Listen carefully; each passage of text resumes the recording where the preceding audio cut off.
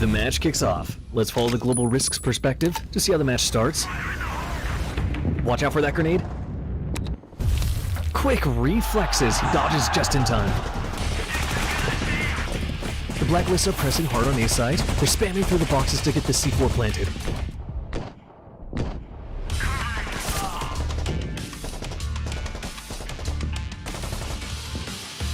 What a great shot! After losing one, the Blacklists rush B side and secures the plant. The global risk got to rotate fast for the retake. Everybody's down. It's just him remaining. Is he slipping into the site undetected? He takes one down. No hesitation. He goes straight for the defuse.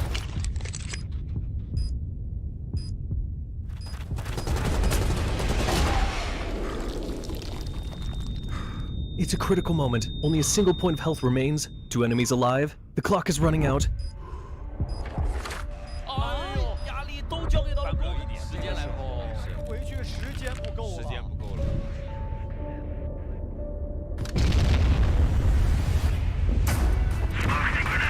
He commits to the forced defuse. Takes out another one in the smoke.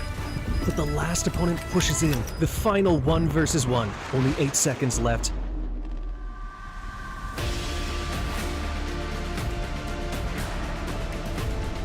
Is he going for the ace? Can he close it out?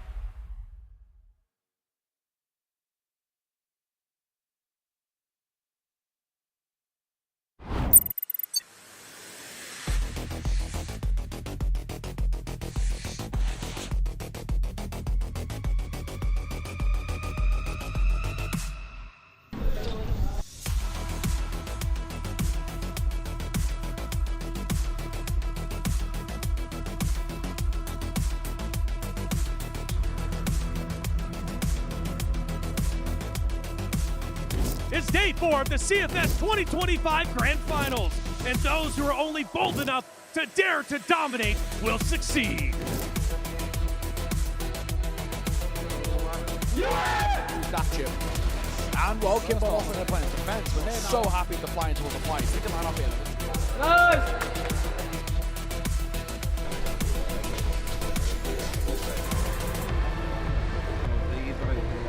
Down the stairs, he gets himself some good damage and he finished off his early work onto Kimbum, and that might be. Let's go.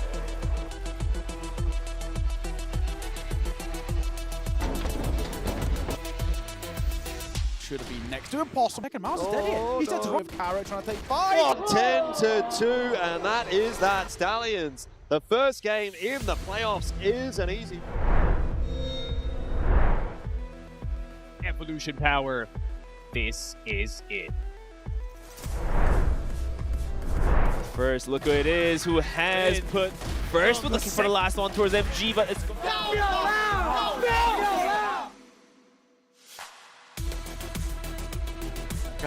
who has any spots? Both Silva and Feifei, and actually to wait.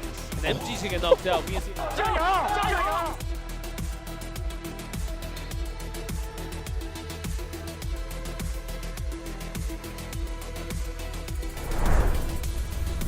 Already. Oh my god, that's an entry. Alcazia have to go out this aggressive. Alright, it's added. Alcazia is taken down. EP chops them. That's gonna be 3 maps taken in a row by Evolution Power Gaming.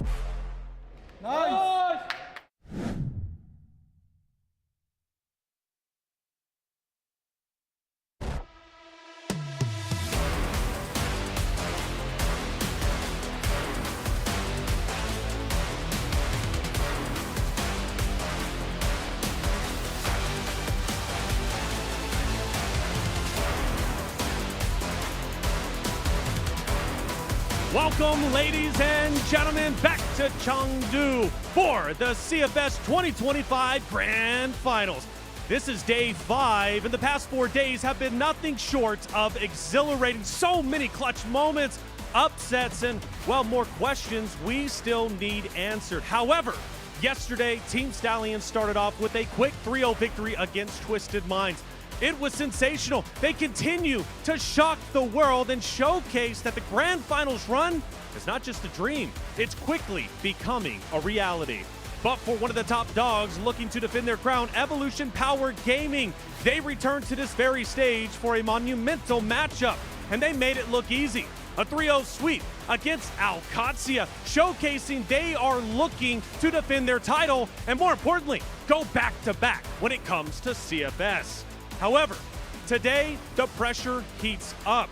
4 colossal teams will once again clash on this very stage to showcase they came here with a purpose, and that's to dominate. This is day 5 of the CFS 2025 Grand Finals, where pressure becomes a reality, legacies are defined, and only those who are bold enough to dare to dominate will succeed.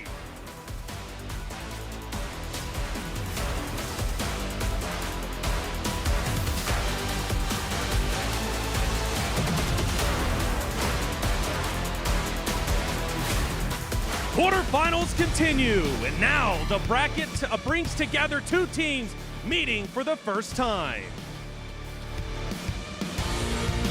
Representing EU MENA, a team that dominated their regional finals and entered this tournament with expectations already behind them, aiming to drive deep into the playoffs. Gaimin, the Gladiators!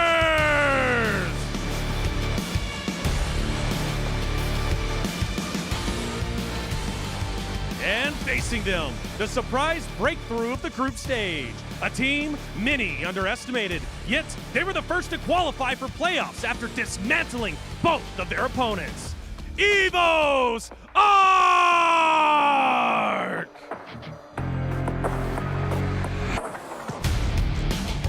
A top seed advancing, or an underdog run gaining force. Quarterfinal match 3 begins now!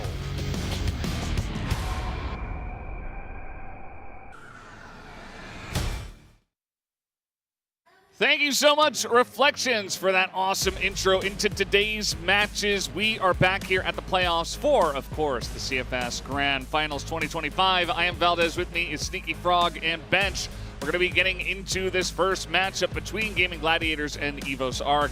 Gaimin Gladiators have been waiting. They've been waiting like all the other first seeds from the different regions for someone to come challenge them, and that team will be EVOS ARC today. Let's take a moment to extend our gratitude to our wonderful organizers, Smilegate Entertainment, and their fantastic game, CROSSFIRE. Also, a big thanks to our generous sponsors. We extend our sincere thanks to our official partner, Gigabyte Oris, for supporting the CFS 2025 Grand Finals. Oris has provided top-tier professional hardware for the tournament, standing side by side with every competitor. Team up and fight on. Yeah, and thanks to our official partner and Gamer for providing the global first 750Hz ultra high refresh rate monitor and 257 PF, empowering players to win the game. Born from the game fueled by the players. With a 750Hz refresh rate, every frame is a game changer. Swift peaks, instant flicks, every move lands with lethal precision. Millisecond level response ensures scoping and flick shots with zero delay. Pre-fired shots connect instantly, turning moments into highlights. And Gamer empowers every moment of courage to win and witness the journey to the champion. Thanks to our official partner, Morphling. Morphling L50 gaming chair with its innovative dynamic lumbar support system, built just for competitive gamers. Get ready to level up your game with adaptive comfort and get supported every step of the way. Your back, your support, and your win. And we are back. We are definitely back here. It is our back. Yes. How are you guys feeling today? I mean, feeling great. Also, this is going to be the end game, the real one too, for our West region. I think Gaimin Gladiators are the ones to really carry the weight and carry the torch on. But now that they are having to face against EVOS ARC, who seemingly was the underdogs coming into their own matchups with regards to their games, and some way, somehow they are in the playoffs and they're the villains here. Yeah, I mean, EVOS ARC definitely looking to see if they can upset, you know, the remaining representation of EU here. Honestly, EU hasn't had the best joust when it comes to the group stage, and obviously we expected more coming in from ROCK esports especially. But you know, Gaimin Gladiators now, it is their chance to kind of prove themselves. Granted, the past few tournaments haven't been too nice for them, but maybe it is going to be similar to EVOS, where they also have their own redemption story. Definitely. Definitely a cool story we got going, Bench. I mean, now that these two teams have to face off against each other, and now that we are going to be knocking one of them away into the lower brackets, I think there's a lot on the line, more than you think. And for Gaimin Gladiators, I mean, you guys were, you know, in the green room just resting, but I was outside actively scouting for information, just like how most of the IGLs would do.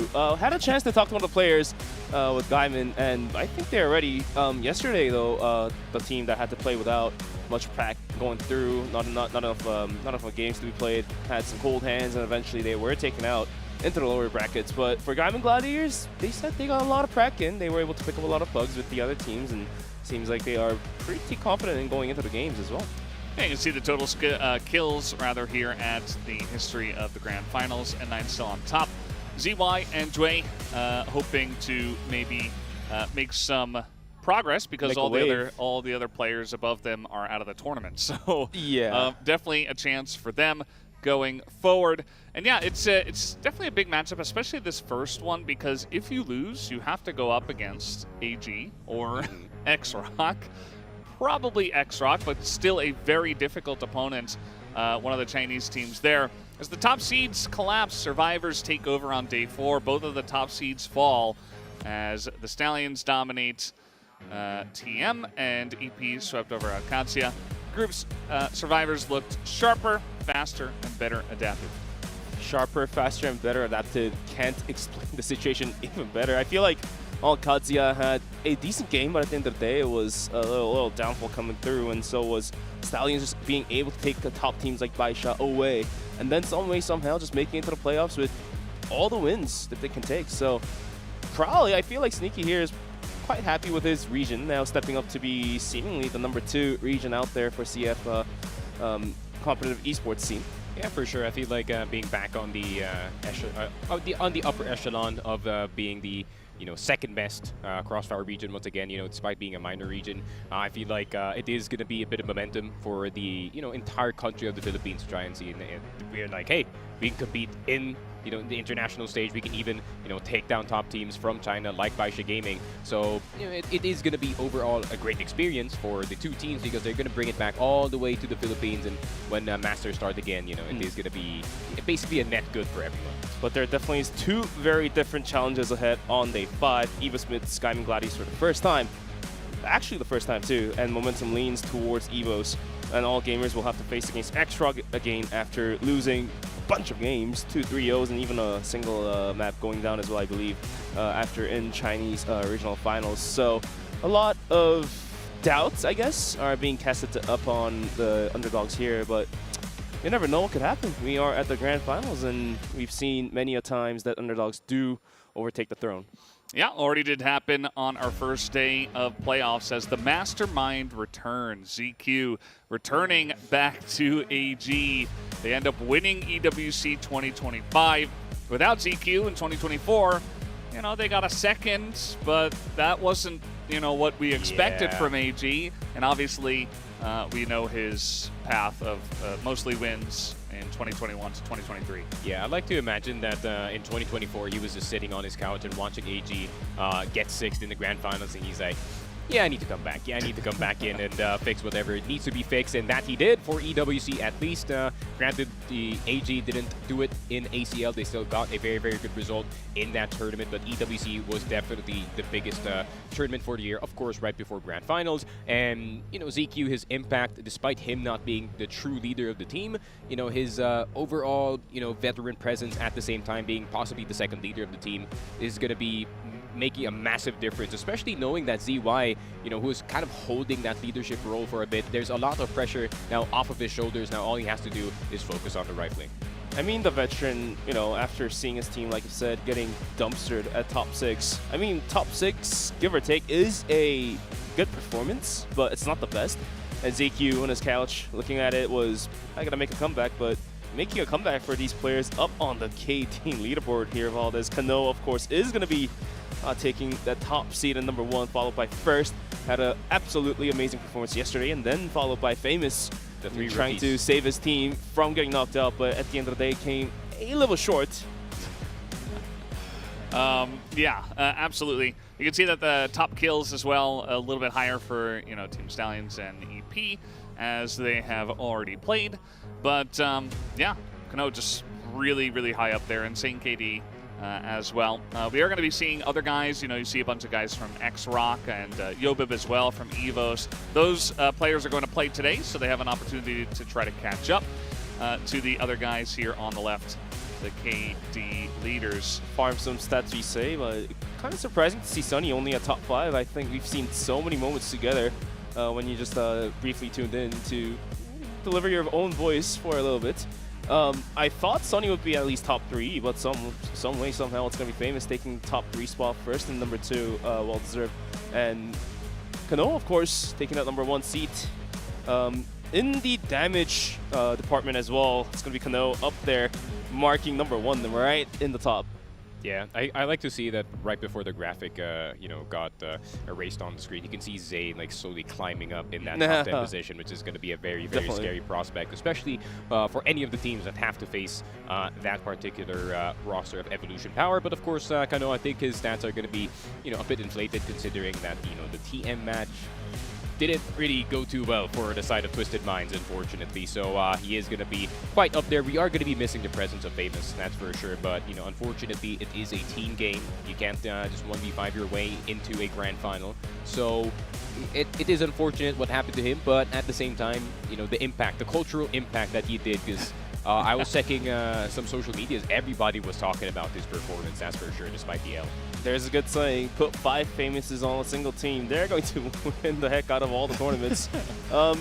nonetheless, Famous and his team currently their run ends there, but going up ahead is going through the teams that are currently participating. Of course, they're going to be XROCK, Evolution, Power Gaming, and so on, including EVOS, ARC, and Gaimin Gladiators. Yeah, and, so this is the first kill into round win percentage when you do complete winning the round after getting the first kill. XROCK up at the top, Evolution Power there as well. 2 Chinese teams at the helm, and then you've got Team Stallions, Team Liquid, and EVOS ARC.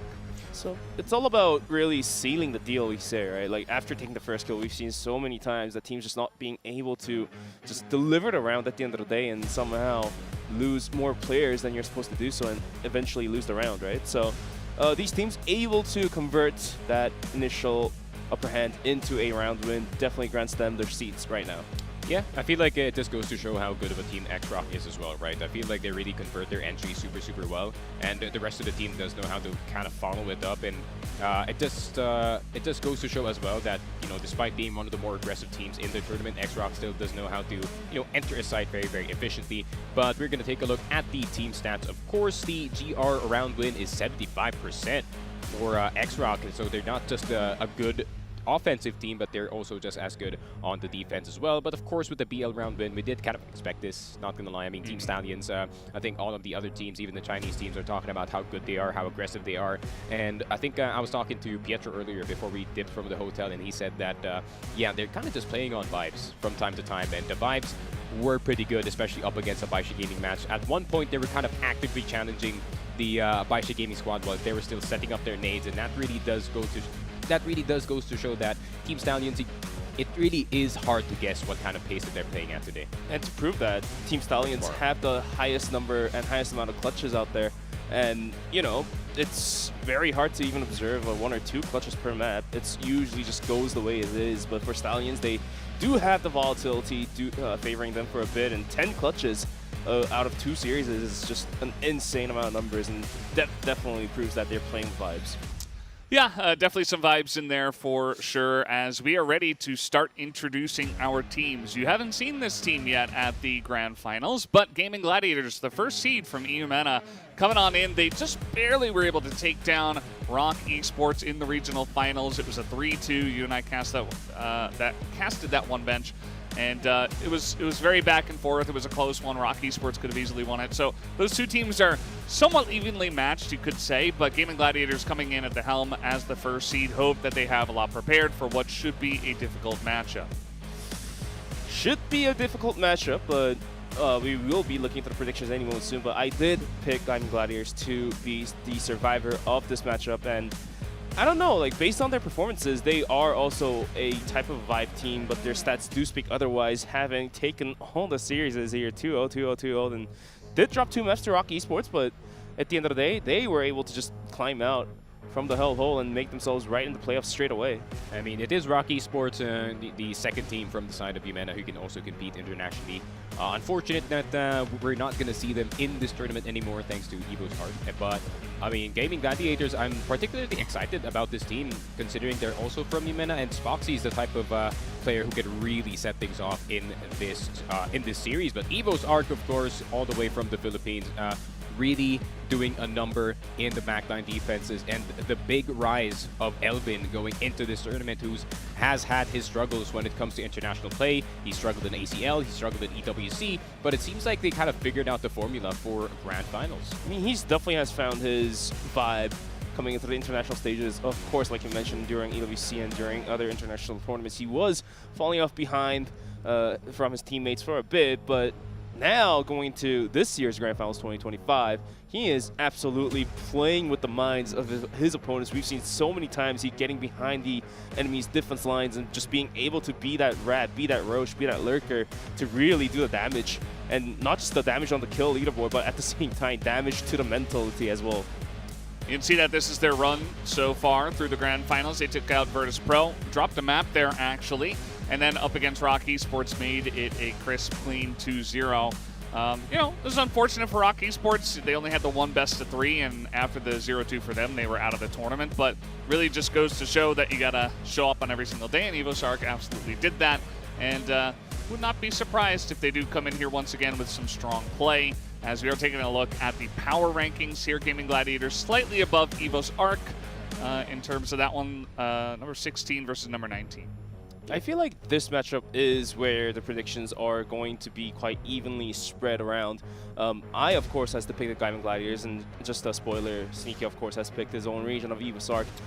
Kind of expecting to see the other regions also, the talents picking, it's spreading out quite evenly too.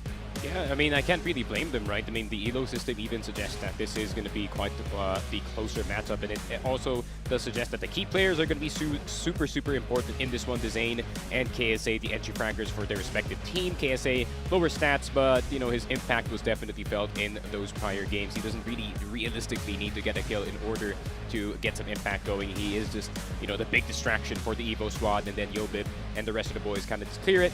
Zane is going to be a very interesting player, to say the least, because he is one of those entry fraggers that can net you 2 or nothing at the same time. But we do have the predictions, and Bench was right. I did pick EVOS 3 and 2, and you did pick 3 and 1. I feel like at this point they don't need my caster curse anymore, so I am going to be actively picking my region now. But even the AI is saying 3-2 Gaimin. Yeah?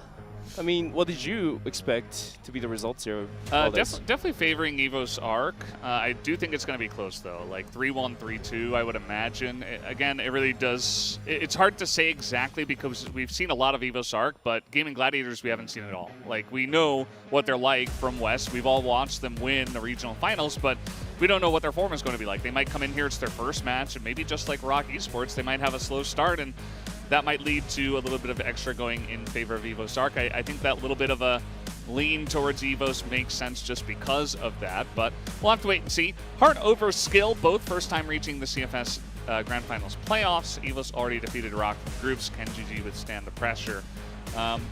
You know, I'm sure that they were watching and they are prepared. GG, they've gotten a lot of practice in, as you were saying, Bench, and hopefully that will help them here in what should be a fiery best of 5. But I feel like all of us, all 3 of us on the desk right now, and of course our boys who are back in the green room, Elfish Guy and Neokai, I think all of us kind of have that agreement that this series, out of all, will be the one that's going to be the nastiest for not only the players but for us as well. It's gonna go down the line of going to the golden rounds for almost every single map. I feel like evenly matched, like you mentioned, the ELO rating quite evenly matched as well. So this one, EVOS may come out alive, Gaimin may come out alive, but they're going to come out with a lot of wound in them. Because you have to expose your vulnerabilities. For sure. I mean, nasty is one way to put it, that's for sure. I mean, I feel like it is going to go the distance as well, considering the maps are pretty much basically the same when it comes to the veto. I feel like EVOS does love new compound. I mean, Gaimin does love new compound. Both teams love Ankara and Black Widow.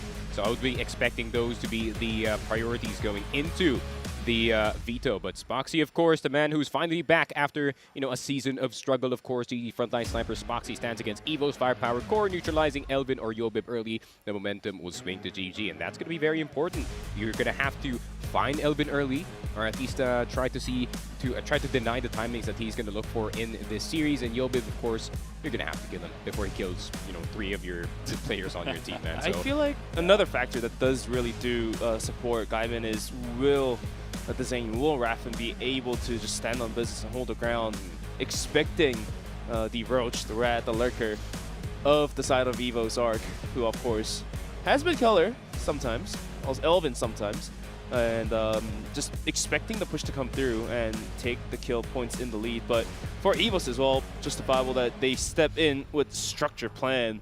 Surprising for me to even say this, as they are definitely a team that plays with vibe, but now what's scary part is that they are going to start playing with structure. I actually disagree with that fully. But, I feel like EVOS is one of those teams that actually plays with structure back at home. I mean, it's stark difference compared to Stallions. And I feel like one of their core strengths as a team is that mid-round calling coming in from Keller. You know, you're not going to see the same statistics as the other teams where your IGL is scoring 1.32 KD, 1.40 KD. But I feel like they do have a point in the graphic that Cetra really needs to step up, because Cetra, granted, you know, he has had that one good game up against that ROCK Esports squad, but, you know, we need to see something more from him, because the hype behind Cetra back at home, some people are touting him as the best sniper in the Philippines, but KLP is also making a very, very good case in the international play. I mean, but at Cetra, the same time, we need to see that kind of thing. I mean, at the same time, I do have to disagree with you on the hype part, just because the whole region itself kind of is a vibing region.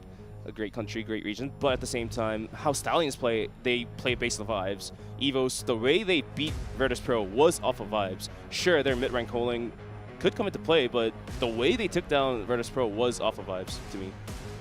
Well, we did see that happen in the best of 3, and you know, they did take the win regardless of if it was vibes or structured calling or both. And I think they're going to need a little bit of both for GG, that is for sure. Gaimin Gladiators, a very strong team. I've been saying a lot how, you know, it was only a 3-2, and it was a very close match, and maybe we should expect the same level out of them as ROCK Esports. But I do really think that Gaimin Gladiators have had a little bit of extra time to practice. They've had a bit of experience to watch the games and say, oh, okay, this is how it's going to go. And I do think yesterday we did have our first seeds from the regions kind of faltered, not necessarily because it was their first match only, but also because they weren't as good as the teams that were coming up, just to be honest. Like Stallions especially should have been the big favorite in that match, and we expected it to go that way. And EP as well. I think, you know, one of the strongest teams from China, able to take down Alcatia. So just kind of makes sense, and I'm excited to see if EVOS ARC will bring in a very strong start here in this series and really challenge GG right from the get-go. Bless you. Thank you. It was cooking up there. Sometimes you can't hold it. But, you know, we should be getting into the match in just a moment. Any thoughts on the ban pick before we get started? I mean, you know, Black Widow and Ankara, of course, are definitely going to be favored by the region of Philippines. On the side of Gaimin, Eagle Eye, a prominent pick as well, I feel like. Yeah, I feel like it really is a choice between Eagle Eye or Subbase, right? What Gaimin is going to be banning here, because I really feel like Gaimin, granted that they do have that, you know, that Eagle Eye or maybe that Black Widow in their back pocket, do they really want to risk it up against EVOS, especially with what they saw in that prior series up against ROCK, and considering the nature of the series as well, right? ROCK got 2-0, they got rocked, basically, and it wasn't even close at a certain point. Back into the finals of Umena, you know, it was kind of a back and forth, and it was really, you know, close maps that we did see from them. So I feel like Gaimin Gladiators did definitely do their extra kind of prep today. Well, guys, we are just about ready to hop into the ban pick of the maps. Excited to see what we will get for this best of 5. As I hear the timer counting down, it looks like we are ready to hop over to the stage and see what maps we will be playing. Thank you, Valdez, as we are now getting ready to go into the veto process between Gaimin Gladiators and EVOS ARC. And like you said, Sneaky, a lot of talks under the belt here, but I feel like the bans aren't going to really dictate the results of the matchup. Rather, it just really comes down to the fact that can the players lock in for both of these teams? For sure. I feel like it is going to be, you know, up to the snipers as well. I'm looking forward to that Spoxy versus Zetra matchup going in just a bit. New Mexico going to be banned, of course, going to be bog standard for the team. And I feel like, you know, Gaimin Gladiators, they do not have any idea that EVOS does not play that map, unfortunately. Subbase going to be removed from the veto, and I can't really blame them, considering EVOS, they're more of a setup-heavy team compared to Stallions, who does like to go for pure contact from time to time. So I feel like Subbase being out of there is going to be, you know, decreasing at least the variance going into this veto. So map number 1 is probably just going to be that Black Widow Slam and or Ankara. Maybe Flex does want to leave up that Black Widow for maybe map number 3 or 4. Yeah, I mean, ruling out New Mexico and Subbase, 2 of the most volatile maps out there for CROSSFIRE Grand Finals. Makes the playing field a bit even across the board, I feel like I said. Eagle Eye, of course, will be the first map coming through for Gaimin Gladiators, so my expectations are going true. But for EVOS, what is their response to one of the standards maps getting picked up?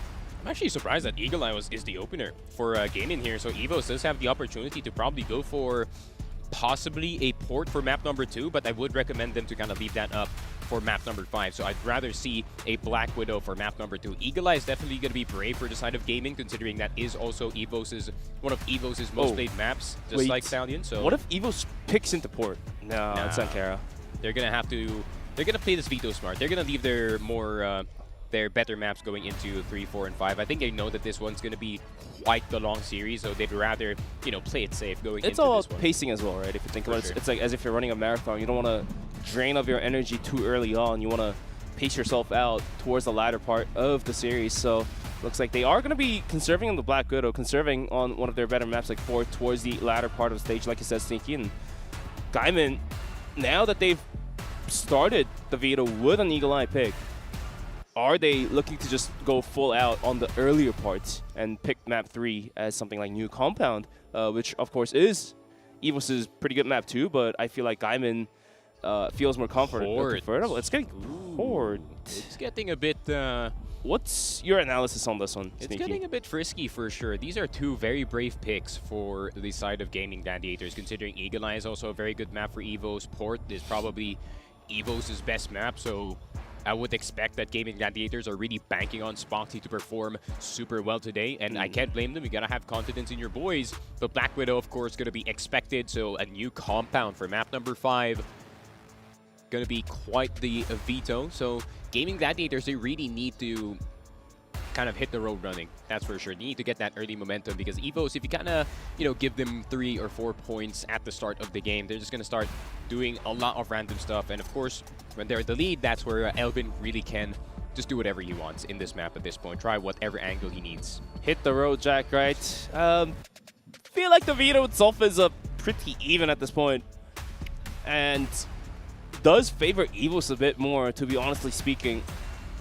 And for Gaimin, let's see if they're able to some way, somehow survive in the series. And so is for EVOS. We were just able to see the players of EVOS ARC, who were depicted as the villains by our lovely stage host, Taylor. Let's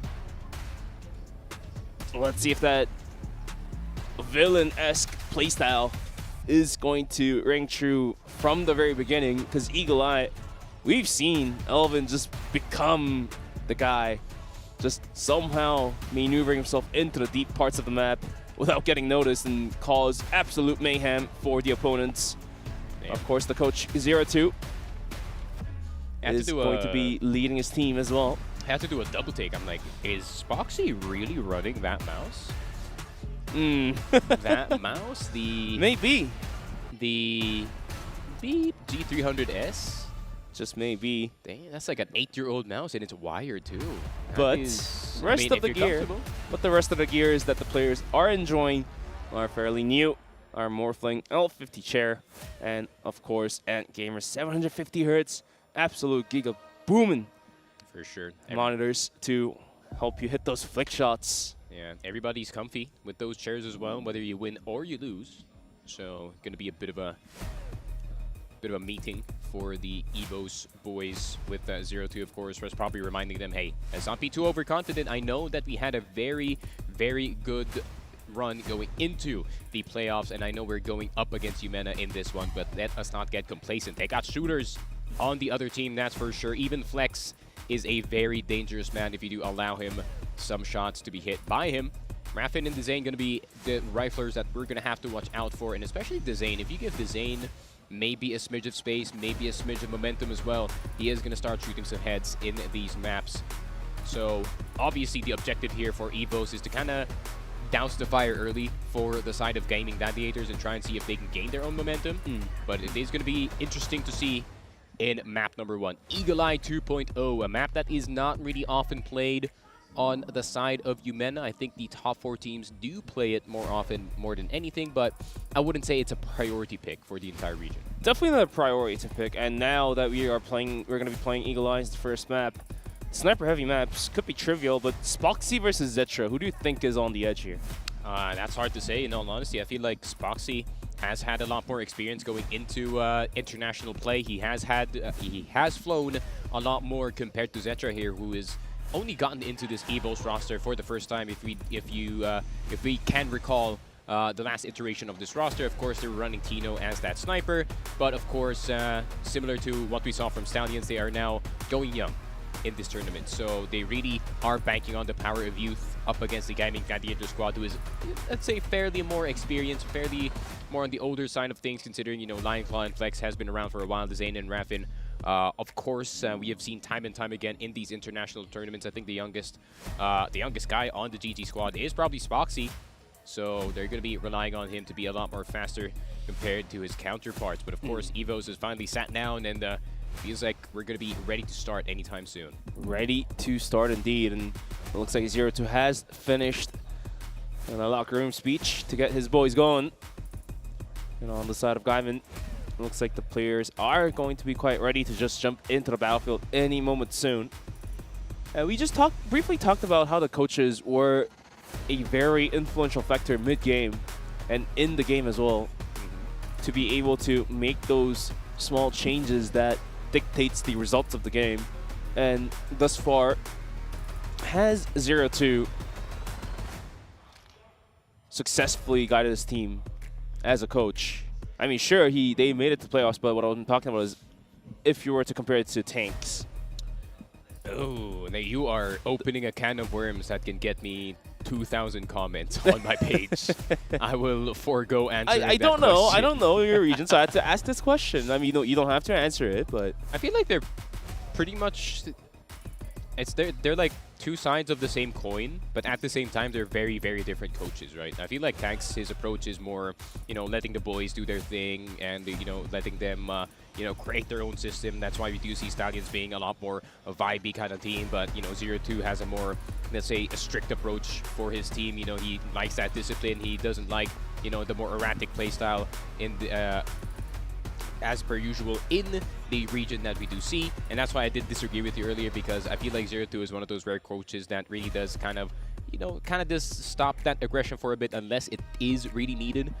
But we're going to see if that kind of system is going to work up against Gaimin Gladiators. Of course, Yumena, very, very familiar with that kind of slow play. So we're going to have to wait and see if that is going to be working. So map 1 is going to be Eagle Eye 2.0. Gaimin Gladiators versus EVOS ARC. Whoever wins this will be into top 6 contention, possibly going up against the winners of AG and XROCK. But we're going to have to wait for the result. Map number 1, about to start. there you have it. CROSSFIRE Stars 2025 Grand Finals happening in the heart of Chengdu. Well, it's going to be the playoffs. Gaimin Gladiators versus EVOS ARC. The first map of Eagle Eye will start raining blood from the sky. 3-man stack from EVOS, which is now getting completely split up by the side of Gaimin. Raffin Lion Claw opens up huge, and the bomb site is completely wiped out on blink of an eye. And when the KSA has to retake the bomb sites, and look at the position flags. He is stuck in middle, holding an anchor. And if they do cross in front of his crosshair, he is a type of player who is not going to miss the spray down. For sure. Very interesting round number 1 strat from the side of Gaimin, right? Immediate mid-control for their side, and a long position has been taken. No smoke zone, nothing. That was actually just pure flashes from their side. So KSA going to try to go in. Raffin is going to spot his feet right before he does go down from that spawn position. In Gaimin, they do draw first blood in the entire series. EVOS surprised, blindsided on that A position. I think they were expecting more of a slow round from the side of Gaimin and more of a focus in that mid side, but that sandwich in towards that A site really caught them off guard. And Yobib, Zetra obviously weren't ready because it was just pure distraction and attack from all sides. After a fast-paced round early on, Gaimin is going to hit the brakes and start playing slow, trying to gain control towards Hotel, trying to gain control down towards middle. But EVOS is going to start taking the fights to the front porch of Gaimin. We do have Yobib briefly there, posted all the way deep outside of A. And here are the lineups down towards A. Could be a fake, or it could be an actual push. Have to wait and see. Zetra will be flashed out of his position, and now he's about to get swung by 2 players. Lion Claw goes down. A quick scope and a flick of the wrist will do justice, but now he's getting pressured by the Zane. Pistols out, but can't quite hit the shots, and Gaimin absolutely shattering EVOS' defense apart is going to be able to make their footings into the bomb sites.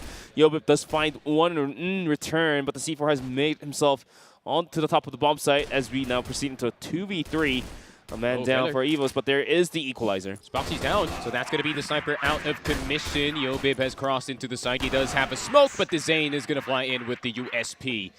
Gaimin Gladiators, very interesting macro that I am seeing in Eagle Eye so far. They are so spread out, but at the same time, even if one player loses their position, they use that information to kind of crawl around the map, and they can see they are crawling into every single crevice that they can, and the pressure is real. Zetra having to defend Hotel and Mid at the same time, and Yobit gonna get spotted by Spoxy. Barely any smokes on that A site. I mean, the macro EVOS is putting out is just getting, is not paying off dividends, right? Because the one time Yobit pushes out towards long, Gaimin throws fake smokes A and then just splits B. And this time, they only left one guy in A. EVOS only invested a single player in towards A, and Gaimin ran straight at them. So just not being able to provide enough of a defense. But Keller on top of the watchtower is going to be able to drop another player. It's going to be the Zane going down with a quick headshot. Down to 2v3. Spoxy will be lingering by long of A rather, to hold for a counter push coming through, but now Spoxy wants to get involved as well. He will be going for the jump peaks, but not entirely sure if he can spot the players. Elvin will be hiding by the boxes. He jumps and he's going to get caught out. There's the equalizer, down to a 2v2 as we move into the post plant.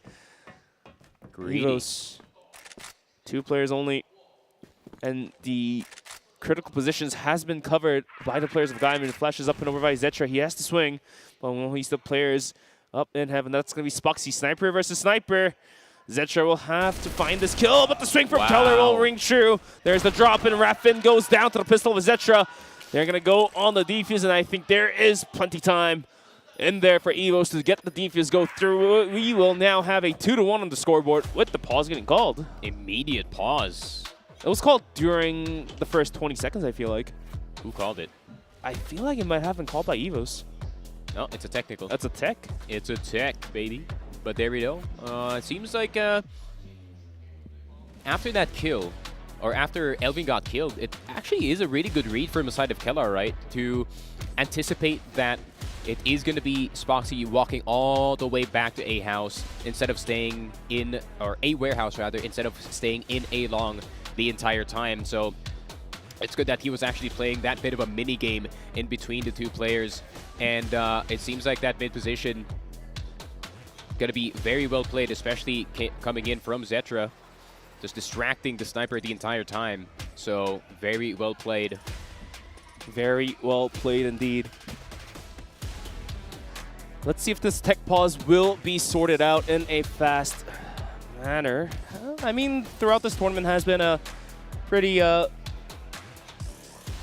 waves, and the issues were solved quite fast. Hopefully these issues get sorted out, at least for this one, to be rather quick.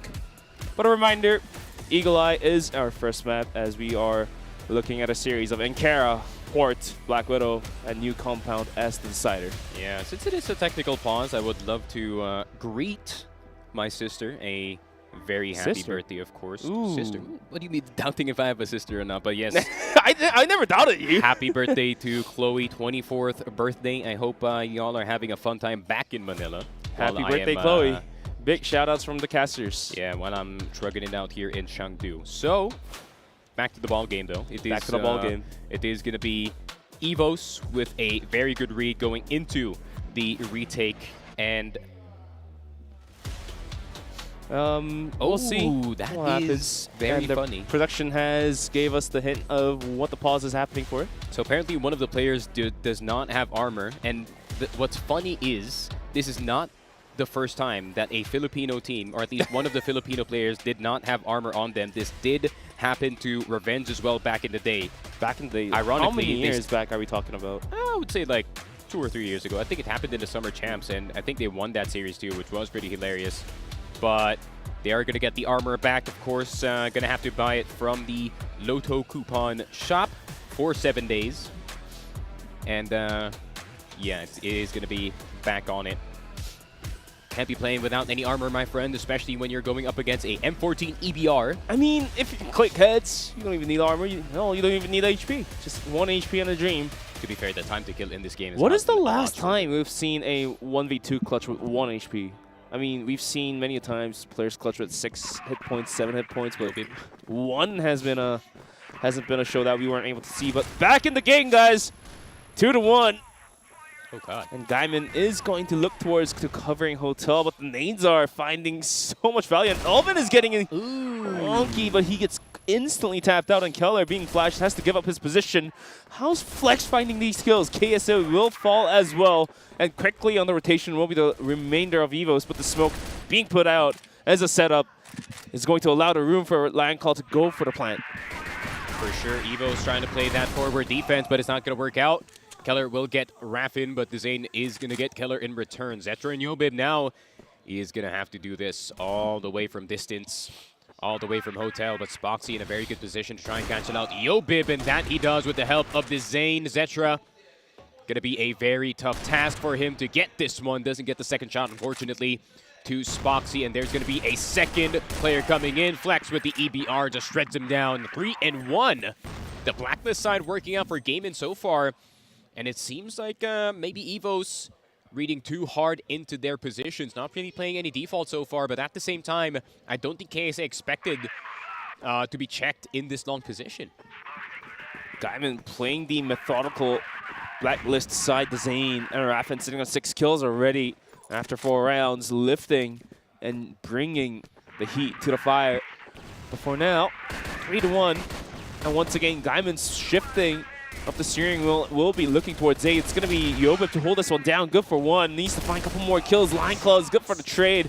Down to a 3-on-3 with the C4 now stepping on top of the bomb site. KSA looking to exit from the smoke. Raffin reloads. The timing might have been just a couple seconds off. On top, gets caught out, and that's going to cost him his hat. Down to 2v2. Spoxy rings through with the pistol too. Elvin goes down. On top of the watchtower was Keller, but Raffin granted the room for the plant, and Keller has only 45 hit points and so much time of the bomb timer. Yeah, Spoxy not going to hit that first shot. Raffin peeking around the corner. Will be spotting Keller. Little window in his side. Nade's going to go through. Barely going to do any damage, but Raffin could swing around the corner, and that he does. Gaimin Gladiators using that evolution power set up on that BL side, going very fast as well. And I feel like Gaimin Gladiators is like, I mean, Stallions did beat EVOS with this exact pace, so they are going as fast as possible. What was the outcome of the series in your regional finals for Stallions versus EVOS? 3-0.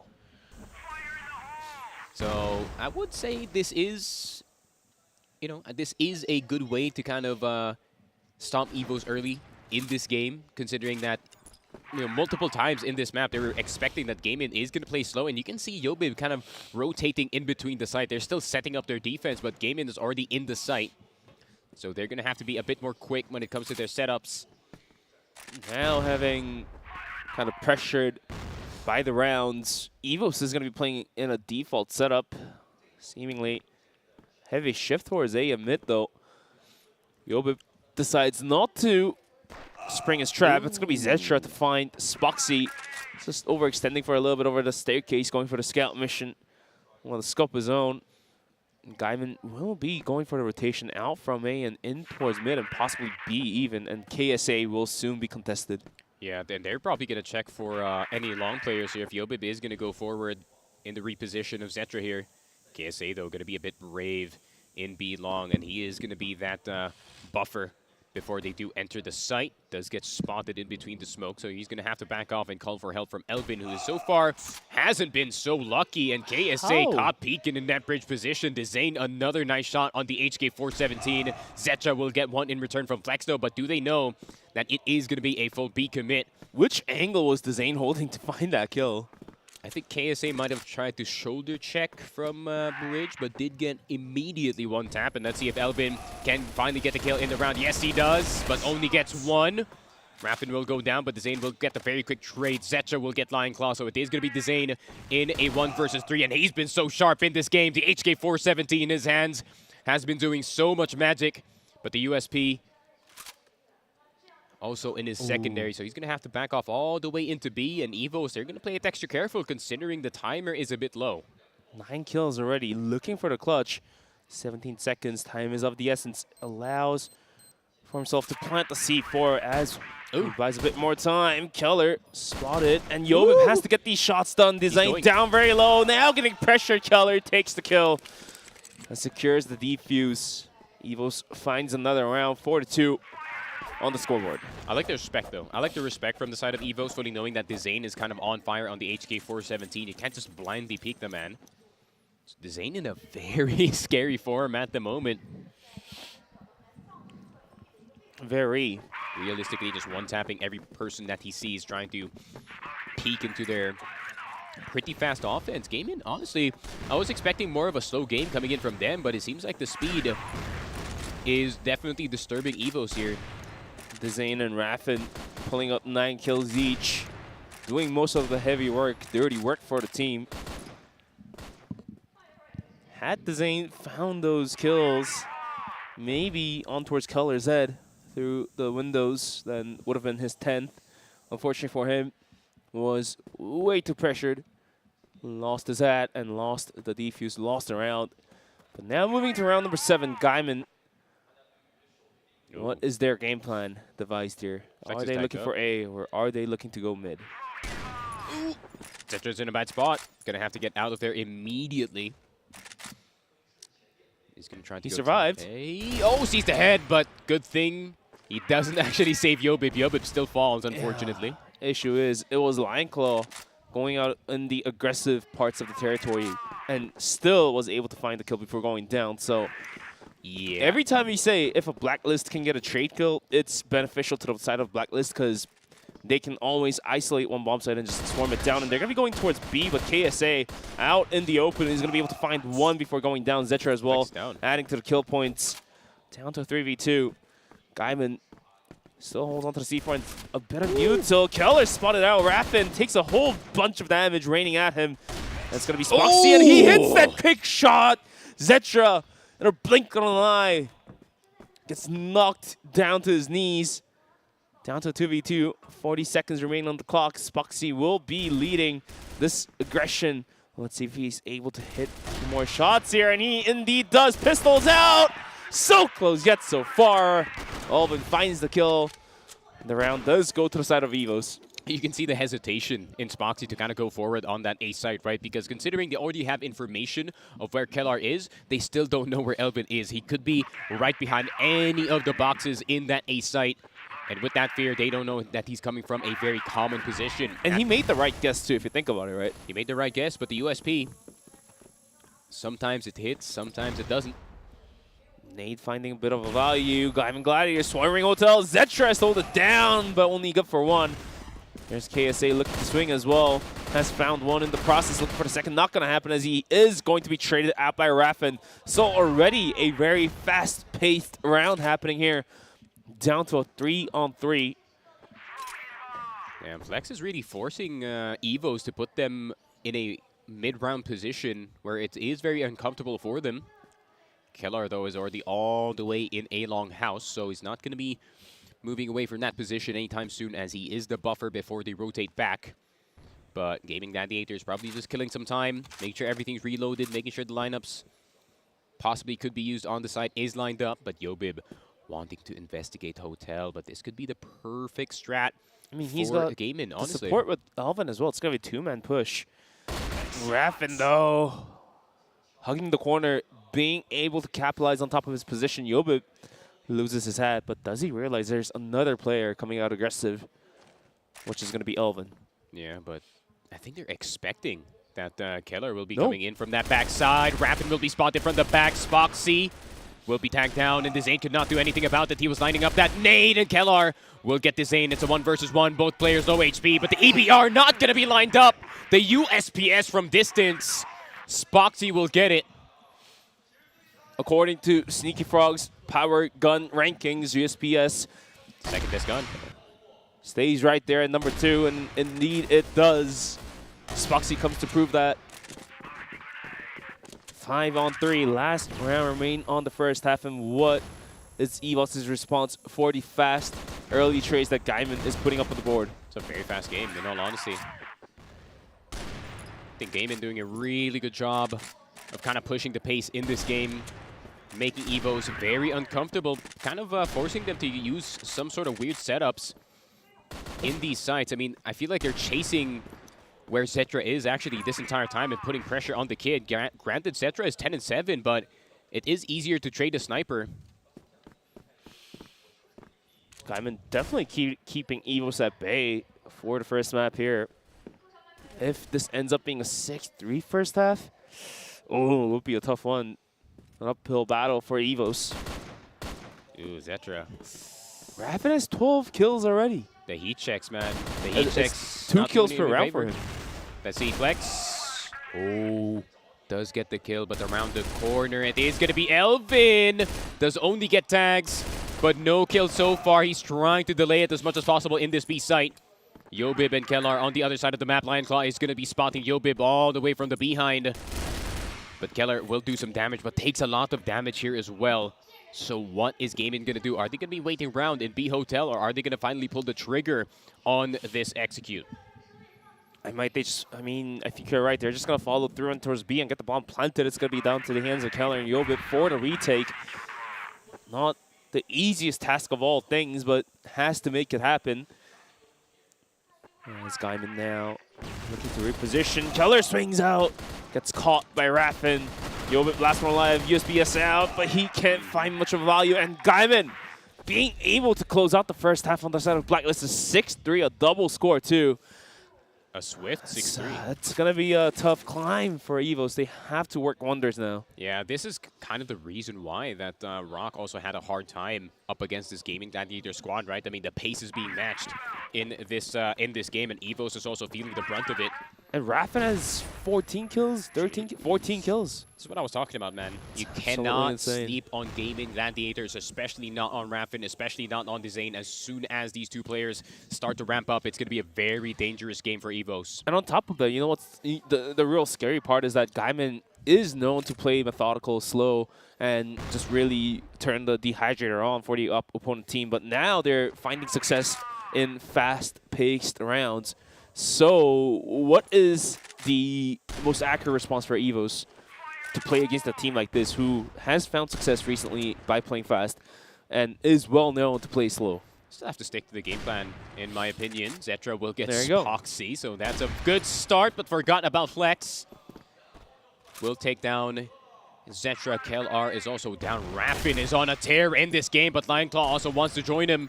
Yobib, KSA down in an instant, and it seems like Gaming Gladiators really doing their homework up against this EVO squad.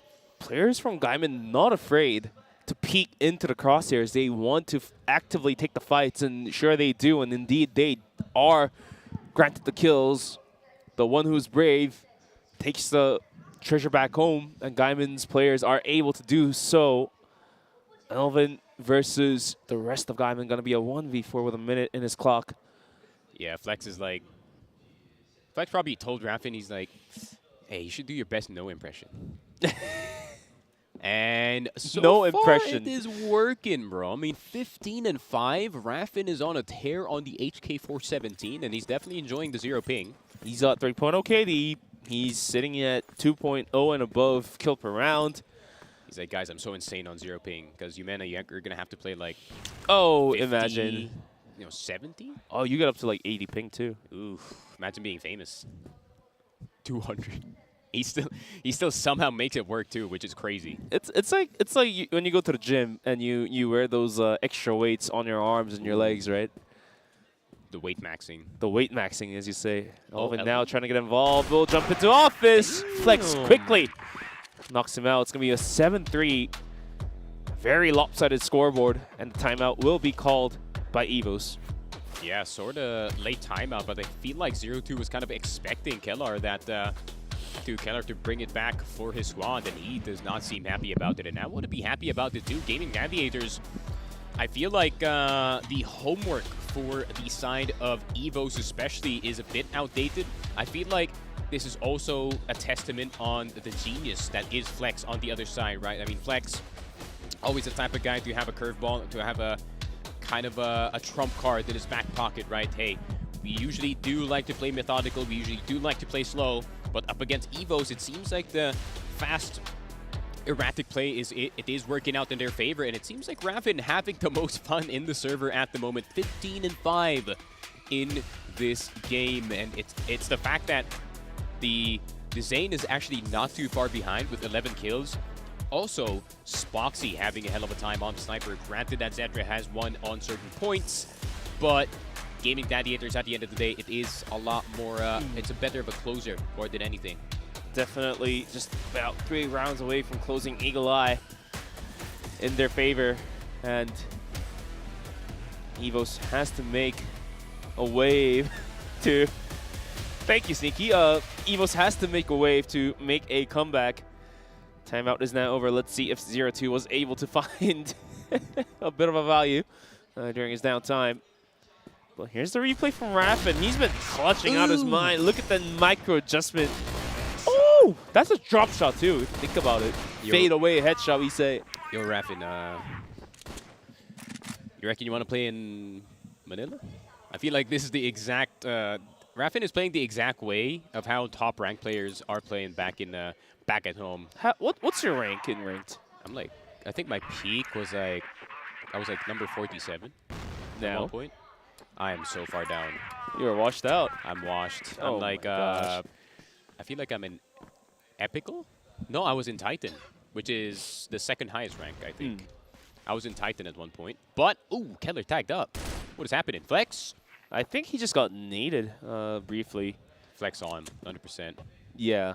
Well, now Lion Claw is looking to get involved. Swings in. Just isn't able to find the frag. And Flex with a pistol. About to get swung. Holds the corners. Keller finds the better of him. And the bomb site is taken out by the players of EVOS. Has full control over it. Gonna be a 2v5 retake. Gonna be tough. Yeah. Look at the positions, though, taken by the side of Gaimin. Could be a possibility. Spoxy so dangerous with the USP. Kellar will fall, but Elvin will get the trade in return. Rapping the most dangerous man in the server so far with the HK417. Will not get the turnaround headshot on Elvin. 4-7 EVOS. Gonna be a hell of a mountain to climb in this game. 3 more points before they can say they're tied up. But Zetra, though, 4 opening kills in this game. So that means KSA is gonna have to find those openers more than Zetra here, but at the same time, it is really tough. You peek the corner, and if his name is Raffin, you are going to get shot in the head, so Evo's playing a lot more methodical this time, but these early nades are really hurting them. EVOS surely found the first checkpoint climbing the steep mountain of Gaimin Gladiators. 1 round in. 3 more for the tie. And the nades are going to find some value, like you said, on towards Elvin and KSA. Raffin going for the pot shots. Does he realize there are 4 players right across the other side of the smoke here? Here's the setups getting lined up by Yobib. Well, a pot flash up and over there, gonna give it a go. 3-man stack too, yeah. It's gonna be Dezane, Spoxy, and Raffin holding it down. Let's see if they can do so. Dezane waiting, open arms, flashes up and over. On response, this is going to be Raffin, but he's going to get knocked out quickly. Dezane gets traded out too, and Spox atop the bomb site, not being able to find much of a value. Knocked out as well. And now Elvin looking to swing. Flex is going to get gunned down, leaving Lion Claw alone. So very slow yet methodical plays by EVOS. Grants seemingly them another round until Lion Claw, a dangerous man of his own name, found one down low, looking for the second. Indeed hits so. M14 EBR in the hands, but does he realize a player behind him? That's going to be Zetra, catching him off guard. And EVOS has found the second checkpoint. Yeah, it seems like really well played in terms of spacing, in all honesty. And I like that Zetra, they kind of sent him first in the site, and then the rest of the team just kind of crawled on in. You're kind of tempted to peek once Zetra does miss that shot. So the trade was a bit desperate on the side of Gaming Gladiators. At the same time, the nade stacking on the A side was very, very good. But Kellar is going to find Lion Claw immediately in the hotel position, making him check out. But the A side is not going to be ignored just yet. KSA with the USP trying to fly on in. Rapid spotted in that mid position. Straight through the smoke to Zane. And Spoxy will get one. Zetra and Kellar will get these kills. How is Rapid hitting these shots? Still getting the headshot on Elvin. 2 versus 2 despite being on 12 HP. He still could be making a big impact in this round. 18 kills. This guy is farming half the lobby by himself. Zetra has made himself up on heaven and is going to be able to cross onto the bomb site. But Flex and Raffin, the duo,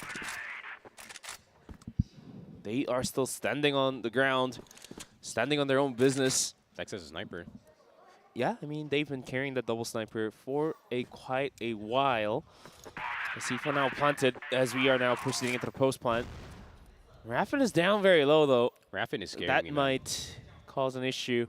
Any bullet to the feet might do the work. Color waiting, but Raffin still takes down Zetra before going out. Ooh. So it's going to be Flex versus Keller. Keller sees him first. He's tagged. But Flex has the pistols. Flex has the USPS in the hand and going on the rotation all the way around. Not a lot of time on the timer. Keller has to burn it down. Keller, you're scaring me, man. A very dangerous peek from a very dangerous man. But how does Raffin hit that? I have no idea. Let's see the replay. No, it's a replay from last round, but Raffin almost saving this one for the side of Gaimin Gladiators, honestly. I think he was looking for a leg, maybe just a confirmation, but Flex will get Kellar. They're trying to go aggressive on this long position. Once again, trying to force EVOS in a box, but EVOS is going to force it through mid instead. And they're trying to push from both sides, actually. They're going to have to be careful. Raffin is going to get Zetra. So an immediate 3v5. Flex going to find KSA, and he's going to spot him in spawn. No, KSA is going to look for Spoxy instead. This is a freebie. This is a freebie, and the trigger discipline is going to pay off dividends as well. They might see the Zane. There's the Zane going down. Spoxy as well. There's the equalizer. Oh, Raffin still hits it. What? Raffin This guy. Alvin's the last one alive. And Raffin is comfortably sitting on 21 kills and a dream after 13 rounds.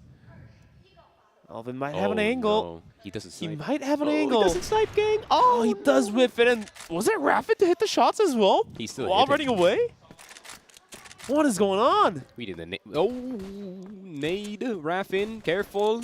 Elvin with a TRG, which is not the weapon that he wants to rock in this 1 versus 2. Elvin stuck between a rock and a hard place. He's got nowhere to go. It's tough, it's tough. He's got to at least find the kill to open up one of the angle. He knows so 1v2.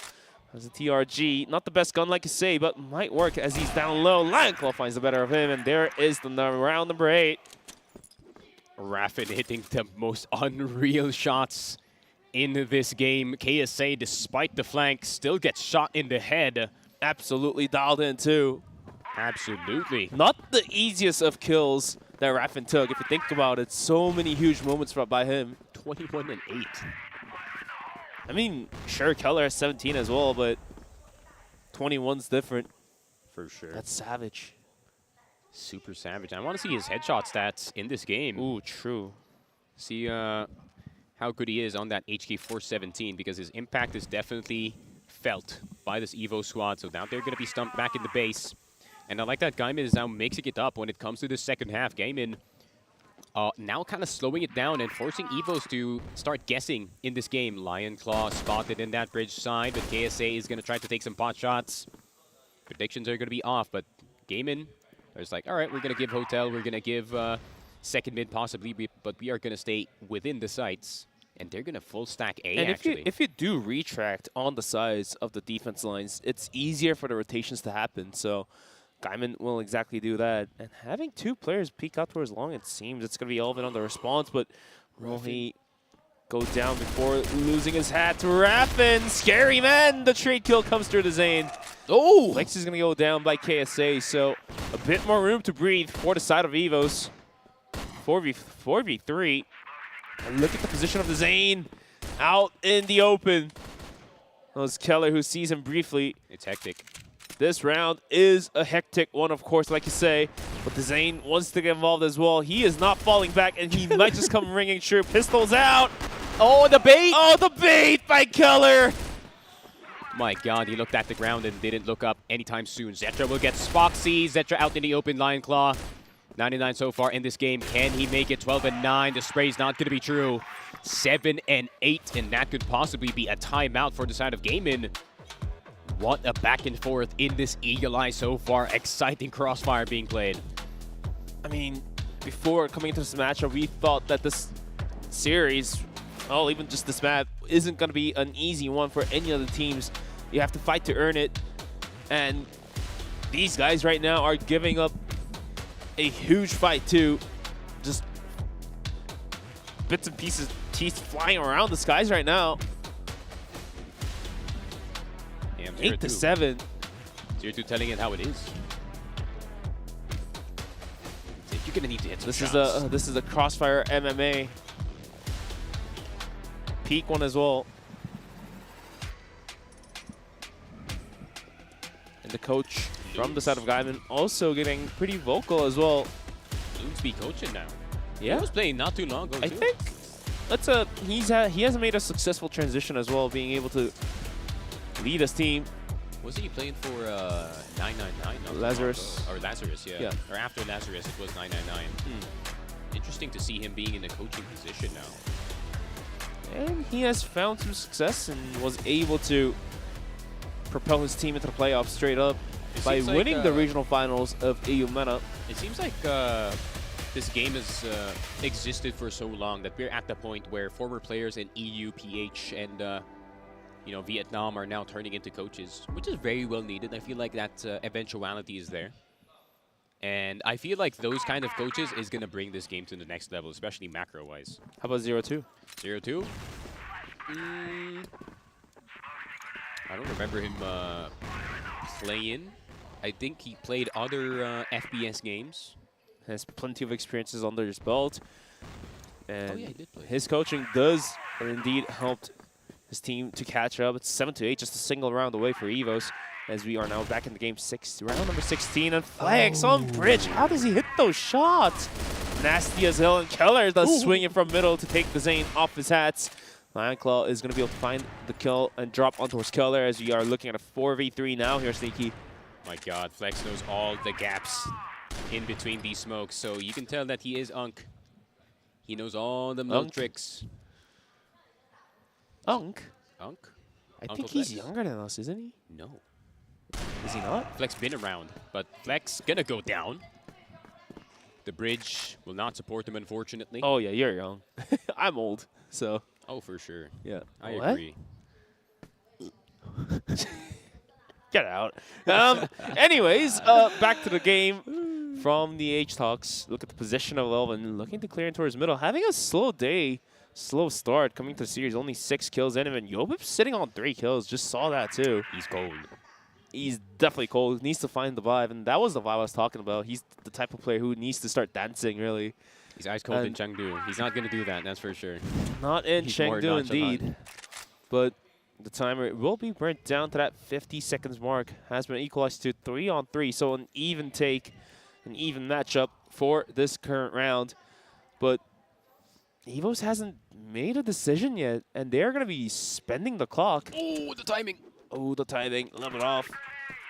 And Gaimin. Wait, that's info. No, Elvin is now going to contest it, though. You never know. Lionclaw might swing, or Elvin might even peek into the hands. Wait, they rotated so early. The C4 is now going to move in towards B. It's the Roach info. Spoxy has made his moves. Oh, back onto the bomb side. The timing, a little bit off for both of these teams, unfortunately, but it's going to be Lionclaw to drop Elvin. And now EVOS has to force the issue towards B. C4 gets planted with 5 seconds on the clock, and now they're about to get boxed in. Zetra has to find these kills, a critical 1-2 to hold on to the C4. Raffin waiting, sees Zetra, and he continues to put the damage, put the hurt. Yobip, last one alive, can't do much either. And looks like Sneaky, we have Gaimin Gladiators being able to find the map point, 9-7. Damn, Elvin couldn't find his timing too. And I like the call from the side of Gaimin, actually. Trying to find Elvin out of his position and just retaking the site instead. I think B is going to be a lot more easier to retake compared to the A site.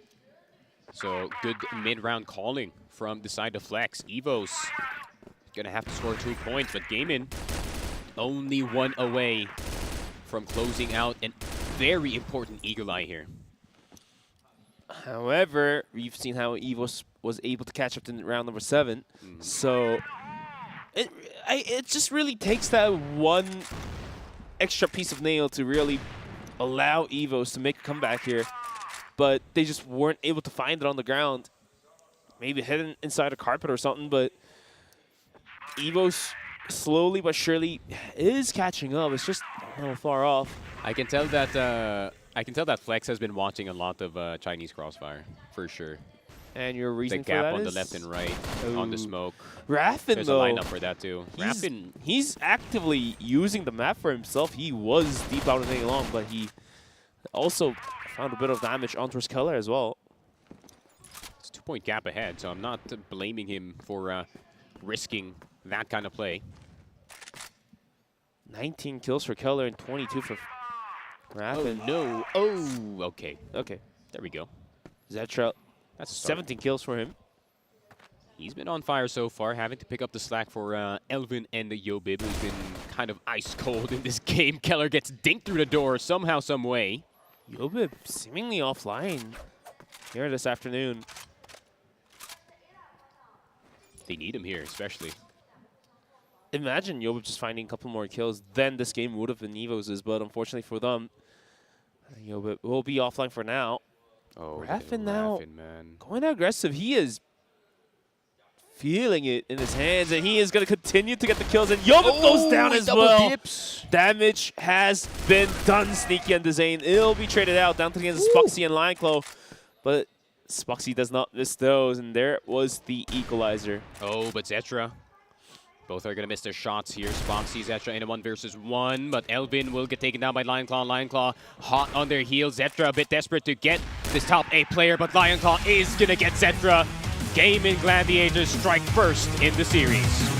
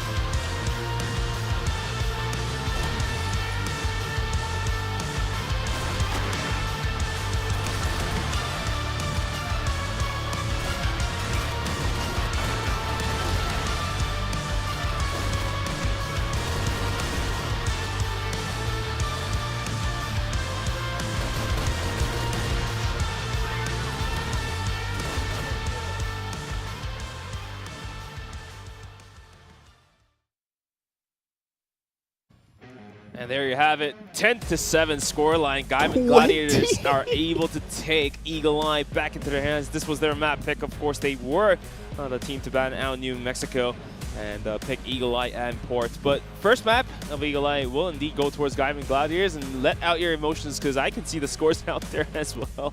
I'm more reacting to the stat line that Raffin did put up. Out of the 24 kills that he got with the HK417, 20 he got headshots. 20 headshots. That's an 83% headshot percentage, and well-deserved set MVP, 2.40 KD, 150 ADR. So he's good for 1.5 kills and 1.41 kills per round. 3 first kills, 41.2% multi-kill.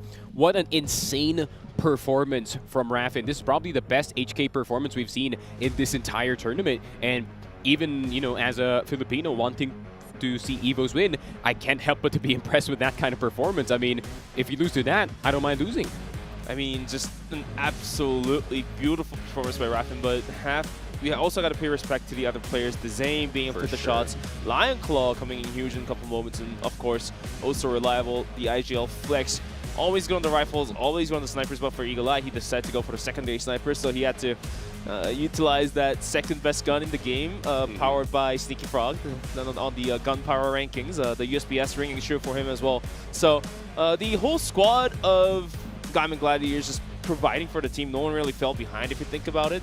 But on the side of EVOS, it's a little different. Elvin, of course, was a little quiet, and Yobit was not present. So gonna be expecting a bit more of a performance from him to carry his team. I mean, time after time, how many times have we seen Yobit just clutch it out for the team? Sure. Well, this wasn't, and this time around in Eagle Eye, he was just not there at all. So had Yobit felt a bit more warm-up in the hands, right, then would have seen easily EVOS going to overtime or just single-handedly closing on that one. So all these factors getting involved, and specifically the factor that Yobit being a little bit quiet here, granted the win towards Gaimin.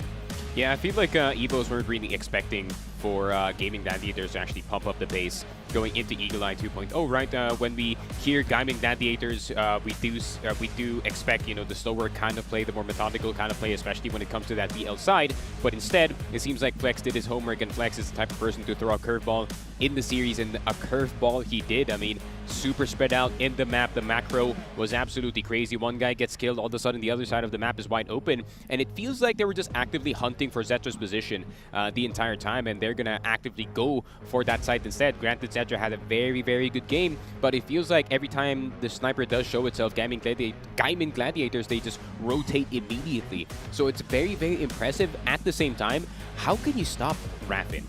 There is no way to stop Raffin in that game, because KSA, he went for the flank, he got 2 kills, he still somehow got shot in the head. And overall, just a very, very impressive performance from the rifler of Gaming Gladiators, man. I mean, that's what we say, right? Pro players sometimes feel the mood, feel the vibes, and go into the Zen mode and the so-called getting dialed in, right? And Raffin was absolutely in one of those moments of history, too, if you think about it.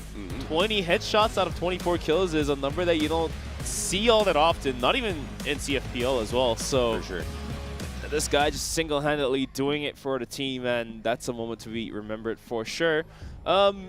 Nonetheless, Eagle Eye, as a result, will fall towards the side of Gaimin Gladiators. 1-0 in the series. As we are in the playoffs, it's going to be best out of 5s of the maps. New Mexico was banned. Subbase was banned. And we are followed by Ankara after Eagle Eye. So that's going to be map number 2, followed by Port as map number 3. Black Widow as map number 4, and New Compound as the decider. And we were talking about how this ban pick is kind of targeted towards EVOS to win out on the latter stages. But now, given that Eagle Eye is given towards to the side of Gaimin Gladiators, what's your expectations coming to the whole veto process and the results? Well, with this mix-up of pace coming in from the side of Gaming Gladiators, I feel like EVOS has to be ready for whatever is coming at them. I feel like for the longest time, Yumena has been kind of known for their, you know, sluggish pace and kind of drawing out baits as much as possible. But it seems like possibly with the new weaponry and the time to kill being a lot lower, you can really see the confidence from Raffin. You can really see the confidence from Zane to kind of just roll on forward in this series. And it seems like they kind of did their homework, just like how I said. This is the exact same way that Stallions actually beat EVOS, with the kind of pace that we did see, you know, the kind of vibe-based gameplay that we do like to see from them especially. So it seems like, you know, Gaming Gladiators, they really spent that whole week studying the EVO squad and studying how they can counter this kind of play, a team from the Philippines who's more focused on their setups more than their aggression. So it seems like they did their homework right, that's for sure. So I mean, expectations are going to be, you know, there's going to be a whole lot of fighting for mid control, that's for sure. And as much as you cast the Philippines region, I also have plenty of experience casting Gaimin Gladiators, and to me, their Ankara is not half bad either. Sure, of course, your region plays Ankara far more than the EU MENA region, but based on my experiences of being able to see how Gaimin delivers their own version of Ankara, I don't think it's going to be an easy battle for EVOS as well. Sure, the upper hand is there for EVOS, but it's not going to be one of those 10-4, 10-3 type of maps. It will go down the wire, and the issue now really lies on the fact that the roster being comprised for EVOS, they are the young boys, and sometimes if the games do get dragged out, they do lose the tempo for a bit, and I think it really just comes down to the factor of, can 0-2 keep the composure and keep the players maintaining their focus? Yeah, I mean, I feel like the composure is still definitely there from the side of EVOS, considering their late rounds weren't actually too bad, but, you know, they did just run into, you know, the Raffin Superman for sure. Super play, that's for sure. And I feel like, especially when it comes to the map of Ankara, it is going to be a lot less reliant on Raffin, especially. Eagle Eye is more of a CQC medium range map compared to Ankara, which we are going to have more experience with the long range weaponry. But at the same time, Spoxy didn't do too bad in Eagle Eye 2.0. So that's going to be very worrying for the side of EVOS if they really want to make this a 1-to-1 series. If Spoxy starts to pop off in this series and Zetra, you know, kind of falls off a bit, and Yobib shows the same performance as he did in map number 1, you know, Gaimin Gladiators, they might just have a 2-0 lead in this series. But at the same time, opportunity for a mental reset for the side of EVOS. It wasn't too bad of a loss. It is a 10-7, but at the same time, I don't think they expected, you know, this kind of pace, this kind of aggression from their side. So EVOS are going to be a bit dazed from map number 1, call it the left hook, and they got hit directly on the jaw, and it seems like they're going to try to recover from it. I mean, yeah, you're absolutely right. Eagle Eye wasn't a complete landslide, and it shouldn't be too much of a mental damage to the side of EVOS. Give or take, they put out a pretty decent fight, 10-7 as well, and they shouldn't be too worried about going through those next couple set of maps. But in terms of scores, still Gaimin is leading out 1-0, and like you said, Spoxy hasn't been fully activated. It was Raffin to do the dirty work, and it will be a scary moment for the villains who are now at risk. Spoxy could get elevated, and we've seen how many times the Zane and Lion Claw really pop off, and these two players haven't been in the talks as well for yet. It was Raffin, and now we're talking about Spoxy. For the side of EVOS, it's going to be Zetra, it's going to be Elvin, it's going to be Yobib. Of the three, only a single player has found a bit of success, not a big one as well. Only Zetra just being able to find a couple kills here and there. Elvin tried early on to go aggressive, but was halted down single-handedly, so it did take a bit of wind out of his sails to press the W. For Yobib, I don't know what the issue is. I feel like it's just not getting warmed up properly, so hopefully that number 1 had granted him enough time to really feel warm in the hands and get it going, because we all know that this guy can perform well on the international stages. For sure. I feel like it is quite difficult to open up on Eagle Eye 2.0 as well, considering it's not the best map for the Riflers too, if you think about it. It's not the best map for the Riflers, and especially KSA, who couldn't really find enough openings as he did, especially when it came to that early game into that second half. And at the same time, they were kind of using Zetra as the opening fragger for the team, knowing that Spoxy could be around the corner, or they're going to have to take down Raffin immediately. So it feels like the Riflers are going to be used a lot more going into the Ankara map, and I feel like Yobib might have a bit of a ramp up, KSA might have a bit of a ramp up, and it's an opportunity for Elvin to kind of bring himself back in the series as well, because Eagle Eye 2.0, it's very difficult to learn in that map considering the size of it. So if it's any opportunity to come back in this series, it is going to be in this map number 2, and if they can't, they're going to be put in a very bad position considering map number 3. I mean, granted, it is port, but then it does come to show the results to prove that the macro game from Gaimin was a bit more stable, a bit more on top of that of EVOS ARC. So let's see if Ankara could throw a bit of a caution to the wind for the players of EVOS. Definitely a better map for players like Elvin and Yobib to get activated, to start playing on the lurking position as well. We'll need it. We'll definitely need it to stay alive in the series. Gaimin Gladiators was able to take down Eagle Eye to their own hands, and Ankara is EVOS' pick if you think about it. So, all rights granted, they should be able to take Ankara.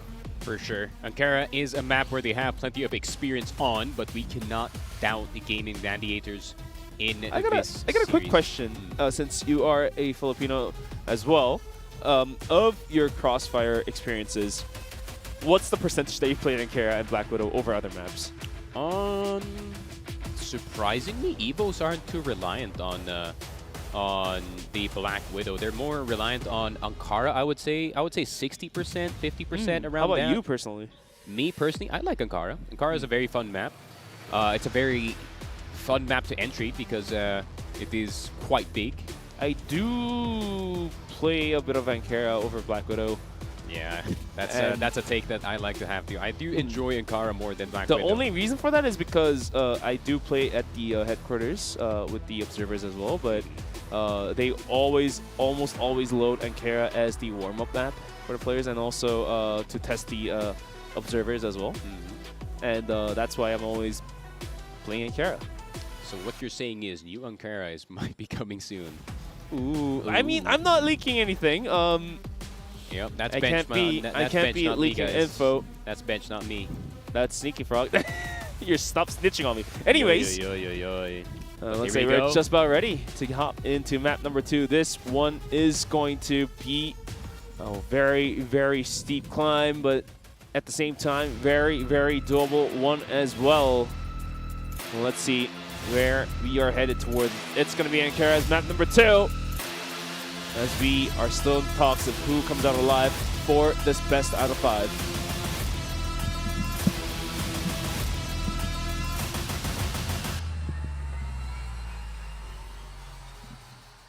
A tough game ahead of us. EVOS now on the GR side, having a map deficit up against Gaming Gladiators after a 10-7 on Eagle Eye 2.0. Elvin and KSA going to be on that A-side defense, and it seems like it is going to be a 3-2 to start things off here on Ankara. Flex going to be tagged up at the start of the round. Early catwalk A control going to be taken here for the side of Gaming Gladiators. Yobib going to try to challenge this hotel position early, but Lion Claw is just going to be posted up all the way back in market. It's not going to be too much of a fight at the start of the round. Keller probably will be the first one to spot anyone out. Raffin trying to take that first headshot in, but instead they both get tagged up. So Raffin down to half HP. Flex, 25 HP removed from his health bar. So we're going to have to wait and see. It's going to be more of a default set towards the A side. Two flashes in. Elvin spotted immediately on the entrance of A, and KSA trying to take someone's head off. Elvin, KSA, Elvin and KSA again, and the EBRs and the USPs and the HK417 seems like it's enough to take down 3. Lion Claw, Flex, Raffin out of commission, Elvin and KSA out as well. But it is going to be a retake from the backside here. EVOS looking to get that early long A control in order to get some lineups in that site. They still do have 2 nades, and they're going to take out the Zane. Spoxy, a test for the Turkish sniper here, has been touted as the best of the best in the Umena. But with 45 seconds, C4 in his back pocket. So he's going to have to get... Oh, the C4 is in a bad spot too. So he's already picked it up, but Evo's playing it extra safe. Rather would play with strength in numbers, considering he does have a sniper. But the USP is just as dangerous. Spoxy, not the best plant for the spawn side, but Yobib going to start to check the entrance of A. But he's going to make the decision to go all the way into vents instead. But exit is going to be occupied by 2 players. Top A now taken. Yobib. Bad timing here for Spoxy. Spoxy with the USP, but Keller is going to get the defuse. Evo's playing it extra surgical for round number 1. And the first round goes in the way of EVOS ARC. And Clean round as well, if you do think about it. 1-0 on the scoreline here. And finally, do we see some signs of life in Elvin and Yobib here, Sneaky? this could be it, honestly. Keller with 2 kills already, KSA with 2 as well. Yobib playing it extra patient. I mean, even though Elvin wasn't able to find the kill, he was able to gain the info, gain the ground for the team to actively get involved in the map. And now Gaimin looking to pressure down towards middle. Keller's going to go down, but Zetra with a quick response is going to be able to find a quick drop onto one of the players. That's going to be Raffin going down. That's a big pick. That's going to be a big pick. Going to be a 4-on-4 for now. And Gaimin looking to come through underpass. Yobib has to hold it down, but he isn't able to hold the angle. Zetra now about to get swung with USPSs in his face. Gets gunned down. It'll be a 3 versus 2. As now Gaimin looking to go on top of the bomb site. Elvin's on the flank, but he is now compromised as he took the kill onto one of the players of Gaimin. C4 is soon to be planted to take us into the post plant rather. Yeah, Elvin gonna go for the full wraparound on high mid instead. But presence has been made in that hotel position, so Gaimin Gladiators is still gonna be a bit wary about that side of the map. So it's gonna be the full turnaround. Elvin wanting to go into Tunnels B instead of high mid. No more snipers. Spoxy got picked off earlier thanks to the USP of Zetra. Flash is gonna go through Elvin. Gonna spot Lion Claw. Very bad timing coming in from him, and Dezane's not gonna hit the shot. Very well played 2v2 macro from the EVOS boys. Keller standing up, starting to feel himself, but has to be careful. Gaimin Gladiators still got some fight in them, but at least they look alive. The positions of the last 2 players of Gaimin wasn't the best of all, especially Lion Claw kind of being a sitting duck in the middle of nowhere. Couldn't really find the corners to hug. Eventually cost him his life, and that also pressured Dezane to peek out as well, not being able to buy the time. And that's yet another round going to the side of EVOS. And what the hell was that? Lion Claw with a lineup. The wallbang goes through onto her Zetra. Sometimes you have to send it. Oh, that lineup's one cheeky one too. Sometimes you have to send it on a wall bang, and you're going to see that a lot, especially from the more veteran players here. One of those wonky maps. Subbase is one of those maps where wall bangs do ring true sometimes. Through double doors. How many times did Sunny from XROCK get wall bang kills?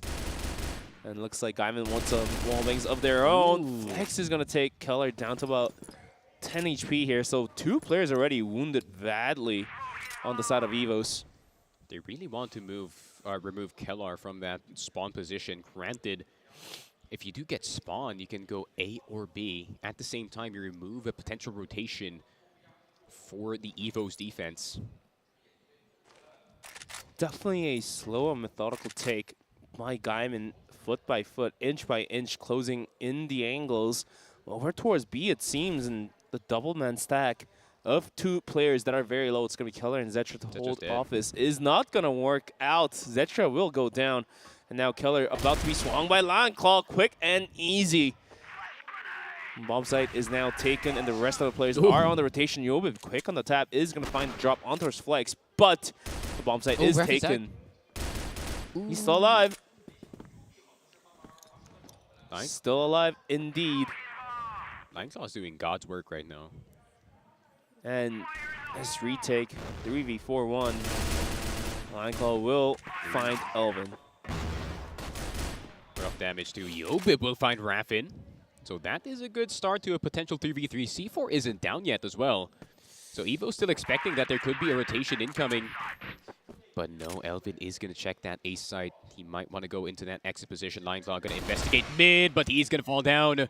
Curiosity kills the Lion, but Yobib will get the Zane as well. It seems like they be checking too many angles.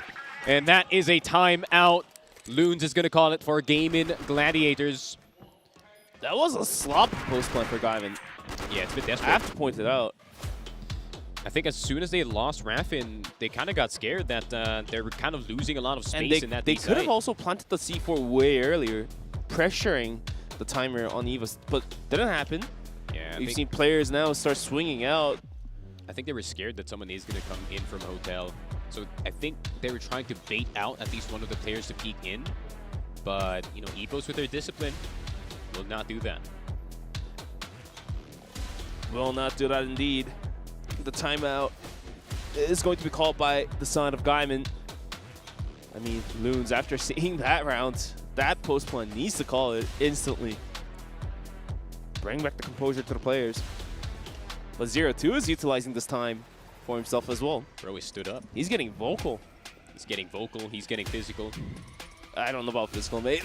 He is pointing at Zetra's face, which is a In very, that manner, yes. which is a very, that's fine. very common sight to see, in all honesty. And as you can, I mean, at least you do see the passion from 0-2, right? He just wants the boys to win.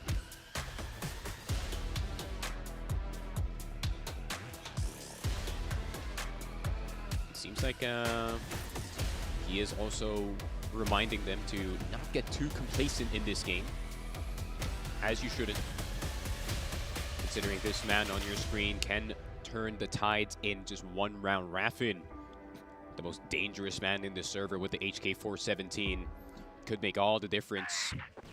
But Yobib, though, bringing it back in this round. Honestly, it looked very rough for the side of EVOS, but his pickoff of Raffin puts all the pressure on the Hotel players, forcing Lion Claw to get out of Tunnel Speed in order to investigate where KSA is. But Spoxy, Spoxy, he switches the guns, and that's going to provide info for Keller. Raffin's going to fall to Zane, will get the trade, but still, information is there for the side of EVOS. And Spoxy getting a bit too reckless on these quick switches. Just so everyone knows on the stream, if you do switch your guns, it is going to make a sound. But Flex with the AK. Haven't seen that in a bit. Granted, the AK balance isn't too bad. I reckon it is the 5th or 6th best weapon. Depends on who you ask. Who would put that on top? No one. The HK is too good. But in some spots, the AK is good. Yobib gonna get shot in the head. It's a better spray weapon now more than it is a... and Flex has gonna two get a free guns. turg. He's got 2 guns. He's got 2 guns. Gonna get a free turg. But Zetra, repeak. Ooh, he's getting swung. Oh, but Lion my look at the God. hops. Elvin has to find some value in his position, not Good delay. to be able to find more players. KSA might ring true. He's going to start swinging, sees the Zane, and the players of Gaimin falling left and right. Flex versus Elvin, 1v1. The C4 is down just outside of B. Flex looking for the rotation in towards middle or possibly down towards the hotel area and find the flank on the backside of Elvin. Could happen. he's Has expecting plenty of this. time. 47 seconds. Hot on the foot. And Elvin has to find the angles. Flex swings so close yet so far. And EVOS definitely marking the leader. It's going to be 4-0. If he had a better pre-aim, he could have actually killed Elvin in that position, but fortunately for EVOS, did get the better of him. So EVOS now starting to roll on Ankara. It seems like they just needed a version of Eagle Eye where there's actually a mid and not the tower. But Spoxy is going to get KSA trying to get some taps in that yellow position. But Elvin inside of the site. But look at this reaction from the side of EVOS. Instant flank from Kellar. Wanting to see if he can get maybe a cheeky pickoff on one side of the map. And Yobib is going to start to investigate high mid, but catches him jumping into spawn. And they're going to have spawn control. Zetra will get Spoxy, so that is going to be the sniper presence removed from the side of Gaming Gladiators. But look at this. They're going to have to go all the way around if they want to go into this B site. Problem is, spawn is still being taken here, Raffin around the corner. So it's not going to be easy for the side of EVOS whatsoever. 4v3 could be a much more doable round for Gaimin, and the Zane also finding another kill leaves Keller to the clutch. Keller at the test. Can he solve this one? Not a lot of time on the timer as well. Has made it onto the bomb site, but he spotted out. Has a smoke, has a flash. And he decides to just give this round up and rather spend the time to allow for the in-game leader to talk over the tactics.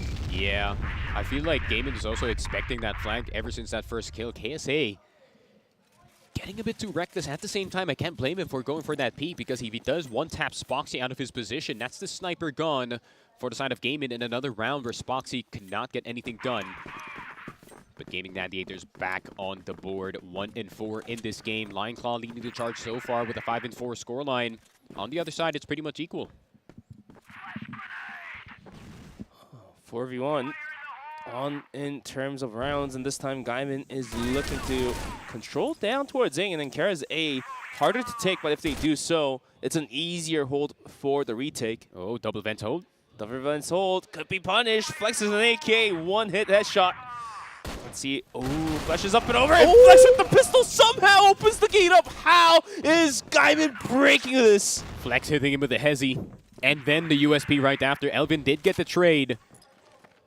Unfortunate for EVOS, but if Zetra can get the pickoff in the second floor position.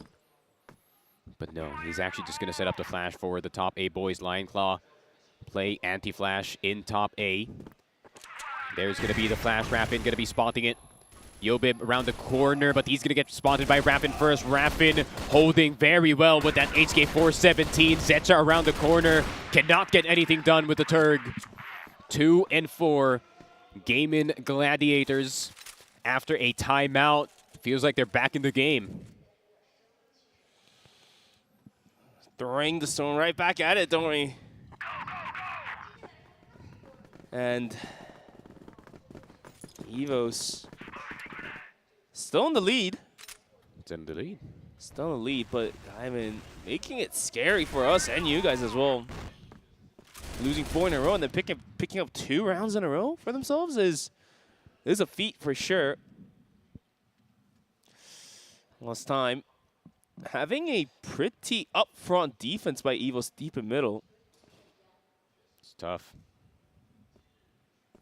Tough spot.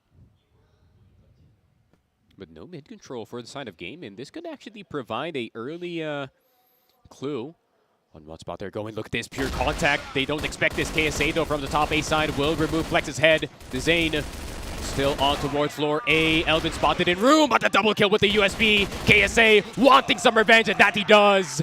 The double kill on top A. Zetra with the final kill.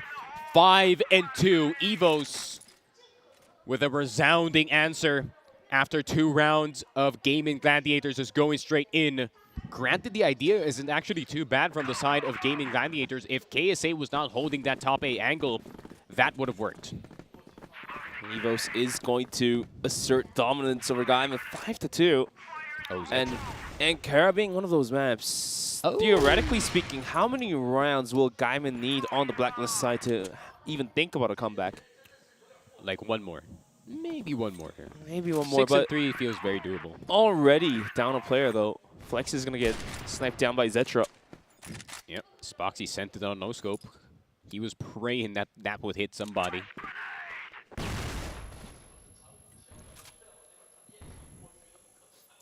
It is weird that I am still afraid of Raffin in this server, for sure. Just like how I said, he can turn the tides in an instant. But he is going to back off all the way. Gaimin Gladiators is going to focus on mid-control once again. But Keller is just going to be steady in spawn instead of instantly peeking out. And he is going to be using that cheeky fence angle in order to get a very early clue of what Gaimin wants to do in high mid. Are they going to be going for a full commit, or is it going to be Tunnels B with a B split instead? Bit of a presence on the hotel side, but that's gonna put a safety net on Zetra, actually. And Zetra not gonna hit the shot on Lionclaw. Yobib on his own, trying to hang on the box. And Keller will still get the Zane. Zetra will get Raffin. And Zetra, despite the spray down, Lionclaw running out the bullets. And Keller running out the bullets as well. Gonna have to reload that M14 EBR. The spray is true for Lionclaw. 10 and 5 so far, but there is 2 players coming in from the behind, and that's gonna be EVOS with a successful flank. Looking very chaotic in this round. 6-2. EVOS looking like they want to answer back after that map 1 resoundingly. Is there hints of resilience here, though? For the side of Gaimin. Dropping 2 more. 62, and KSA finally coming up on the board to support his team. It's the flow state. Flow state indeed.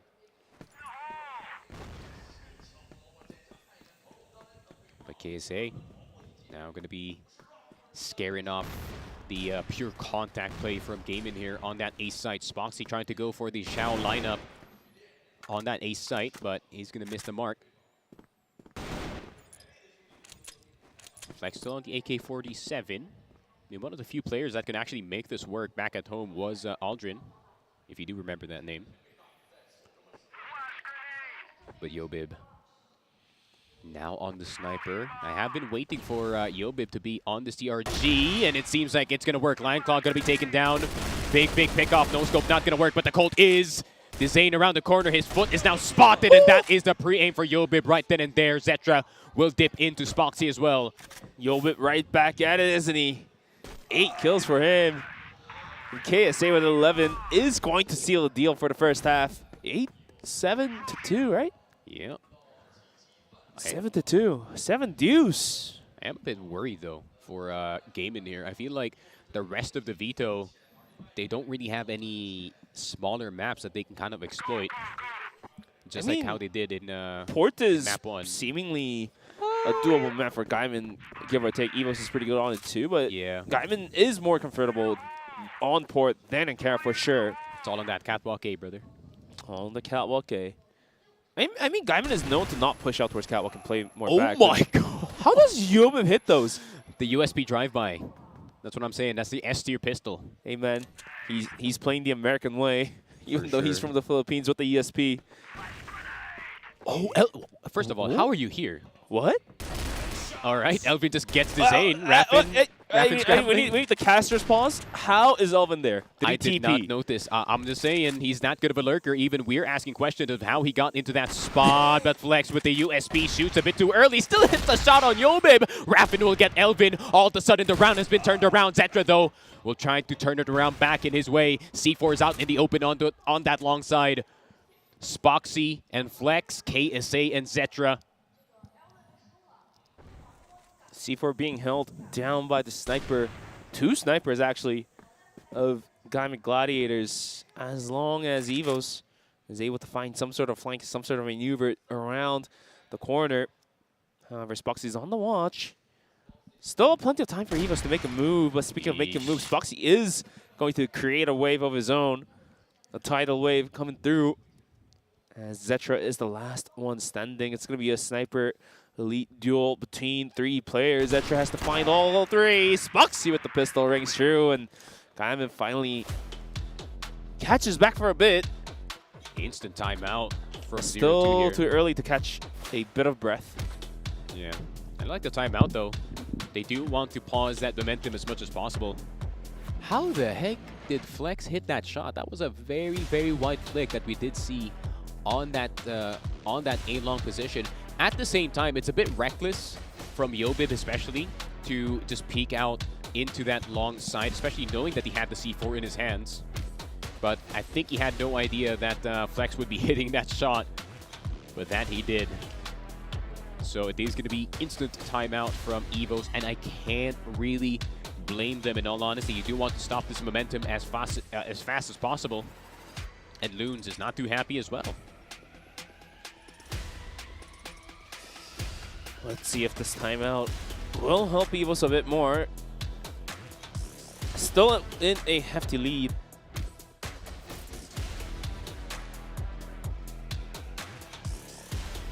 There we go, 0-2. Making sure he's being heard. Even though we do have headsets for the coaches, he does want to get up close and personal. Loons deciding to keep it comfortable on the chair, but I could see the Loons not being too happy about the first half, especially for Gaimin Gladiators here. So he's trying to correct the boys before they continue in this game. Hasn't been the best game by Flex, hasn't been the best game by Dezane as well. Oh, and they missed the they missed the entrance A lineup. I almost said EA, but that's just the call out here. It's not in the game. It's not in the game. This game is CROSSFIRE, thanks to Smallgate. One of the top FPSs that we are absolutely enjoying. The top-notch performances of these players who has practiced all their years, all their life. Bringing out the heat to the board. Yo, Flex, chill. But back on the talk with Elvin, how was he there in the spawn? I think he just straight up pushed time in and no one was in that position. Jesus Christ, you're not even allowed to do that. But this one, coming to round number 11, we're going to be having a 3-man stack by Gaimin Gladiators down towards A and having a 2-player hold down B. Mid is left unwatched, so you might be able to see EVOS breaking havoc down in that middle angle of area.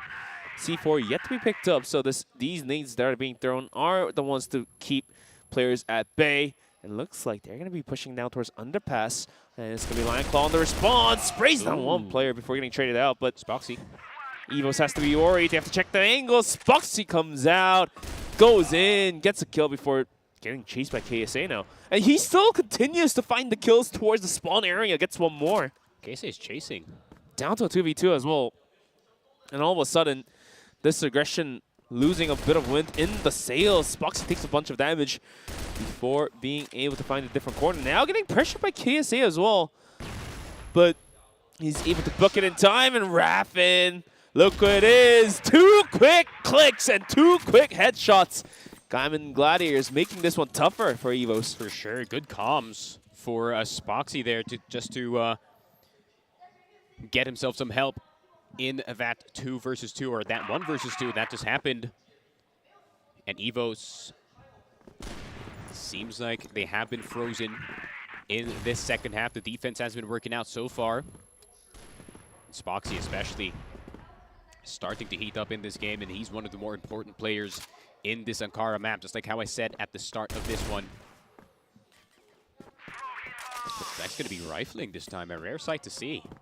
The rifling core of Gaimin Gladiators are waking up from their hiatus. Raffin was the first one to wake up, start screaming, and now you see Lion Claw sitting on 11 kills, coming to the show, coming to play. On the side of EVOS as well, it's actually going to be Keller, who's a little bit quiet, as he's not able to lurk as much as opposed to the last map. And look at this push. Lion and Flex cleared all the way out towards B. Zetra might be a sitting duck here. He is in so much trouble. Here's the flank, and here's the kill. And now EVOS has to force the issue towards Zaze. And Zane by the OP staircase gets 2, gets 3. All 4 players are gunned down! The Zane single-handedly holds down the aggression and wins the round for the team. The communication breakdown from the side of EVOS. No one could trade out the Zane in his position. Everybody panicked. Zetra out of commission at the start of the round. That should have been an instant call, but they couldn't clear room in time, and it is a whole mag spray on the entire EVOS squad. Gaimin Gladiators are Gaimin in this game, and Flex is also Gaimin. KSA is down. Yobib is down as well. Keller tagged, and Flex will finish him off. And Elvin, Zetra trying to lick their wounds, trying to get it back in towards their way. Elvin getting sprayed through the box. Zetra on his own, and he has no chance against the full force of the Gaimin Gladiators on that long A side. What a struggle for EVOS to even get a point on the board. And it seems like the defense, they have figured out EVOS here. Ooh. Making the game at bay. Gaimin keeping EVOS in check. Not being able to run away more rounds. EVOS might be in trouble. It might be too early for me to even say this for the caster curse, but after that play, of the Zane, I have to say this, Sneaky. There's something cooking up in the pot, mate. For sure. Spacing has been really bad for the side of EVOS. Trades haven't been on point as well. So you can see the panic now setting in their eyes. They don't have a timeout anymore. So they cannot go for the talk with the coach. Talk with the coach. Yeah, this is getting out of hand. The pressure cooker is on full heat. Gaimin about to put EVOS in one. If this goes into tie, I actually think Gaimin has a really good shot at closing it out, because now they're playing on the side of global risk.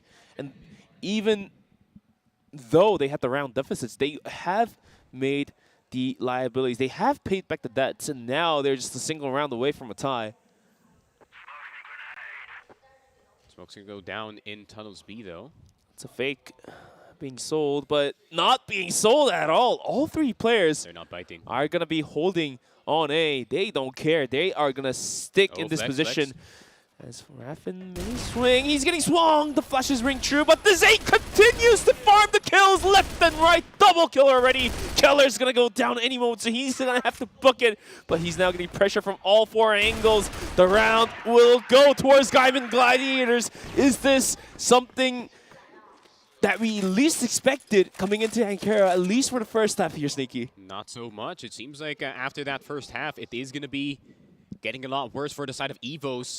Granted, they are getting the kills on the A side, right? But they could not clear the Zane in that room A position. And this is what I was talking about the last time that we did cast Ankara. That is my favorite spot on the A side because it is so hard to clear. There's a high chance that the bullets do hit the metal stairs, and it seems like, speaking of hitting, Lion Claw and Raffin, tired of waiting around, instead they're going to take the fight to EVOS. And before they can even set up, EVOS now down to immediately the Zane, a casualty, but that's going to be fine. Raffin having all the space in mid, and there's also a long push going on. Zetra still stuck in Arch, and Kellar, Elvin still in bypass. Flashes are going to bring true in that mid position. Spoxy going to look for more, but they're expecting more of a presence towards that hotel side. But Spoxy spotted in. Catwalk A finally goes down. But do they expect that there is another player on long? But Raffin will get taken down. Good shot from Kellar. Great shots from Kellar as well. This round going back and forth, but Luke was still alive. It's going to be Flex and Lion Claw, who's been setting up 15 and 8 kills. 23 kills combined. Lion Claw life game. I got my math in me. Look at Lion Claw's position. He's looking to get involved. And he may just ring true. Indeed, he does take down Zetra, looking for the second swings, but Keller finds the better of him. It's only Flex. And Flex has to make this round happen, but surely he has a good chance. He has a frag in there, he has a flash, and he has the TRG in the hand. And unfortunately for EVOS, they have to cross onto the bomb site. 50 seconds and ticking. Flex worried about different angles, but he's not realizing that both players are just outside of B. And EVOS is gonna burn the time. They're not crossing just yet. They are still holding on to multiple angles, and Flex might just have enough of an angle to see the players rotating in. Waiting, shots fired. First one down the drain. It's the interaction time, unfortunately. But Flex, I think EVOS were waiting for Flex the entire time. They did have the initial information that he did come from long A. Flex is now spotted. Kellar in the middle of the batteries here, but he is going to go down eventually after 7 rounds, after actually 5 rounds in a row for the side of Gaming Gladiators. It stops at 7. EVOS finally with something. And look at this shot from Zetra. I mean, it is an accessory after a disaster of a 7-5. Now it's an 8-7. Gaming Gladiators now stopped in terms of their momentum, but Lionclaw 16-10, Dezane 12-10 in this game. And Lionclaw having a life game so far. The only Portuguese player in the Gaming Gladiator squad, and it seems like he has been doing God's work, especially on the other side of the map. EVOS now looking to go in towards Vents. Raffin being contested, has to hold it down, but he cannot. USB. Now Dezane. He should have stayed for in going room down, A. and Bombset is completely swarmed open. All of a sudden, down teams of Flex, Lionclaw, and Spoxy on the retake. The C4 will swiftly get planted, and Zetra finding himself by connector, rings through. Spoxy, the sniper, goes down. Gonna be a 2v4 retake, a tough one, and EVOS just might be able to take the map point in their hands. Yeah, but Dezane, that was not the time to switch it up, my man. I think you just stay in room A the entire time. Zetra will get another one, and just like that, the game dangled in front of Gaming Gladiators, but then taken back by EVOS. 9-7, EVOS a point from closing it out. Literally a single point from closing it out. But Gaimin, they're desperate. They're really desperate to take this one into overtime. Last time around, they were swarmed on A. Raffin not realizing much of value. Dezane not realizing much of value. But this time, Flex is back on the rifle, swung out towards middle, and was able to gun down KSA, who's been being the pain in the butt for Gaimin. Not the best trade of all times, but it does benefit Gaimin a bit more. Only feels to me in that way. Elvin, spotted on mini terrace. Oh, Dezane's down. Oh my word. 4 versus 3, no long control unless Raffin wants to fight for this. He does spot Elvin, sees the head, but he is right behind a wooden box against an EBR, and he gets shredded down.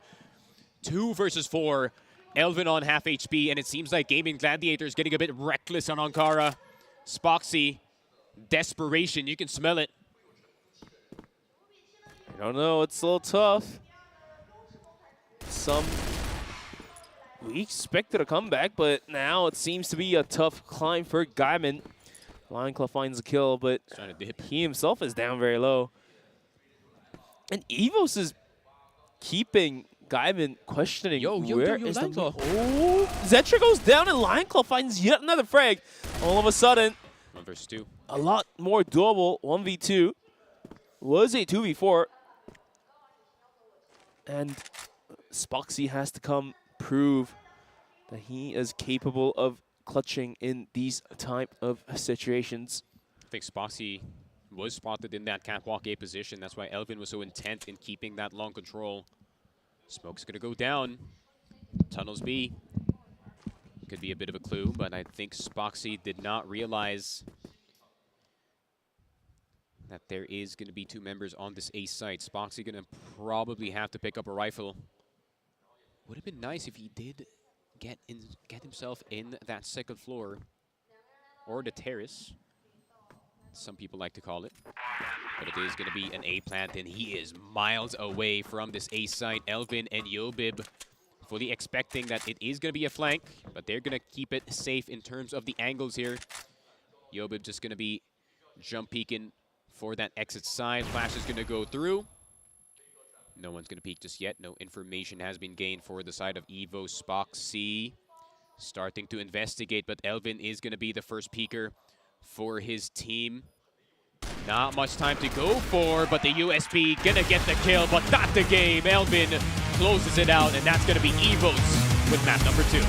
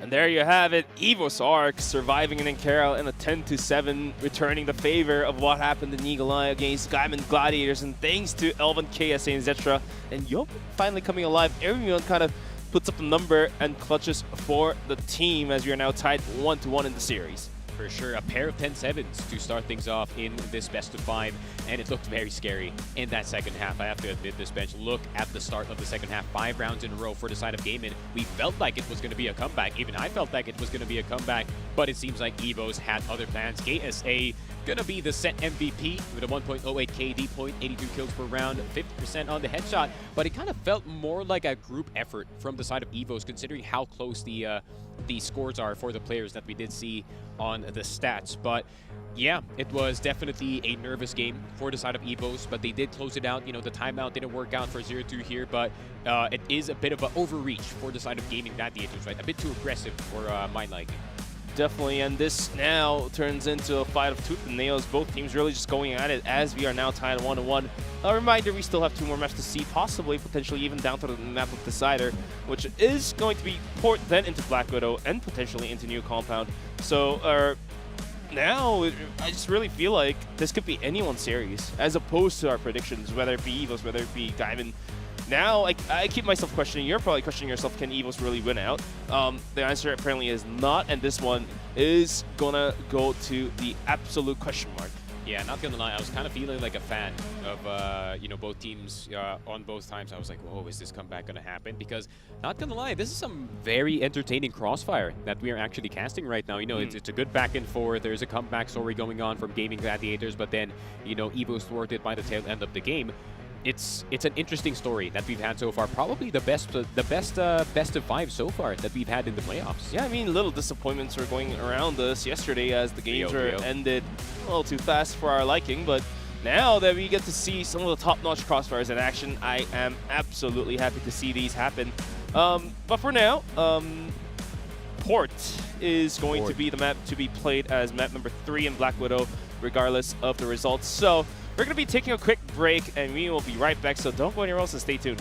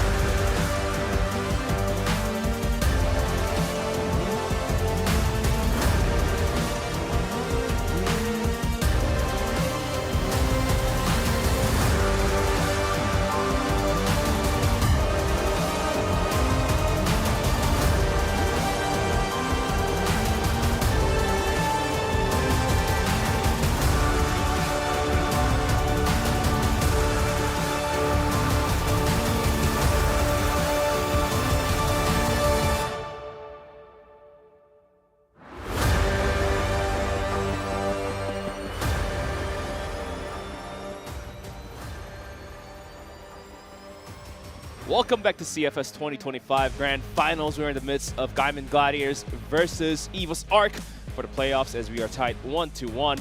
Looking to get into the third map of ported teams.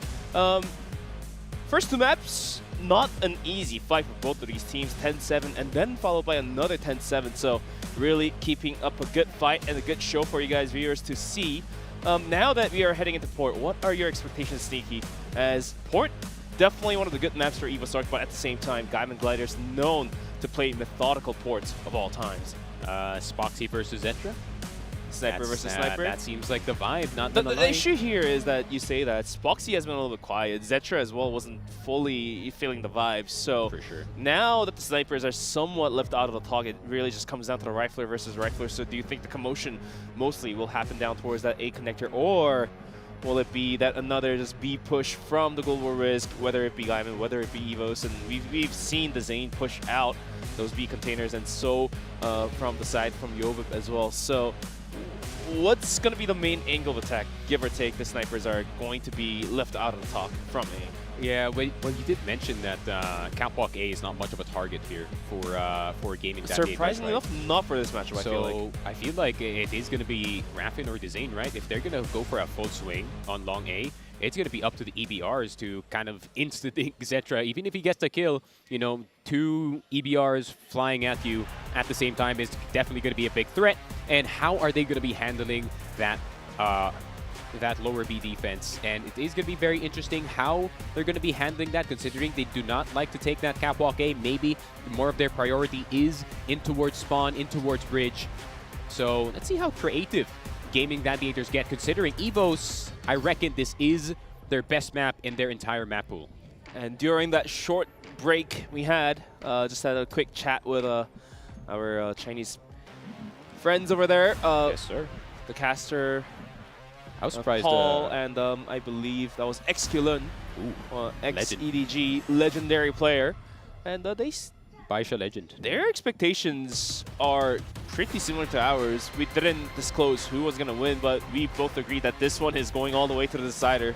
For sure. So we will be able to see new compound come into play as well. And look at the tension being built up in these players, especially on the side of Gaimin. We've, since I cast them more often than not, they are the type of people who would, you know, leave out a smile, chuckle a bit, but for sure. Now the pressure is really in there for them. Yeah, because the nature of how they lost that last game as well, right? I mean, it was a 7-7. They got all the way back to a tie point, and then all of a sudden they get a bit too aggressive, they get a bit too frisky, and EVOS is there to punish for that kind of play. Granted, I feel like those kinds of plays will work in a map like Eagle Eye 2.0, where it is smaller, where it is more medium to CQC kind of battles going on, but with Ankara, it seems like there's a lot of space more to work with and a lot more space to, you know, kind of drag out some of the members in very unfavorable spots. Lineclaw was playing insane, though. Definitely, indeed. And really grateful that EVOS is able to make a run, such a run like this.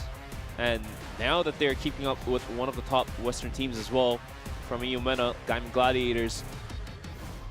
So really looking forward to this port as well here, Sneaky. Yeah, and this might be the map that could decide where the momentum of the series is gonna go. EVOS ARC back in the series. Gaming Gladiators gonna try to see if they can gain composure back in the map of port.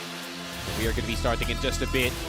Both teams knowing how important this third map is in order to break the monotony. We're gonna have to wait and see.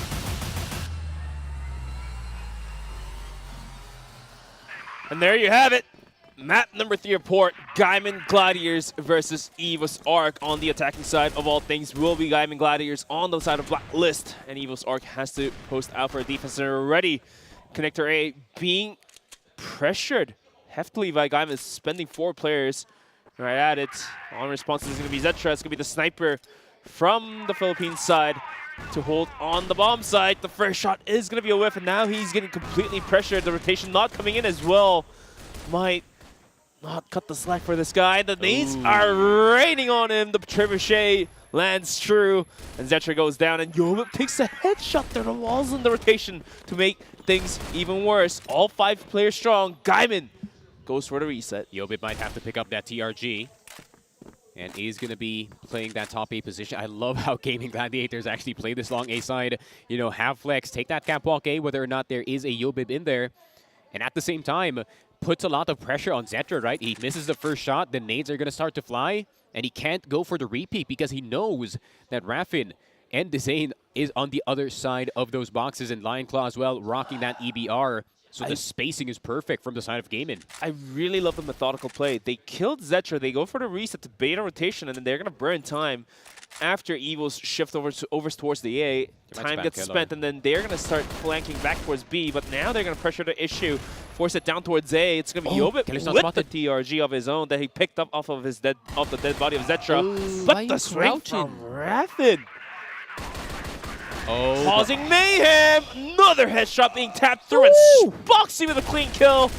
What's the last one? Last player standing is going to be Elvin. In a 1v3, I don't think there's not a lot of wind left in this guy, but he's good for one, getting swung. Goes down, and Gaimin Gladiators being able to secure the first one, 1-0. Yeah, catching that top A player by surprise. At the same time, Kellar can't be crouching in that spot. Your leg is going to get spotted immediately, but I think he was expecting that Raffin was going to be peeking towards that spawn side instead. But he guessed wrong, unfortunately. Is it going to be a catwalk A take for Yobib?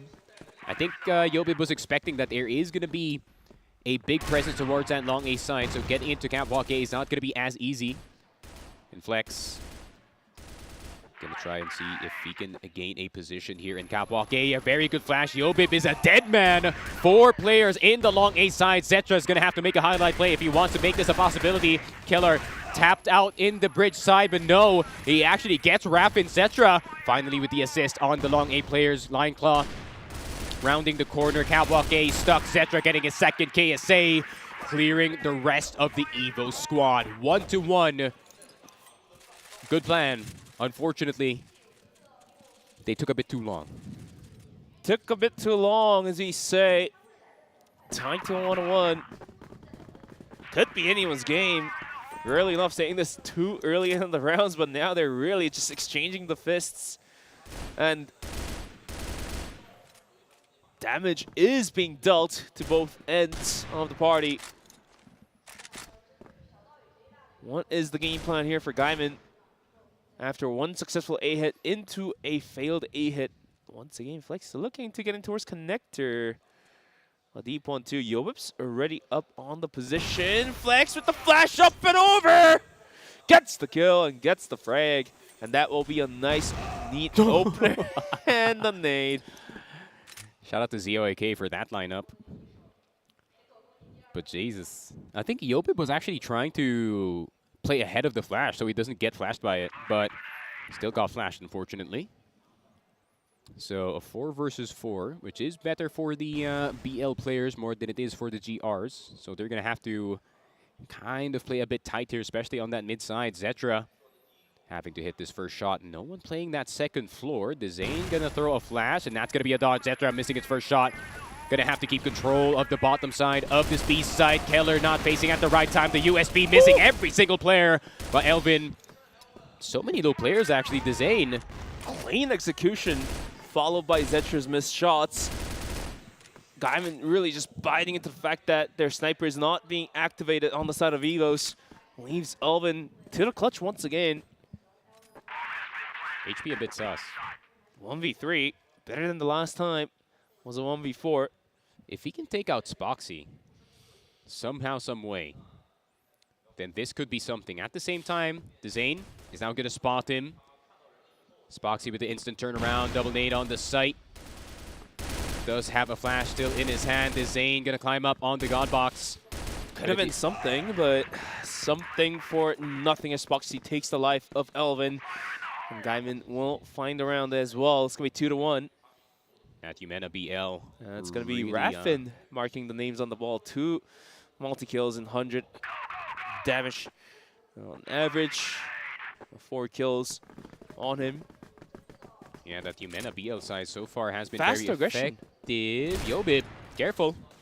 And there he goes. He gets caught immediately. They know that he's going to be climbing up on catwalk A every single time. Keller will only get flex. Zetra having to go huge. Zetra's playing with fire, dodging the frag, and he's flying at him. Elvin came in for the support to find the frag, but now Zetra finally rings true, gets one. The Zane's by the staircase, and gets it on top of the ladder. And KSC's the last one alive, and Raffin does not miss those. And Gaimin, aren't we safe to say they're safely leading out? It's going to be 3-1. Yeah, it's already a very good position to be in, especially when it comes to this BL side. And I don't think EVOS knows how to counter this long A push that the Gaming Gladiators likes to do. And it seems like the pace is really catching them off guard once again. Maybe it is, you know, a map with more tighter spaces compared to Ankara that is really giving them the benefit of the doubt. So my expectations were right before coming to port. Snipers are going to be a little bit quiet and had to come down to the riflers really doing the work. And Raffin is doing one hell of a work for himself as well. 6 kills already. And the 2 frags last round proved to be so. Setups are now out towards B. It's going to be KSA. And Alvin to hold this one down. The nades are going to find a decent value towards the Zane and Flex, but the push is coming to shove, and Alvin does gun down one player, but it's quick to be traded out. Oh, Flex is going to swing with a rifle and find a double kill. All of a sudden, EVOS mightily struggling to hold on to the bomb sites. Nades are going to find a kill onto his line claw, but Yobip swings in, good for a kill. Raffin quick to trade him out as well. Keller is the last one alive. C4 is dropped, and so is Kellar. Gaming Gladiators getting a bit too frisky on this B side. At the same time, the second layer of nades going in towards that bottom B side, enabling Flex to just roll on forward. And Gaming Gladiators, they know how important the bottom B is. That's where the rest of the nades are going to be set up for that retake. So they're not just allowing that control. Let's say it's well designed out, or designed out, should we say. Ooh. Don't. 9 out of 10. Thank you. That's better, but now Elvin's up on top of rafters. There we go. Good for 1. Good for 2, potentially does get the second kill before getting dropped. And Raffin getting swung left and right. Look at the position of Keller, already deep in middle. Could be chased down by Flex. Oh my god, Zetra just gets Flex. I think he was trying to climb down that catwalk A. Yeah, unfortunately for Gaimin, down 3 players will have to proceed on a 2v4. The C4 is down on top of rafters, I believe. Yet to be recovered. I don't know if a timeout's needed Spoxy has an angle. Spoxy indeed has an angle, but Keller's not going to swing in it just yet. I don't think you need a timeout right now if you're EVOS. I think what EVOS needs to do is to play less back, for sure. They need to do what Elvin's doing. They need to play these forward positions a lot more. You know, challenge house B, challenge this long A, and challenge mid potentially. The issue is Gaimin is one of the teams that does react faster to these strategic maneuvers, and if EVOS decides to take the fight to the front porch, then Gaimin is going to play back and see if they can catch off the aggressions, and here comes the pause. Not entirely sure if it was needed, but for sure they will still need it. They'll still use it. I think they could have saved it for the second half potentially, but I think EVOS has kind of figured out how to play this GR side. But I think he's 0-2 just reminding them of what is happening on that long A side, just to try and see if they can find a way to help Zetra hold this top A position, especially when there is a full force top A squad, or a full force top A assault from the side of Gaimin. So I think the adjustment here, possibly for the side of EVOS, is just to put another rifler on top A instead of Zetra, and Zetra just playing the cross instead. Because it worked last time when Zetra was missing on top A. Instead of Zetra playing top A, it was actually Yoga with the EVR, and that actually worked out in their favor. I mean, we were able to see top Brazilian teams planting their sniper in middle instead of A or B. We've seen MG find much of a success in middle with the postures. We've seen Goken follow through as well, so might as well as leave Zetra in middle as well. For sure. Look down for the aggressive jump ups, and you know, when you have the time, throw some pot shots and you might get lucky and get some wall bangs through. Because right now, Zetra's top A is not the best position he can play. It's not even his fault. It's just the way that Gaimin plays that long A is really, really psycho. They're fully challenging the top A sniper, and look at the immediate damage that Zetra takes with that first peek. Immediately down to 6 HP. What can you do about that? It's a triple swing into his angle if you think about it. Sure, he can get one, but soon to be traded out too. But looks like EVOS will leave Zetra on top A and go for the similar setup on the global risk. Do have Flex posted up in his most favorite position of all times. I think Yobib might try to go for a mid flash to try and see if they can gain some space, or at least try and gain a pick. But I like this adjustment from Yobib as well. He's not getting too much out of the catwalk A boost, so instead he's just going to play top A. Naded though on KSA. And I like this defense from EVOS. This is how you play up against Gaimin here. Trying to catch at least 1 or 2 members off guard. Try and play the trade game instead. Slow and methodical ground control by Gaimin. They're inching in closer towards middle, swinging in. Elvin finds both kills. And this aggression is put to a halt once again. Unfortunately for Gaimin, they will have to find a different angle of attack, or will they force the issue? Elvin does turn around. And that's going to be Flex swinging in, but wasn't able to connect it to a kill. He does get it at the end of the day, but the trade kill is persistent. Keller with a tight angle through the window will get Flex down. Lion Claw and Spoxy. Spoxy's going to have to hit an absolute heater on KSA or Keller. But with the positions that they're taking, it's going to be very difficult. I mean, it's a tough one, even for a rifler. Now you're being asked the question with a sniper.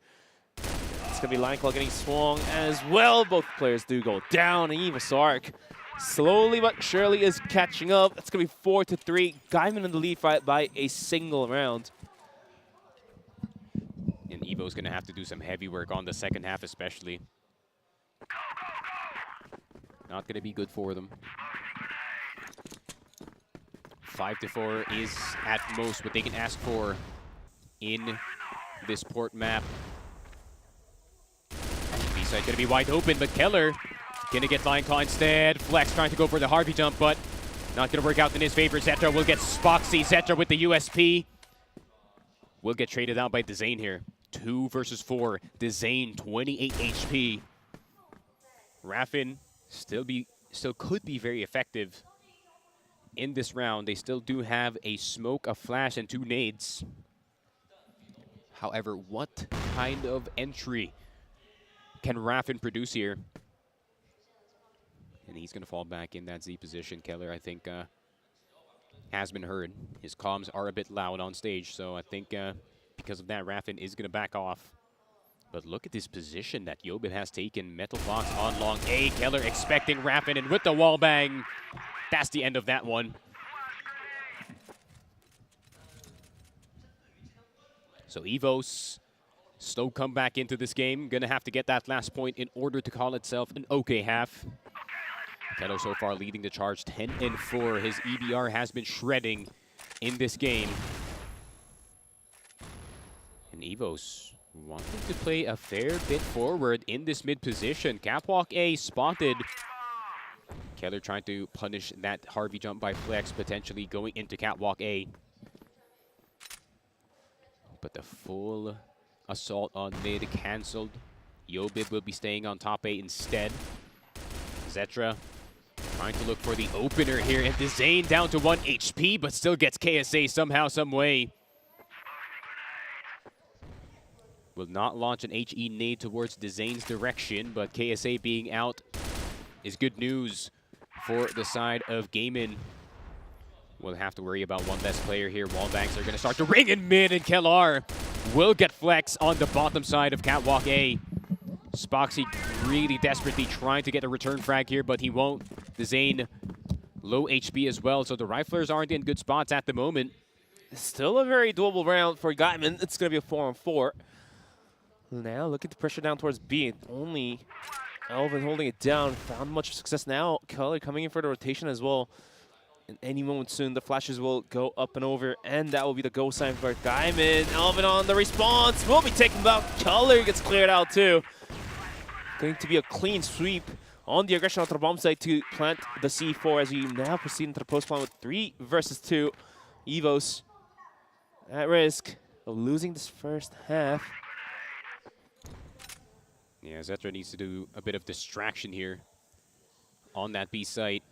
Is going to wait for Yobib to crawl on forward on House B. Flash is going to go through. Yobib out of position. Dezane actually going to get off of that House B angle. Is going to let Spoxy do his work in that generator side. Yobib peeking around the corner. Yobib will get Spoxy. Yobib will get Dezane as well. Lionclaw, the last one left alive, and it will not get Zetra. Does he have time? Is there time? Is there time?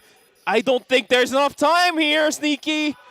It's going to detonate, and Gaimin Gladiators, out of desperation, is going to secure the final round. Coming to the first half, 5-4.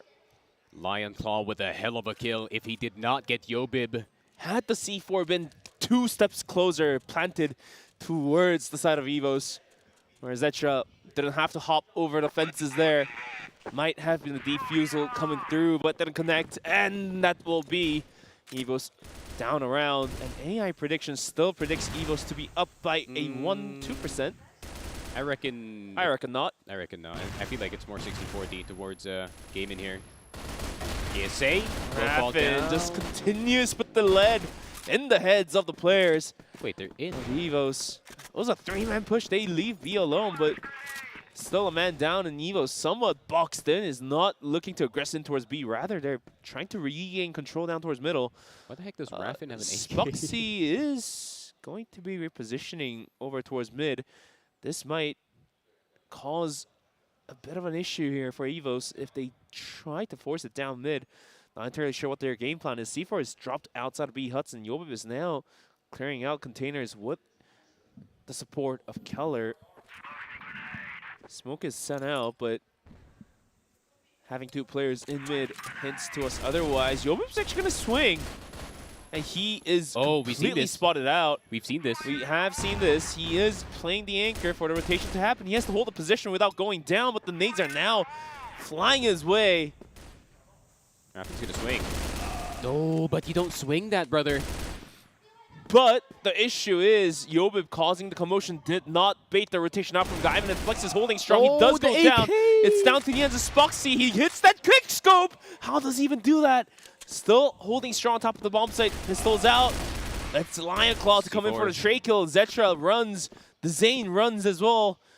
Oh, this is going to be a down to a 2-on-2. C4 is down deep in A, and that's Yobib has to come in quick, or it might be too late because 2 players are pressuring down towards the position where Zetra is taken out, and Yobib is the last man standing here, Sneaky. Yeah, and they expect Yobib to actually come from that spawn side, and look at the Zane and Lionclaw. Double stack sticking together. Yobib top A, not expecting both players there. And man, granted that Flex actually missed the entirety of KelR dropping on down to the site. The Zane and Lionclaw holding on that site. If Yobib actually got to A bit earlier, I don't think he was expecting that it was going to be both players playing together the entire time, so he was kind of hesitating to try and look for where Dezane was, and he did not hear Dezane go through that bridge position thanks to the tap walk and also the backwards bunny hop as well. So no sound was made. Ooh. Sounds funky, isn't it? Yeah, it's technique. EVOS now looking to pressure down towards middle. It's going to be Lionclaw on the response, but he has a very strong position to wreak havoc. And speaking of wrecking havoc, it's going to be Yobib to find a double kill. Hello. What are we looking at? It's going to be all of it to take down Flex as well. Down 3 players already in a blink of an eye. EVOS slowly but surely catching up. Oh my god. Okay, Raffin. You do you, mate. Down to 3 HP, though. Is not going to cut it. 4v2 now. Better than 5v2. Making a full rotation over towards A is going to be EVOS. Bringing the C4 as well. Spoxy is going to be dinked, but he does get one before going down. Raffin versus the rest of EVOS once again. But Sneaky, 3 HP, I don't trust it just yet. Yeah, Zetra's playing it extra safe with the USP. He is just going to probably shoot a spam of bullets here. One of them is probably going to hit. Probably. There we go. First bullet hits, 5 and 6. It's not going to be every round that Yobib will get the double kill, but that is a sigh of relief for their side. Through the credit card hole as well. 14 kills on Keller. 11 on Alvin. And now this time it's going to be KSA, who's somewhat quiet. Port entry in a nutshell. I wouldn't mind Flex to go on a sniper for the secondary. His rifle isn't paying off dividends coming to port. Give or take he himself being a great rifler as well too, but AK though. ooh, has dished out a decent amount of damage, but that's what I'm saying. Might be even better to just be put on the sniper at this point. Oh, Nineclaw! No, why would you cross, my friend? I mean, he's still alive. Maybe a 4v5. And EVOS once again posing towards A. Posing towards connector. Will the shots be taken though? Won't be the question. As two players do cross in towards the connector area. Nineclaw, reminder, down very low from the cross. Will be hugging one of the boxes.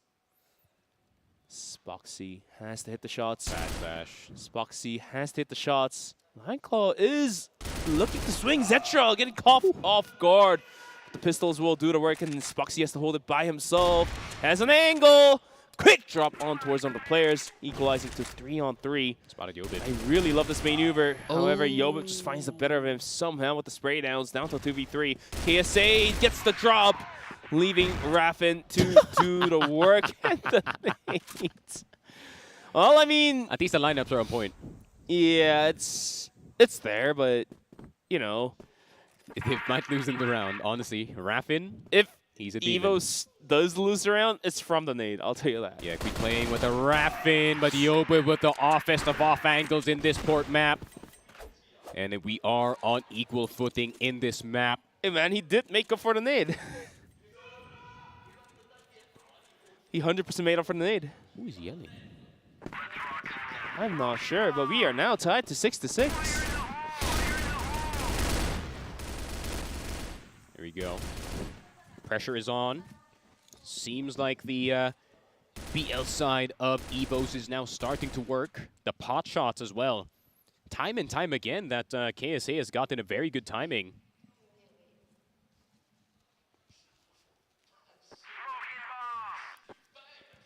Unfortunately, not finding much value this time. For sure. Setups out towards A.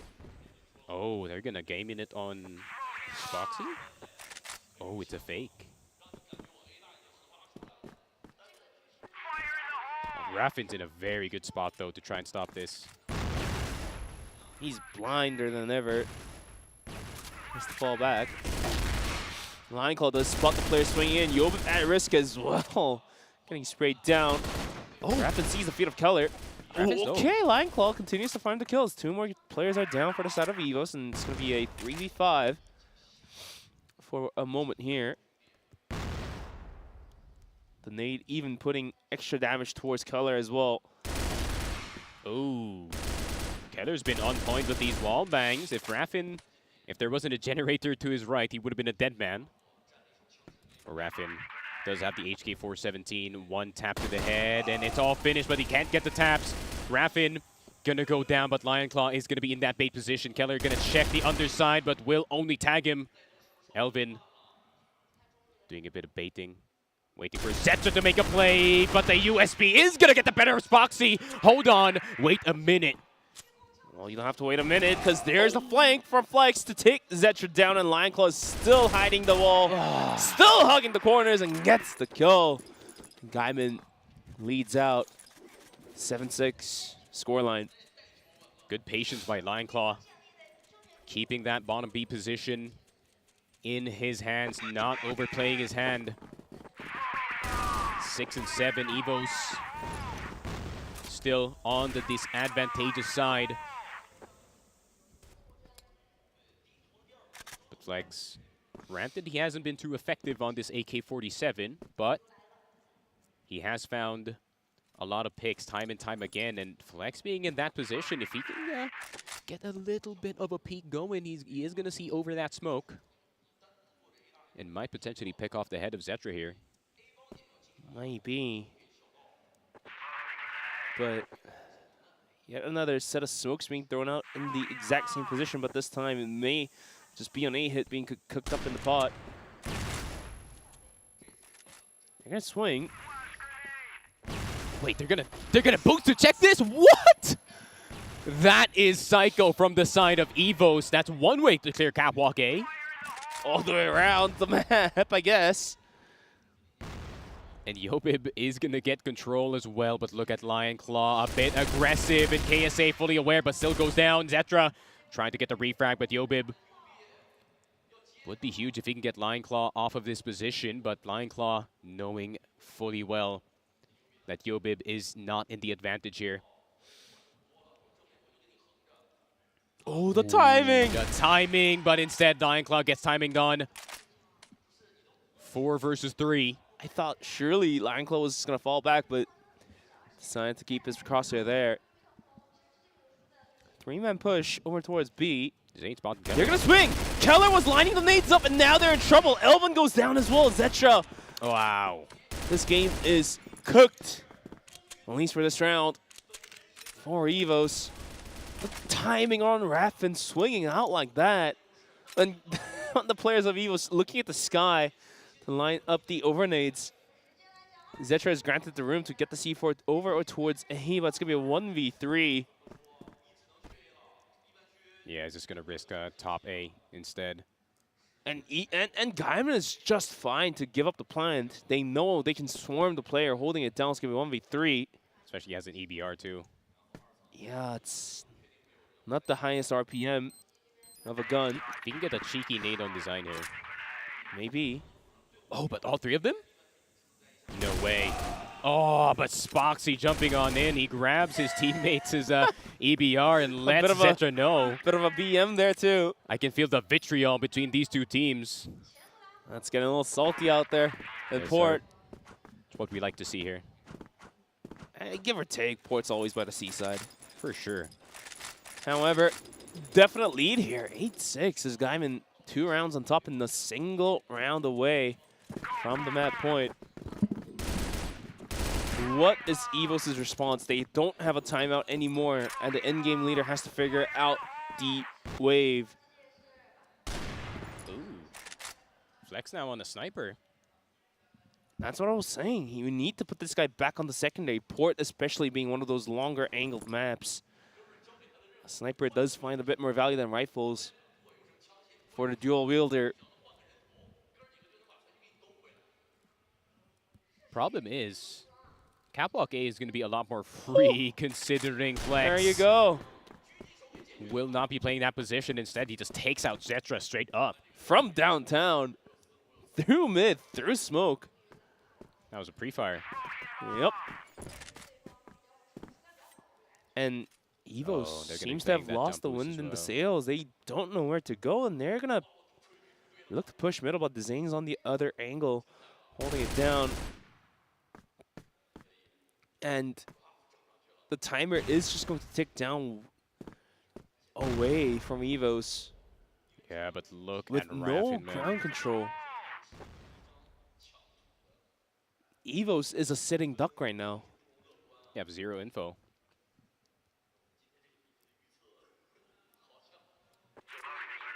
Smokes out on top of mid. The Zane has repositioned to a better angle. Timing is the essence here for the Zane to swing. Yobib has to check the corners.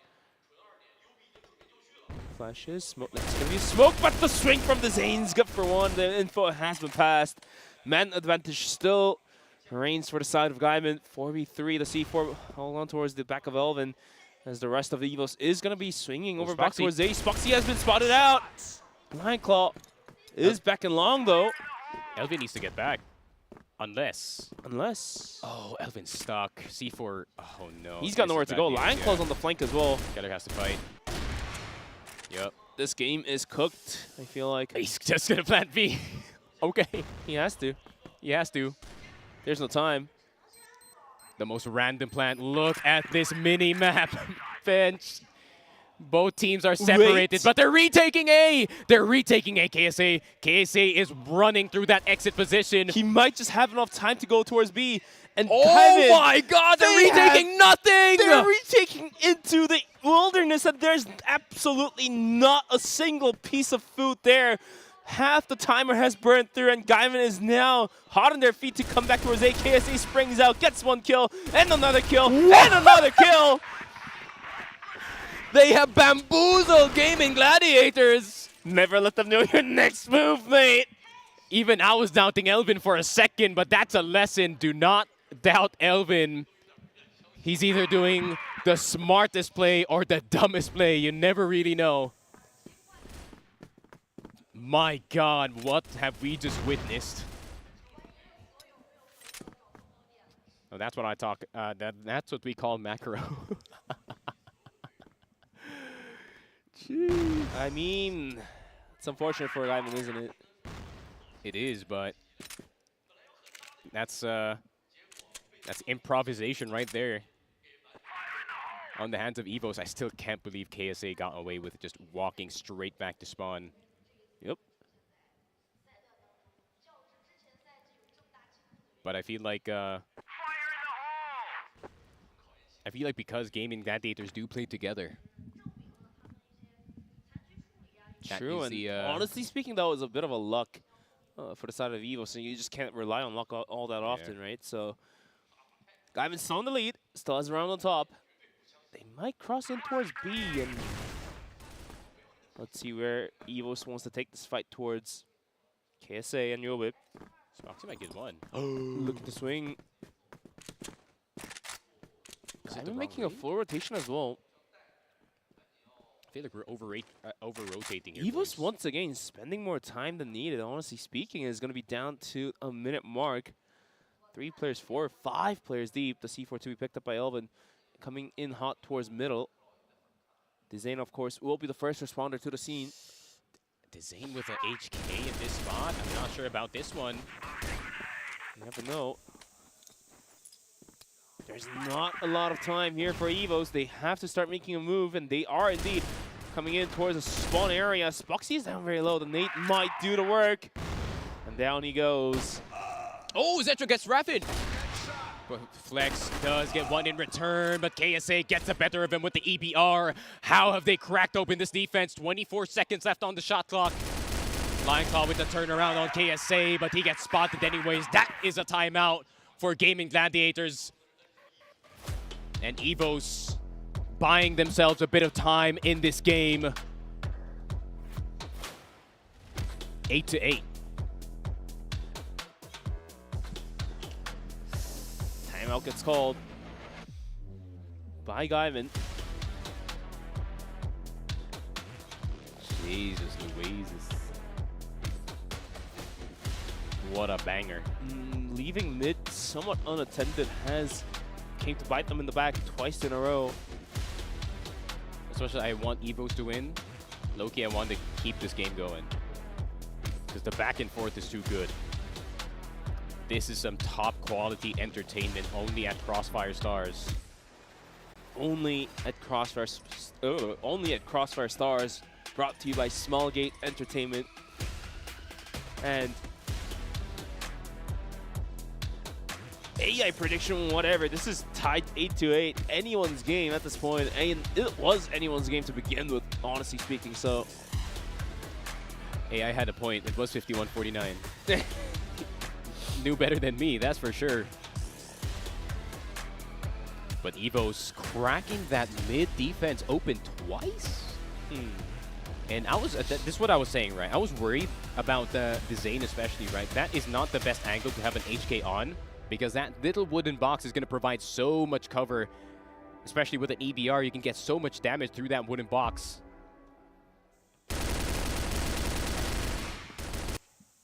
And this round, the pure doozy of a round, ended up on the B site with Gaimin initially retaking A. How is KSA even possible to come back to B, right? Like, hope for the best. That was the send it, rotate. He's like, screw it, I'm gonna do it, and did it. He proved. But let's see if the pause has any effect on the side of Gaimin. will leave B unattended on the bomb site, rather. They're going to be playing and fortifying the defense over towards middle, as they did lose it twice in a row.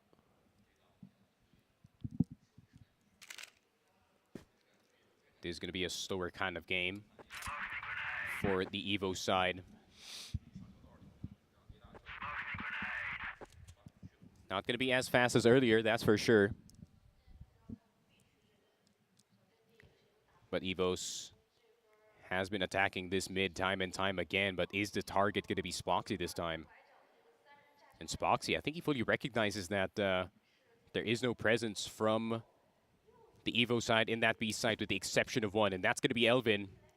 Elvin gonna have to do some expert roach work here if he does want to keep the enemy side distracted. Fully flashed A side, Spoxy flick, not gonna hit this time. The top A could be endangered. Multiple players already crossed, but they still cannot kill Spoxy on the side. They're allowing this much space. KSA needs to jump down, but he doesn't. The moment of hesitation can actually lose them this round. All that hard work could be gone, but Elvin Kellar. Elvin once again, the back and forth. 2 versus 2. Lion Claw on low HP. 19 and 11 on Kellar so far. Yobib on 12 and 12. Lion Claw on 17 HP. Raffin, 2 taps to the head could make all the difference in this one. The retake is now on, though. Let's see. The double swing in towards the angle of Kellar might pay off dividends. Lion Claw will be leading the charge as he's low. Kellar swings out and gets the kill. The info passed down. Raffin has to hit the shots, but now not a lot of time, and Raffin has to press the W. Too many angles to look for, and Kellar is going to find the kill, and he is going to get very, very vocal. At that point, secured by EVOS. I love the random screaming for EVOS just to try and get Raffin off of his rhythm. Oh my word. 9 and 8, EVOS, how have you done this? Match point on BL side. 4 rounds in a row. It's gonna have to be the Zane making some risky plays happen. Has to be. Oh, Flex! Flex is gonna swing. Oh, he still died! He still died to the hands of Elvin. And the problem is going to continue as the rest of EVOS is going to be hitting towards B. However, Raffin continues to reign true. Quick headshot on towards one player. The Zane comes into the play as well. And Raffin just continues to farm his position and pays, and it's paid off dividends. However, for EVOS, they are going to rotate out.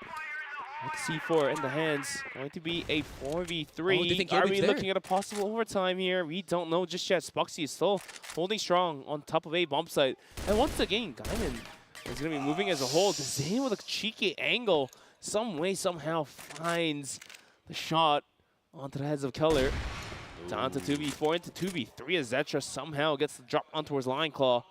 C4 rotating back towards B, but look who is holding this angle. It will be Raffin and nobody else. And I can see the players smiling from the EVO side. I swear, some of them are just screaming randomly to try and throw off DG. But Zetra, Yobib, the 2 touted stars of the EVO squad, gonna have to go huge if they do want to close out port early in order to go into Black Widow with a 2-1 lead. Yobib having to hit every single Harvey jump perfectly. Spoxy not gonna spot him, but he gets stuck instead. Up to Zetra. I mean, he's got a rifle of his own, but 40 seconds versus 3 isn't quite going to cut it. Has to come up huge. Swings into Raffin, gets the kill. Has to find the head of the Zane, not gonna happen. And we are going into overtime. First overtime of the tournament? No. Already had an overtime? We had a golden round too. Dang. You and I casted that. Oh yeah, we did. Yeah. What are you smoking, my mate? Memory is a bit iffy. It's been a few days of CROSSFIRE, man. I did low-key pass out, but I'm good. We are good. We are good. He is back and alive. I'm more than alive right now. This is such a good port map going on right now. Yobib and Elvin, let's turn it up a notch in terms of the aggression. Yobib will get Raffin. Important pickoff for the side of EVOS. And they get it back. Yobib is going to step on by in towards Catwalk A to try and make some presence happen in that mid position as well. If he can get Flex, that would be big. It's all ifs. Big ifs for sure. Gaimin licks up the wounds and tries to gain the ground control once again. Is going to be sending Flex deep in towards B. And let's see what KSA has for a response. He might even swing into the angle, but not going aggressive. He might just spring the trap now. Or not. I think he's... The rest of the squad will be rotating in back towards B. He thinks that someone's holding his spot. You never know. As Flex is now poking prodding down towards middle, may be greeted by Elvin. The pot shots through his smoke is going to lose himself half HP there. Careful, Elvin. Don't get your head taken off. Big push being prepared by Gaimin in towards B, and KSA has to respond in time. The timing is a little bit off. The setups are getting lined up, and it's going to be thrown. KSA with quick spray down will find a double kill. USB out, looking for the third. It's going to be Zetra to take the kill. Flex will go down in the first round. Into the overtime will be granted towards the side of EVOS. Benefit of EVOS here, starting on that GR side first. And you can see Gaimin, this port map is getting them stressed, especially them having to play Blacklist once again. And it has been quite the back and forth of a series, but EVOS, they have been in overtimes time and time again. In international play as well. Quick A push coming in. Zetra finally rings true. Gets the first drop on towards Raffin. No one else but him. And now the rest. Oh, Keller? Don't knife him, bro. Just shoot him. Don't knife him. Just shoot him. Oh, he's looking for the second guy. Oh. Flex. How long is Keller going to wait? Cut the slot and get the kill. He is going to get dropped by Spoxy finally. I think he was looking for Spoxy. He was hearing someone in that bridge position. True, but would have been big if he also got Spoxy in that one. The rest of Gaimin once again hitting and knocking back down towards A. Spoxy looking on top of the bomb site. The rotation from EVOS gives the room for Gaimin to get in deep. Yobib sees the players now, finally. Nades, nades, nades. Bunch of nades flying his way. Gaimin's going to give up A as he and as they did see indeed. Yobib crossing back into the bomb site. Elvin, though, in a very dangerous spot, but Lion Claw can also take him out, but he also has an EBR of his own. Elvin's going to go down.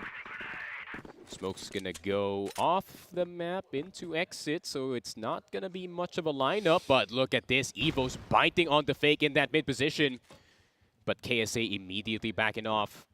Waiting for the flashes, waiting for the nades. Lion Claw going to be spotted on that outside. KSA is going to have to hold the entirety of the bottom of that B site if he wants a chance, but he gets up immediately. The flash is going to go through. Spoxy spotted, but there's already a Lion Claw on the bottom side. Yobib, how did you get away? Still alive. And Spoxy's going to pick up a rifle of his own, looking towards the house where the retake is possibly coming from. The C4 is now planted in a 2v2. Double house Gaimin retake. could tie this back up, but they're going to double down towards the spawn area, and EVOS might just have a slight bit of an angle to actually exit towards onto the B bomb site. This is a huge moment for both of these teams. Yobib and Zetra has to find an angle to exit on and find the frags, but Lion Claw found the strong corner. Spoxy, the first responder to the angles that they are posting out towards. Yobib just instantly killed, and Zetra half HP and a dream. Not a lot of time left in him as well. As Lion Claw will get the final frag, and we are once again tied to 10-10. If KSA was able to hold that bottom side, that would have made all the difference here. Could have been. If he gotten one more kill, but look at this. Generational numbers being posted up by the leader of EVOS, 23 and 13 in this game so far, but the struggles continue for EVOS to close out this game, and a BL round in overtime seems like crazy work. I mean, Gaimin, by putting out a number, they now do stand a valid chance, and taking port back into their hands. They want that pick. Give or so take, bad. this is their pick, by the way. They really want this pick so bad. I mean, a setup for a flash for Elvin here. Top A. They are going to fake it a bit. Zane is just playing the B entrance box. Three-man stack, and now KSA trying to get interesting. Zane is waiting with open arms, though. I think they could just leave him there. That info, so key from KSA. He heard the drop down, but Keller gonna get taken down by Spoxy and Flex. But let's see. Long side. Test the water towards Yo, long, and that's a good trade. flicks with a quick headshot will take Yobip down. The C4 though yet to be picked up. And look at KSA's position deep out, but he's spotted out. Somehow gets frag. It's okay, there's still a minute. And looks like Gaimin just wants to clear the angles towards the backside of all things. KSA on the flank, spots out Spoxy, but Lion Claw's quick on the trade as well. And Gaimin has full control of the map now. Don't know where the C4 is though. Zetra has to come out huge in a 1v2. He's gonna go rifle. Has it. Gaimin though will be sending it towards B. And these two teams are going to cross paths once again as EVOS. The last player remaining is going to be Zetra, and Gaimin is going to be making the flank towards middle. And I don't exactly know if this is going to pay off dividends, but Zetra might take time! Zetra comes up huge! Gaimin caught red-handed trying to cross it towards middle. Will lose both players, and EVOS, The purest of timings. 11-10. The CROSSFIRE gods are on their side today, man. Just unfortunate moments starts to hurt Gaimin. That's a tilter. And I can only imagine that is a tilter, and that is going to take a lot of wind from the sails for the side of Gaimin. They're so paranoid about mid now. Look at all these nades that they're committing just so they can clear that They catwalk could A. have went straight to B, is what I'm saying. Yeah, but you still have to be careful about Raffin. When are they going to do the triple nade to clear him off of the second floor position? It is a possibility. I mean, they literally had B. Wait, Raffin. Yo, Raffin's dead.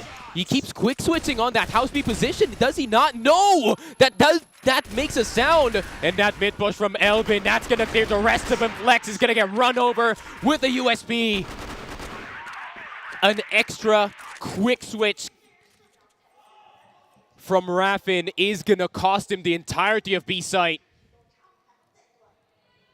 And the map point too. I mean, out of desperation too, almost. Out of nervousness, possibly. KSA's gonna swing the Zane. Contested loses half and loses himself Raffin's as well. dead. And this game seems to be No all way. EVOS' way for Port coming to the overtime here, Sneaky. 5v3. Just when you thought they were out, they rope you back in. Elvin's gonna get flex as well. The AK gonna be dropped in mid.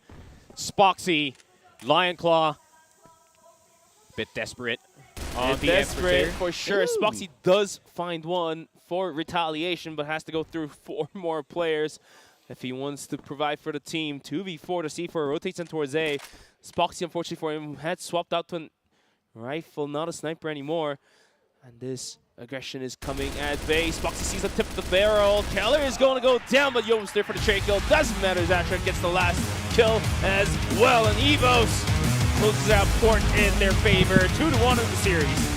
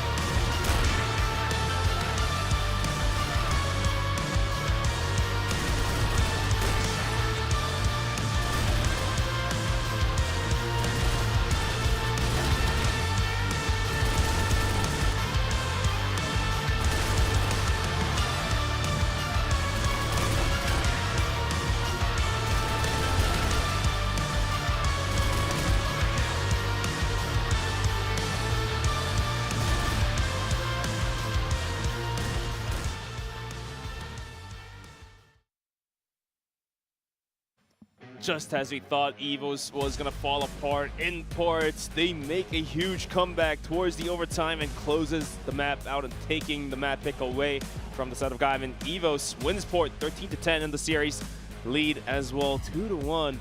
And what in flying colors, Keller with 24 kills and Zetra with 20 will seal the deal for this map. Yeah, KSA 19-14 in this game as well. And Yobib, despite being 15-15, was very key into them coming back into this game. And Elvin, that one round, that one bait for them planting in that B site. And then the retake towards A, but Keller, the captain himself, 1.60 KD, 106 ADR, 1.04 kills per round. He was doing God's work in this map of Port. And EVOS proving once again that they are a threat in this map. Jeez, man.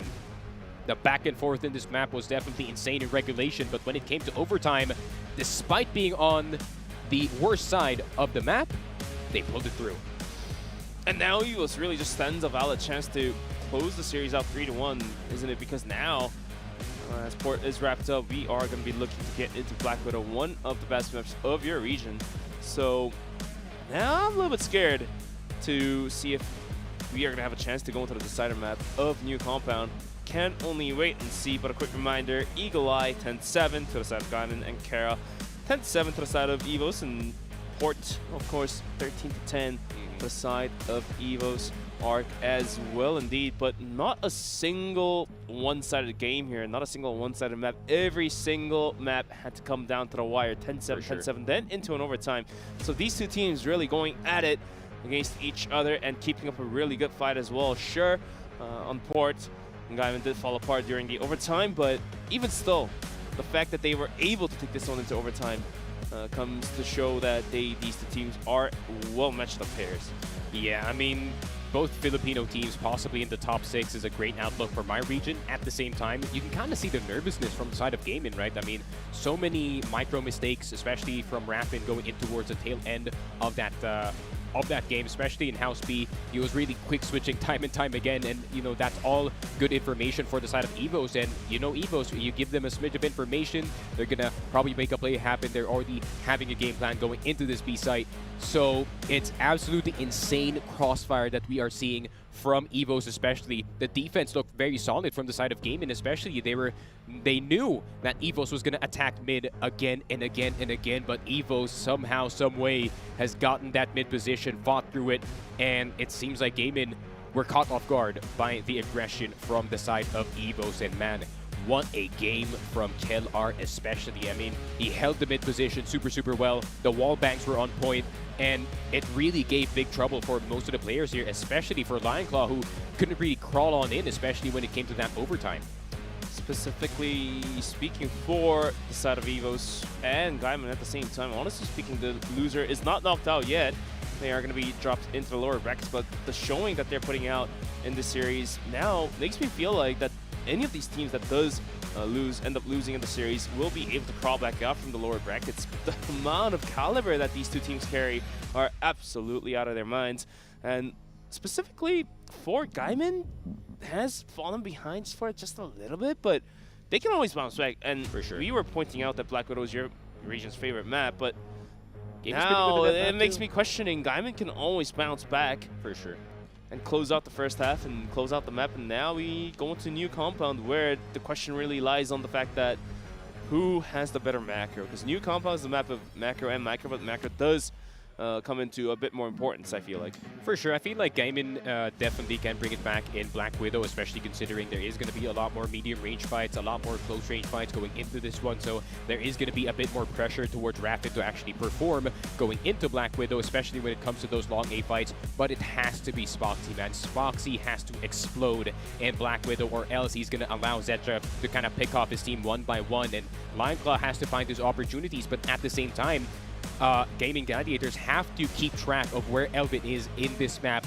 We have seen it yesterday. We've seen it from the prior games of EVOS. Elvin can just slip on by, create some very awkward timings for EVOS especially. So Gaimin really has to be on point in the first half, but at the same time, they're going to have to anticipate where Zetra is, where KSA is possibly, because it's not going to be, you know, a stagnant defense for the side of EVOS, right? It is going to be a defense that constantly adapts, constantly moves. So Gaming Gladiators, they're going to have to make that right read every single time. But now the question really lies on the fact that whether is or have Gaimin Gladiators reached their breaking point, because first map, sure, second map, sure, and now just observing how Port has been played out.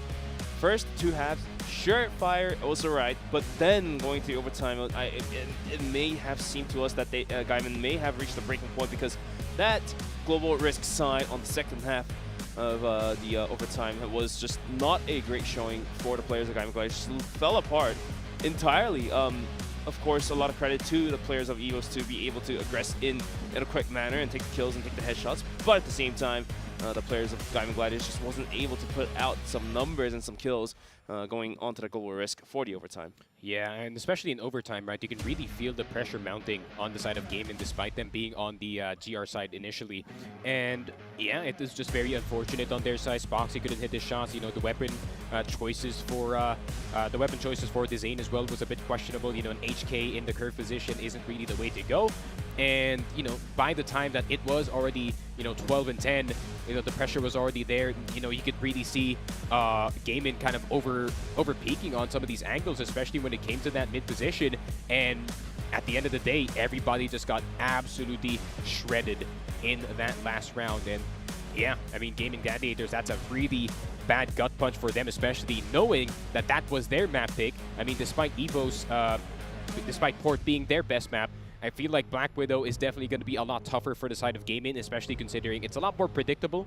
It's a lot more straightforward, but that could be the advantage for Raffin as well to kind of get himself back into this game, because in the more predictable maps like Black Widow, like Ankara, he actually did pretty well. Definitely has put out a performance, put out a show, but it looks like we're just about waiting for the players to get readied up and to be ready to get into the game of map number 4, Black Widow, any moment soon. Quick reminder, we're in the playoffs, and this is the best out of 5, so we potentially have 2 more maps to look at. Had a blast of games for Eagle Eye, Ankara, and then Port. And this is the first game of today, Gaimin Gladiators versus EVOS ARC. We do have 1 more best out of 5 to be played after the first one gets wrapped up. It's going to be all gamers, the Kings versus XROCK to come back for some vengeance. But David versus Goliath, literally. Honestly speaking, yes, it will be casted by our buddies back in the green room. It's going to be Allfish Guy and Yokai to bring us the heat. But for now, just waiting for the game of Gaimin Gladiators and EVOS ARC to be played over. Black Widow, I don't think it's going to be lopsided, honestly speaking. It's going to be yet another very even one to be played. And the tendency here for the first 3 maps is Gaimin somehow finds success, whether it be huge or small. They are going to have a round lead in the first half, and EVOS ARC some way, somehow comes in hot to find the rounds. And they're readier than ever to go on to Black Widow. Yeah, the creativity is off the charts for both sides, for both IGLs, but it seems like the mid-round calling was way better on that Port map for Kellar, especially by the tail end, but Flex was having some really, really good calls as well. So let's see if he can bring it back at least for Black Widow. Problem is for Gaimin, can they keep it together in this game? There has been questions on Gaimin's mental fortitude even back in the last 3 tournaments. They have to go for a full mental reset before they enter this map number 4, and it seems like EVOS with that boost of energy, that could definitely lead the charge for them especially. And this could continue the trend of playoffs so far. The first seeds from all of the regions struggling in the start of the playoffs, and Gaimin Gladiators no different, but it has been more of a fight from them compared to some of the other matches that we've seen. Honestly speaking,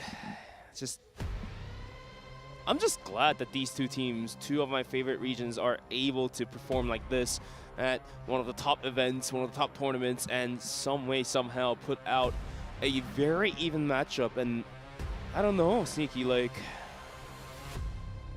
honestly speaking, anyone can just come out alive from this bloodbath.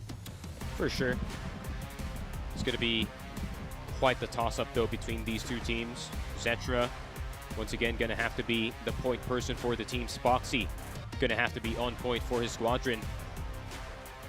Nightclaw has to find opportunities for his team, but of course, Elvin can do the exact same. But it is going to be a lot of pressure for the Zane and Raffin, as he has to deal with KSA and Yobib in these fights. And KSA and Yobib have been very, very effective when it comes to the Black Widow map, especially when it comes to that B-side push. And Zetra has been doing God's work, but can you reflect that in this map as well? KelR and Flex, both IGLs calling out of their minds at the moment.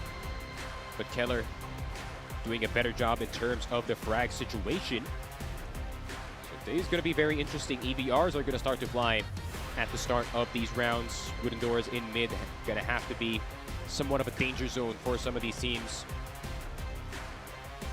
But I wonder what's going to be the pace that starts off this Black Widow map. Gaimin Gladiators, are they going to go fast? Or is EVOS going to surprise them with a very good defense? Black Widow up next. And this series could keep on giving.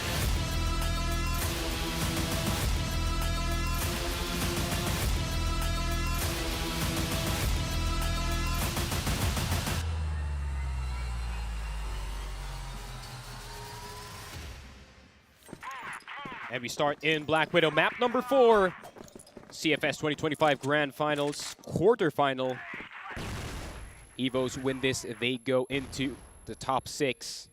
Gaimin Gladiators, if they lose, they will fall into the bottom side bracket to face the loser of AG and XROCK. But a quiet start to the game, not much of a fight towards that long A position. Raffin going to be posting himself up there with the HK417. Yobib, with the help of his friend KSA, actually that is KelR, wanting to get that early short position so they can take a look at B Waters, but it seems like there's nothing to be found. But Flex spotted in mid, and Yobib is going to catch Flex, who's trying to play a human landmine in that mid position. Zetra going to have to kill the cross player. Zetra spotted immediately by Spoxy, but Keller around the corner has to be careful about Raffin. Raffin going to get the one tap. Keller could not get away in time, so it's a 3 versus 4 on the retake. 2 players in long, 2 players in sight. The game's going to be slightly tough. Elvin goes down to make things worse for EVOS, and seemingly this could be Gaimin's rounds. 2v4, 2 players coming in towards Cal, while KSA did drop down to come from underpass. Raffin goes down. However, the time is ticking by the seconds, and Spoxy's going to be able to pistol down KSA on top. And also with the sniper, find the second kill on that hold. Gaimin secures the first round. And it was a clean take, too. For sure. Absolutely clean. Masterclass A take on Black Widow. EVOS overcommitting on this short position, so dedicating 3 players is not the best idea, especially when there is 4 players in the long side. So no retaliation on long just yet. Going to get a good spawn off of Zetra, so they could not go for the full fight. Instead, they're going to go for a passive defense on this A site with 3 players on B, just reinforcing it. Hefty investment towards B. I don't know if I like this, but they are going to pressure towards middle, having Yobib pressuring out towards Catwalk. Not too sure how this one will turn out to be, as pot shots being thrown towards B, and maybe the reinforcement may work wonders, but we are able to see Zetra falling away from B, followed by Elvin as well. And this read from Gaimin and this assumption by EVOS that B is not going to be an angle may cause mayhem. A little bit pop flash up and over, but Flex had a great angle to take the drop. And they're going to give it a go towards B. It seems only 2 players are holding on to it. Sure, Elvin does have the sniper in hand, but he is down very low, and any bullet will do justice, and he hits the pot shot. Elvin will at least get 1. Has to be careful about Spoxy, though. Trying to get that pre-fire in, but KSA in a very, very nice spot on the bottom side of B. Flex does spot him out in the open, so they're going to have to be careful about that. The smoke play going to come from both sides. KSA is moving forward with the USP, but will not get anything going. Elvin's cooked as well. It's only Keller and Zetra to hold, and the bomb site is fully swarmed. Keller spotted out by Spoxy. Zetra from spawn is going to find 1. Caught the equalizer, but it's going to be down to a 2-on-2. 40 seconds, and Keller looking to find a bit more ground to work with. Is going to be pushing it in towards middle. However, look at the rotation from Gaimin. Keller has to come in handy. Keller does have the rifle. Oh, so trustworthy. Keller needs to get away. He does a bunch of damage, but he has to run away. 24 seconds, and Gaimin, they might just have to force the issue. Keller's back on the chase as well. I don't know if Flex has it. 15 seconds and 3 HP isn't quite going to cut it. One, rather. Gonna go window A into A. There's no time. Unless he gets like a dink on Keller.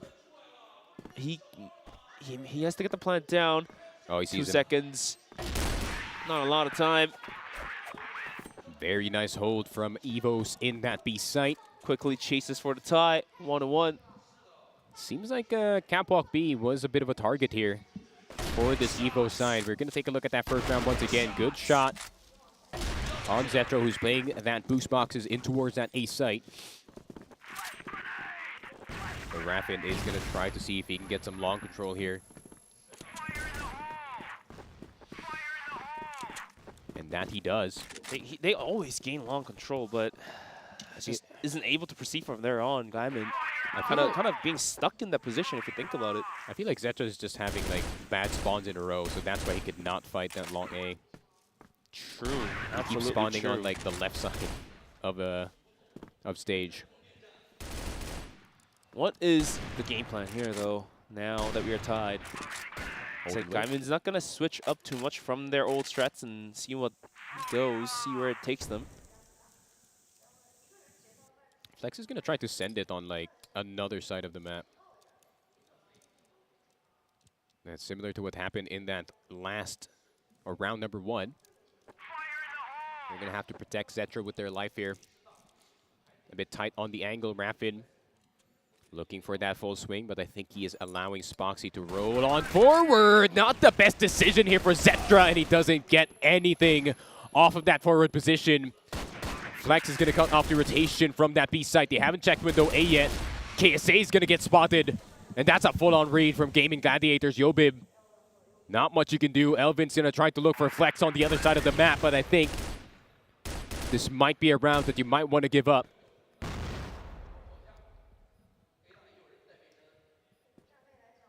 Not going to be the round that they might win. I think they might as well use the rest of the timer of the C4 to try and get something going. Elvin, pot shots in towards Raffin. Lion Claw with the USB is going to fall. And a 4-1 setup for the side of Gaimin Gladiators is working out so far, but Zetra, decision-making on these positions haven't been the best. But unfortunately, he was expecting maybe more of a cover from the top 8 players there.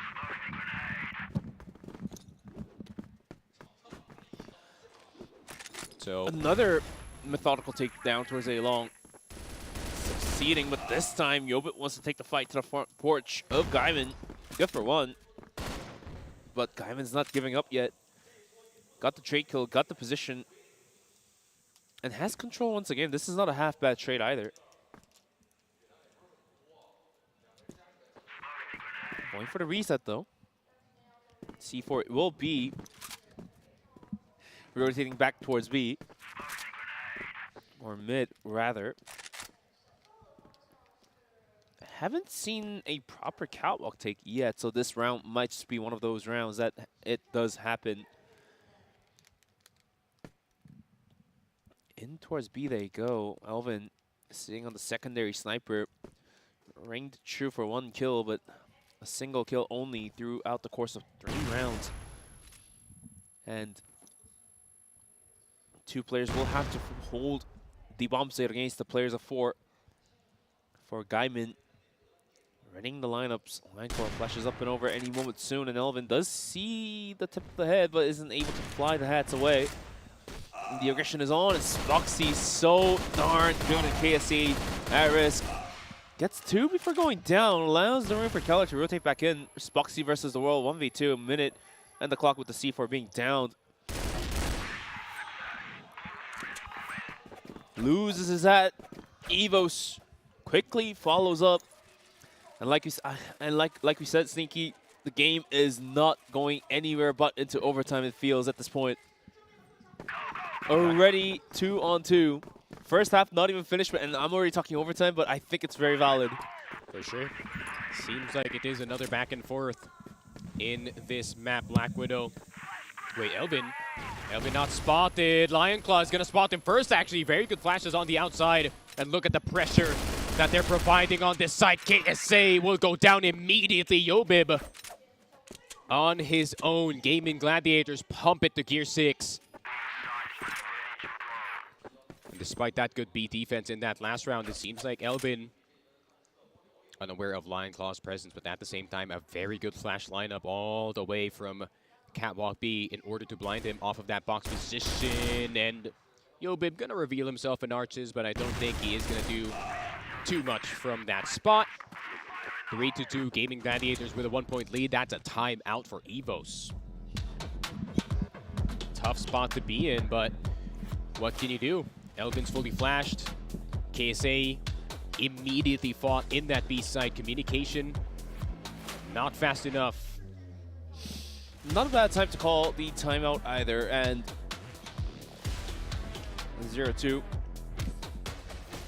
Prominent coach for the side of EVOS is explaining the mistakes, fix it up, and get back in the game instantly.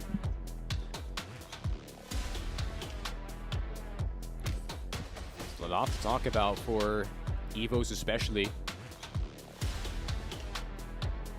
Considering that Gaimin is now mixing up the pace in Black Widow, as you should.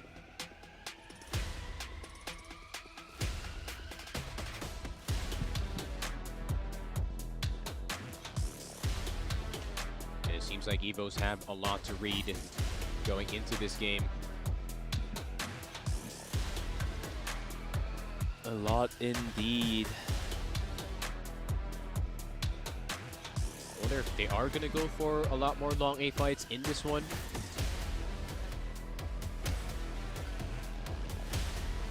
But kind of really depends. They've just been giving it for free time and time again. But just like how I said, it hasn't been good spawns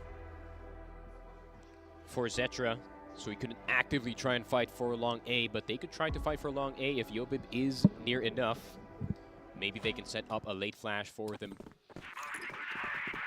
But the immediate smoke in towards long A is going to make it very difficult for EVOS to fight this Yobib. Oh, the flash up and over. Gonna go face to face. Somehow, how's Yobib was able to cross into the deep parts, and this might be the crossfire setup, and somehow Gaimin reads that like a book. Nope. That early smoke from the Zane is really disrupting whatever EVOS wants to do. Flex will get Zetra. Gaming Gladiators thriving on EVOS' pick.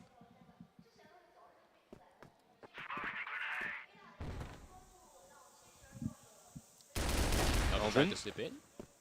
Might get Raffin. No, not with an HK. Raffin's back. Gaming Gladiators having the handle of the Blacklist side so far.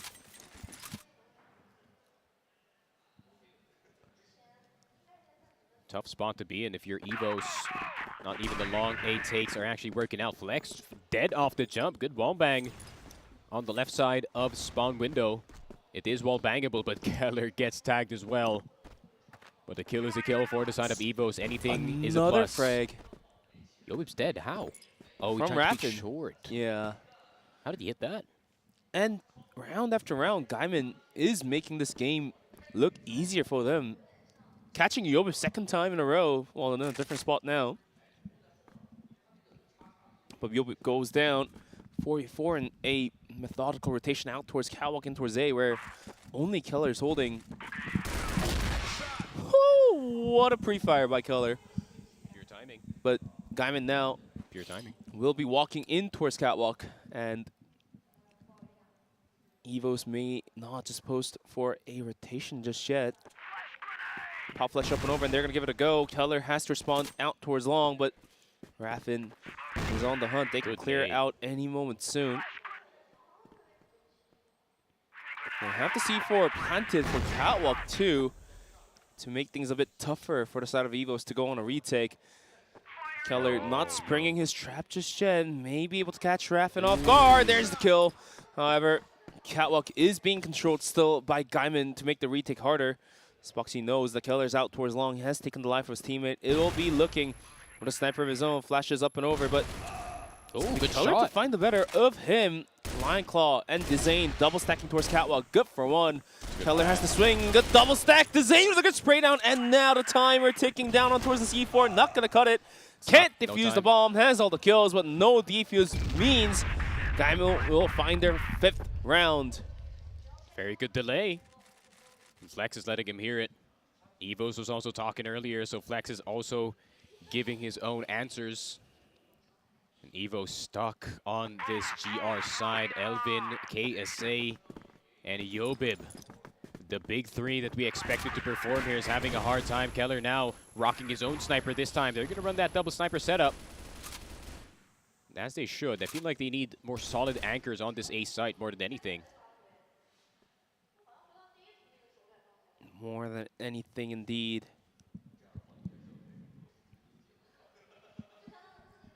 And I feel like Gaimin has Black Widow under their control, really enough, as opposed to our expectations before coming into this matchup. Black Widow surely is Philippines.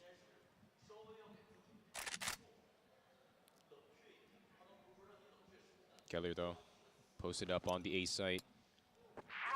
Will try to help Yobib with that smoke, but Spoxy will get spotted. Good crouch angle for Keller so far. Taking out 3 with the TRG, but Lion Claw finally tames him. Flex and Lion Claw, last 2 left alive. As Keller, that switch to the TRG might have just been the key for them to get back into this game. But job's not finished. Flex will get some damage with KSA with the fast taps. And will get him down as well. And KSA wanting to answer Flex as well. I'm not going to translate that. What is that? Nope. I mean, there's a, you know, a way of saying that probably in a more mild way. It is one of the milder ones for sure. If you were to water it down a bit further in English. You thought. Okay. You thought. You think. You thought. In past tense of think. You thought about it. He thought about it. You never got it. 5 on 3 though. Still a round remains on the first half. Whole lot of thinking to do. Whole lot of thinking for sure. And EVOS is going to be enjoying Keller's sniper coming in handy for the past round. Could BL is going to be interesting actually. Surely. But Gaimin will be pumping the brake for a little bit. Will be playing a little bit slower than the last round. Finally getting their foot in a long. Keller has enjoyed his position. But this time by staircases getting flashes, not going to cut it. Raffin fell. So he couldn't clear Keller here. Zetra's going to fall. The no-scope from Keller. He will get both. Yobib with a trade. 1 versus 3. Spoxy, the best sniper in Yumena. Can he do anything about this situation? 1 minute and 12 on the clock. C4 is down in long. Quickscope not going to hit. And KSA is going to stand up. 5 and 4. And Blacklist will be in the hands of EVOS. Gaimin gonna have to step up in this defense. Well, that they can. Raffin's hitting some really good shots. And Spoxy as well has been hitting some lethal ones, so it is gonna be them two who's doing most of the work. Keller, though, generational performance from the captain. 13 and 7. Elvin going on in, and he's gonna get Raffin. Lion Claw attempting to go aggressive in this B Watcher's position.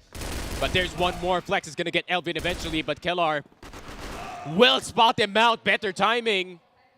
Zane and Spoxy, the only 2 left alive, but noise has been made. Do they know about Kellar? He's around the corner. Zane does get the peek. Zetra looking down, but look at the amount of time they have distracted the last 2 players, plus that's information for them as well. I mean, still retakeable down to a 2-on-2. Now, going in towards Waters and even going for a further flank. Keller is going to full send it towards Spawn, it seems. Spoxy does gun him in a 180. Needs to find Yobib. The time on C4 taps it, sees Yobib with the nades out in the hands. The nades are flying his way as well. He's going to have to stick to C4. Yobib is just being the pain in the butt. And there's no time.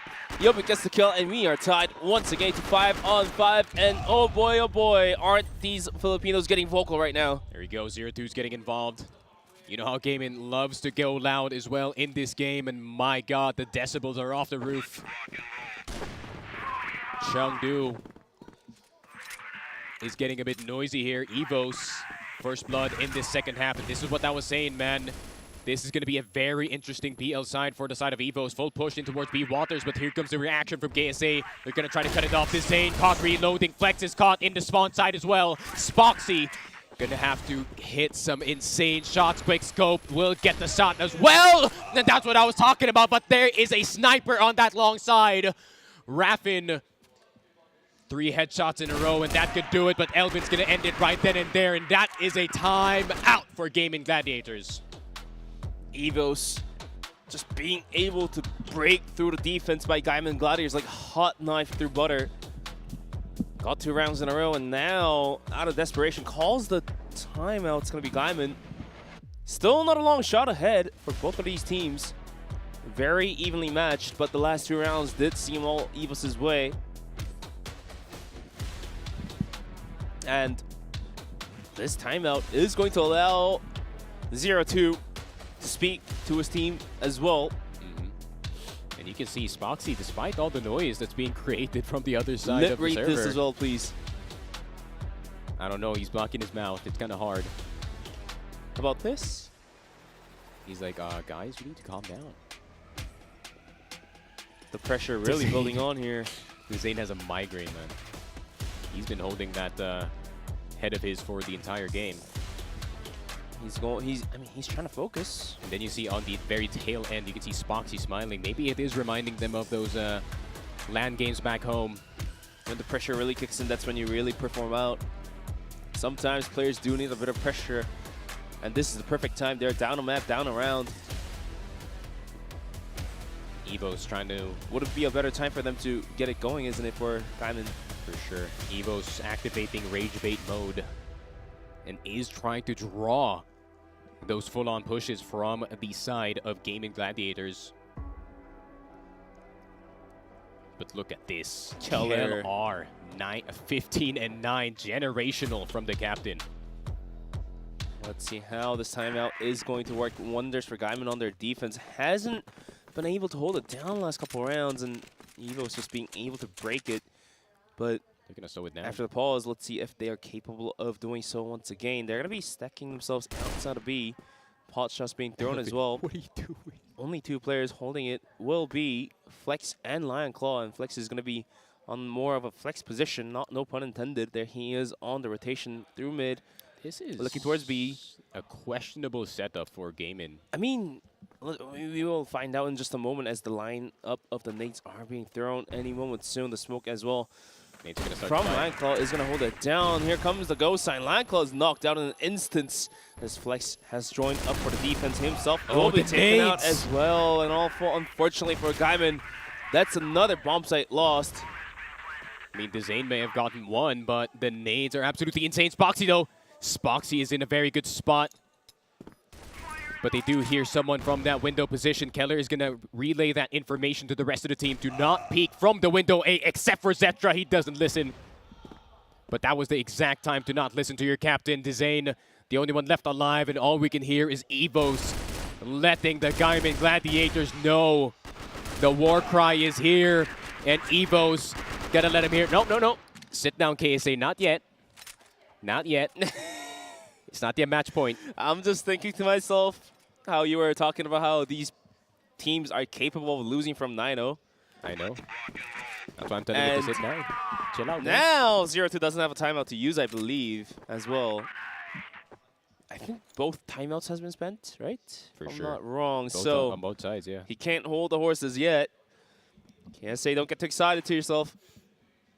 Another B push being cooked up, and this time GG is outside of Waters. Double flash. Lion Claw is knocked out in a blink of an eye. Raffin is going to be taken out too, but it's going to be Flex and Zane to find the piece each. Good enough. Down to 3v2. The retake is coming in, but the C4 is yet to be picked up by away. Zetra. Look at the position though from Keller. He's going to get knocked out way too deep in there outside of B. Down to 2v2. What is going to be the mid-round end game plan here for EVOS? KSA needs to not make noise, that's for sure. Oh, KSA, but he gets spotted by Flex. That's the C4. C4 forgotten on the site, so it's all on the Wonder Kid. But we've seen Zetra pull off in port in a 1v2. bit of luck on his side as well, but Spoxy. sees Spoxy, bit of luck Ooh, right sees there for Flex. sure. Sees Flex as well. He's gonna re-challenge. Plenty of time as well. Minute 10 seconds. The re-challenge is Imagine. coming through. Oh! The timing so close yet so far. The C4 still under control by Flex, making things a little bit tougher for the side of Zetra. The timings are crazy. I mean, Flex, he knows that Zetra is gonna come from this B position. But who is gonna hit who first? The USP versus the EPR. Flex is spotted! Flex is spotted and your back is turned and Zetra's gonna get you. 8-5, only a single round for Gaimin in the second half. And EVOS 2 points away from sealing that top 6. Absolute work by EVOS. Oh. Zetra will get the kill. Raven will get both Eobib and KSA. Seemingly a bit more doable round for Gaimin, isn't it? But Elvin has found himself in underpass. And how the hell is he there? The Elvin timing. How is he getting back behind windows? This is crucial. I don't think Spoxy realizes this as well. Elvin is going to silent drop, sees the Zane, but the shots aren't ringing true. Keller does spring in time, gets both kills, opens up the bomb site, now drops towards underpass. There's Line Club from windows. Oh my god, as well. hitting everything! And Raffin is going to be the last one standing in a 1v2. The Keller generational series. If it's anyone to do it, if it is the captain. Zetra, though, in a bad spot, has his back turned. But Zetra does have the better weapon. Keller gonna go for the bait.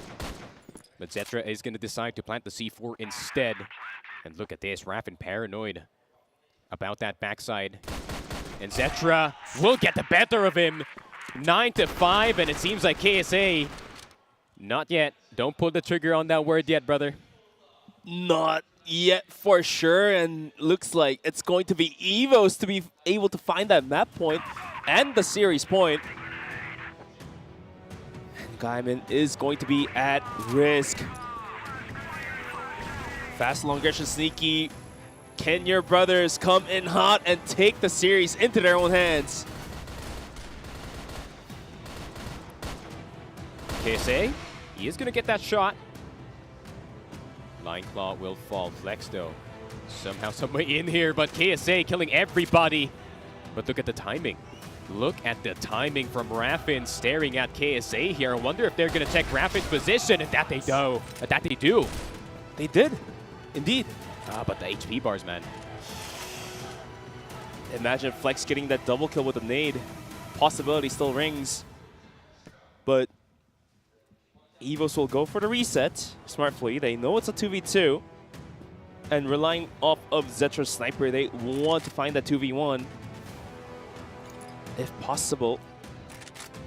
Going for the split though. What is the estimation here? I mean, if Zetra can somehow get the Zane here off of pillars, it is a possibility. Oh, Zetra's going to flash for a short as well. But that's not going to fool anyone, though. Still, it might allow for the cross of Yobib in towards B with the C4. Could be a good setup. It definitely could be a good setup. He's trying to sell the fakes for Yobib, buying the room, buying the time. Zetra sees the Zane now. He's alive. Barely alive. Stay in the corner. Stay in the corner, gang. He's got 1 HP. He's got a single HP, and that's a free plant for Yobib. I'm not sure if Gaimin is aware of this. Zetra gets one. And Sneaky, you take the honor of the 2v1. My god, Flex is going to get Zetra, but the timing is real. Yobib does have the death cam, so Zetra is communicating where this exact position is being taken. Yobib going to go for the backwards bunny hop. No noise being made whatsoever. Diffuse going to be there. Flex not going to get spotted, but he goes for the full swing. Dream on. Gaimin slowly but surely catching up to EVOS. Gonna be 6-9. 3 more rounds to be found. And up until Zetra got the drop with the quick scope on towards the player on A bomb side, we thought this was all EVOS' way, and then Flex with the full swing, getting the kill. Gets the job done. Tough one, but he did it. Once again, round number 16, potentially the last round of the series. Can EVOS mark it? Elvid's going to try to get an odd timing here. Oh, but Cetra switching his spots, no longer on that long position. Will try to get Dezane with this quick scope. Unscopes just in time. Dezane still in that corner. Nade not going to hit him. Dezane's gonna fall back in time as well. But look at this duo push in towards long. Sneaky already up on top of one of his KSA swings. Could get the kills, but it's gonna be Hubip to find the frag as well. All of a sudden, Gaimin is shaking. Absolutely shaking. They are gonna be playing a 4v2. Flex goes down, Refin goes down, and EVOS will shut down the series in a 3-1. Black Widow surely goes back into the hands of the Filipino players, and KSA is just playing out of his mind.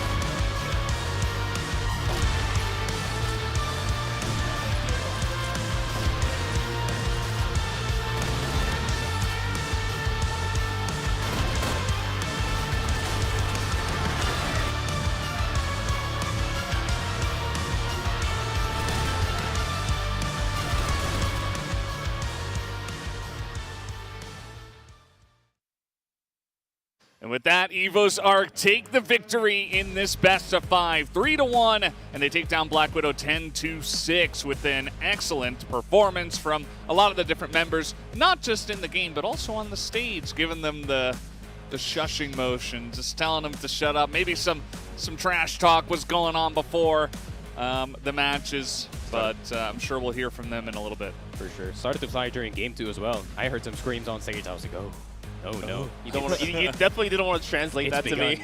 It's begun. I saw some words that were flying, and yes, at most I could translate is they thought that they could win up against EVOS, but not up against KEL-R. Generational performance for him for all 3 games of 1.50 KD, 128 ADR, 1.12 kill per round. The captain doing it for his team. Yeah, I mean, if you're leading the team, might as well as do some heavy lifting as well. He definitely and surely lifted the weights to save his team against one of the top teams like Gaimin Gladiators and turned out a series 3-1. We are going to go back in the green room after this to talk about the translation because I want to know what the heck was going on. But we momentarily saw on the pause as well that KSA wanted to stand up and shout, but he instantly sat down for the hesitation. He doesn't want to knock it. I'm going to ask KSA afterwards. You could? Yeah. He's going to definitely answer you, man. But, man, what a series. What a series for sure. Series, Brendan. You can see right here, too, Brendan. 10-7, 7-10, 10-13, and then 10-6. Yeah, it was just so close. I actually thought Black Widow was going to go the way of Gaimin Gladiators, but EVOS just fighting back. It was a good start from Gaimin, but it wasn't enough. I mean, that was just it's kind of what we expected, right? We thought it was going to be close. A lot of people favoring EVOS, but also some Preds over to the side of Gaimin Gladiators. And to be honest, you know, if they played a little bit better with how close it was, maybe they could have taken it down. But it wasn't meant to be. EVOS barely get across, and that means that we are going to have 2 Filipino teams moving on to the next stage of the upper bracket. So crazy stuff. The Valid region's chance, pretty good. Valid chance for your region to be present in the very grand finals. Hey, you said it, not me. You said it, not me. We don't have the power to curse the I mean, we Filipino can't. teams, yeah. Like, it's your region, so we're gonna stay away from it for a little bit. Even the Chinese casters, you know, would like to agree. Some of the other players would like to agree as well that this could be the year where we might see, you know, a top 2 finish from one of the Filipino teams. And you know, I'm not knocking it just yet. I'm not saying they're gonna lift the trophy for the event, but this is probably the best shot that we have had in a while in lifting the trophy, because the last time that we had a significant win in the entire CFS ecosystem was that 2018 CFGI, and you know, it's been a few years. It's been a fair few years. Yeah, about 7.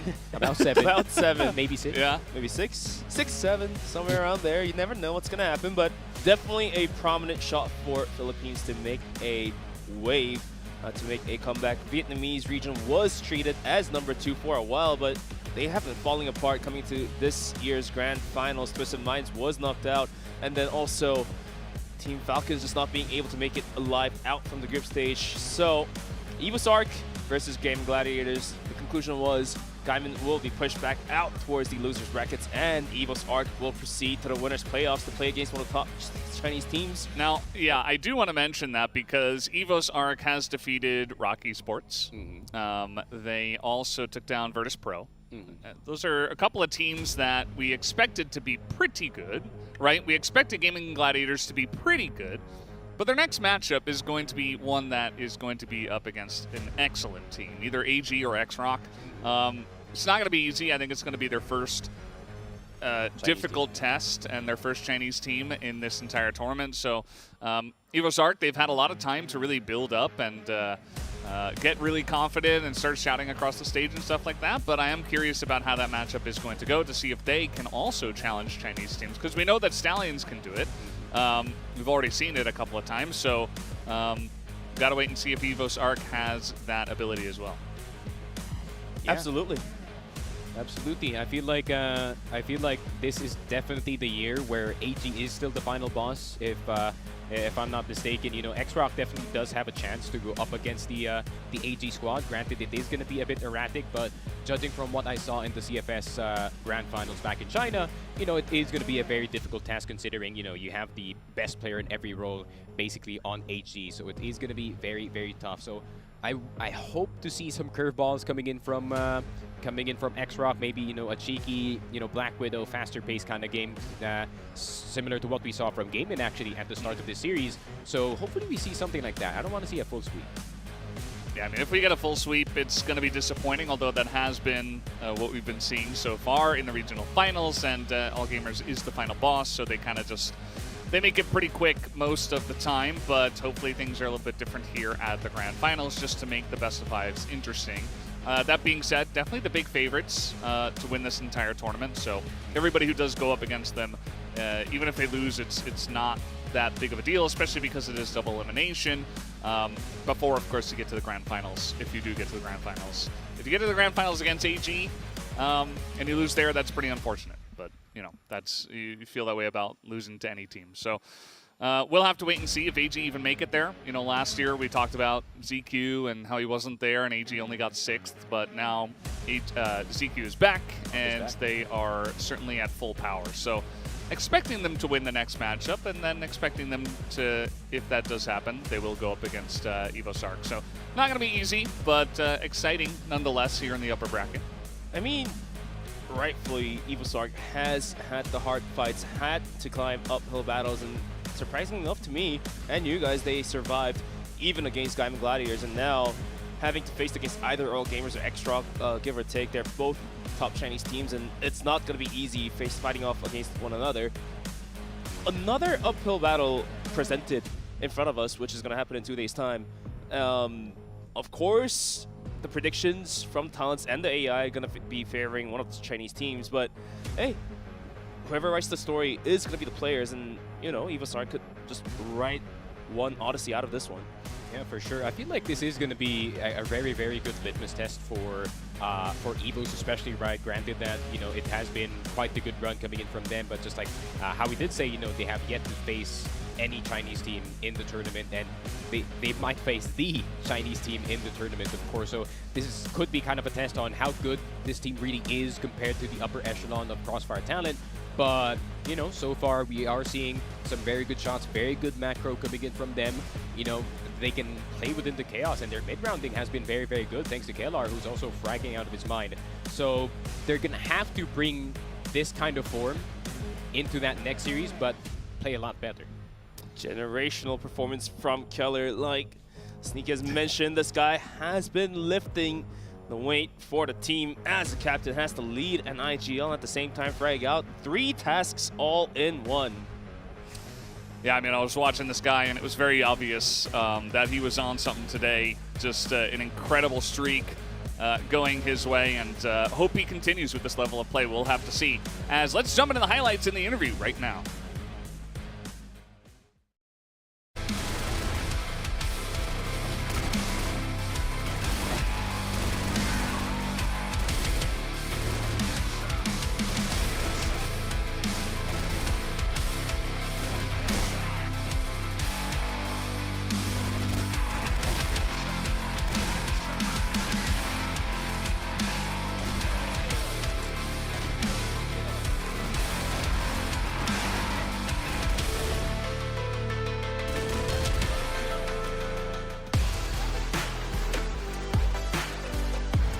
Another team officially moves forward in our playoffs. EVOS ARC gets the big win over Gaimin Gladiators. The Philippines region looking very dominant and strong, of course, with the likes of the Stallions up at the top, with match MVP and IGL of Keller. Plus, we got Coach 02 also on the stage.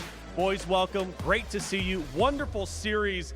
Let me ask you, Keller, you beat Rock, you beat GG. Are you the EU MENA dominators? I think totoo. Totoo yun. Kami ang domination. Yun yung tingin ko.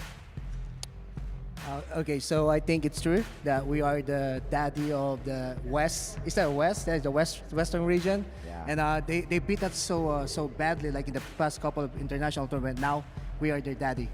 Now you are the daddy, as you heard it here first from 02 and of course Keller himself. But I gotta say, regardless of how good you looked during that series, it still was tough. You had to go through the gauntlet in order to get that win. So many clutch moments.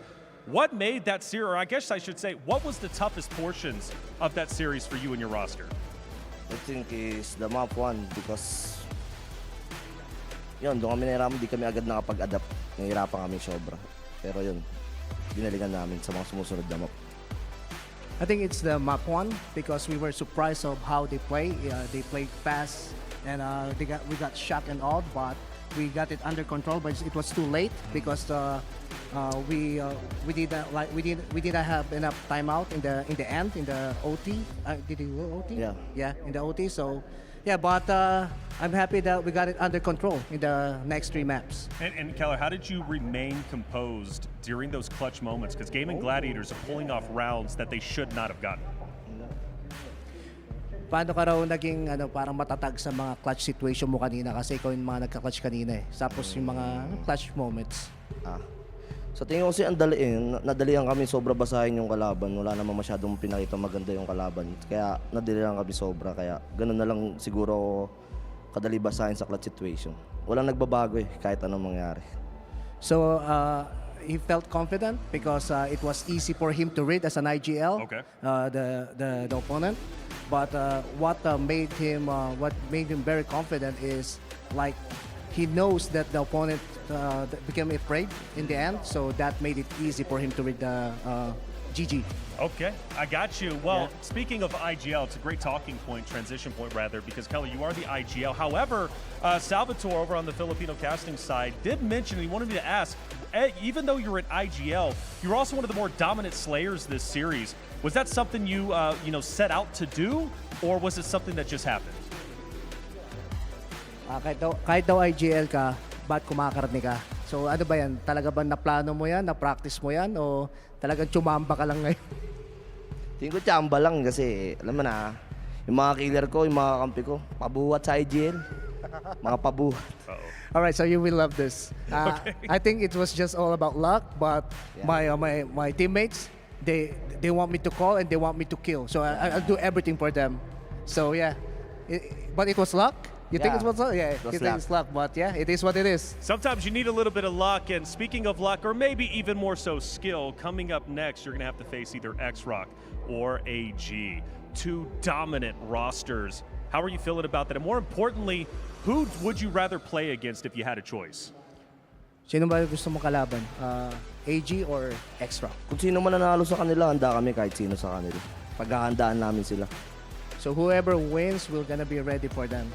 Fair enough. And let me ask you this, because Stallions are doing quite well, but there's a rumor developing that a certain team, maybe even on this very stage, have become the villains of a certain region.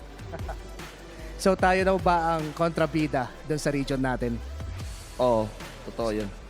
Yeah, it's true and we embrace it. Okay, embrace it. Do you think it gives you fuel to the fire for your roster? You're okay being the villains. So, tingin mo ba yung nagpapaapoy sa roster natin at okay lang sa'yo na ayaw sa'yo ng ibang ng bansa natin? Oo, totoo yun. Kasi hindi namin kailangan na gustuin nyo kami para manalo kami. Kaya namin kahit wala kayo. So, we don't need anyone else to like us. As long as we like each other, we know that we can win this. Okay, I like it. Obviously, Stallions are at the top. Maybe we get a match there. It's going to be a little bit. You still got to get through XROCK and AG. Kelly, I'm going to hand it back to you one more time. Shout out who you want to shout out, because you've worked hard to get to the stage. Shoutout nga pala sa pamilya ko dyan at sa asawa ko. Maraming salamat sa suporta nyo. Ganon din sa Arcilla family at sa mga manginginom dyan. Maraming salamat sa inyo. Ganon din sa mga kaibigan ko. Alam nyo na kung sino kayo, di ko na kayo isa-isahin. Salamat sa inyo. I'll translate? Yeah, sure. All right, so he wants to shout out his family, his wife, and Batang Tondo, all the Tondo boys or Tondo supporters. And of course, I want to shout out my wife and my daughter for supporting us. And of course, our translator, Mike and Jeannie. And of course, to you, my man, thank you. You've always been fun. And I want to shout out the Philippine CrossFIRE community. I mean, I know right now you guys are supporting us, so we appreciate that. But yeah, let's be one just for now. Okay, shout out Philippines. There it is. Shout out to the Philippines. Shout out to EVOS. A big win. They move forward. The villains looking to conquer and dominate every single roster they come across. That's Keller and, of course, Coach 02. We'll be seeing them again, I'm sure of it. Coming up next, though, two Titans will battle against each other in our first match of the playoffs. It's all gamers going against XROCK when we come back.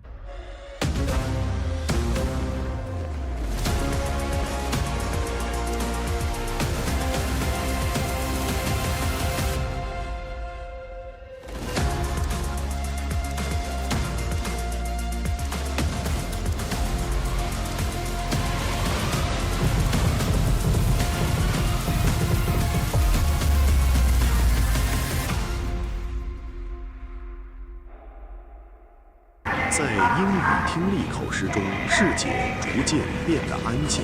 医生告诉我，我患上了神经性耳鸣和听觉障碍。从那天起，世界一点一点地远离了我。但是，仍有一样东西留在我身边，那就是穿越火线。当我再次打开游戏的那一刻，世界重新有了声音。在那片世界里，我重新开始呼吸。就在那时，我认识了包括兔酱的很多小伙伴，他们一点一点照亮了我心中的黑暗。于是我下定决心亲自去见他们。2018年在南京举办的 CFS 上，我见到了他们。虽然害怕，但那一步改变了我的人生。穿越火线对我来说，不只是游戏，而是一扇通向世界的门。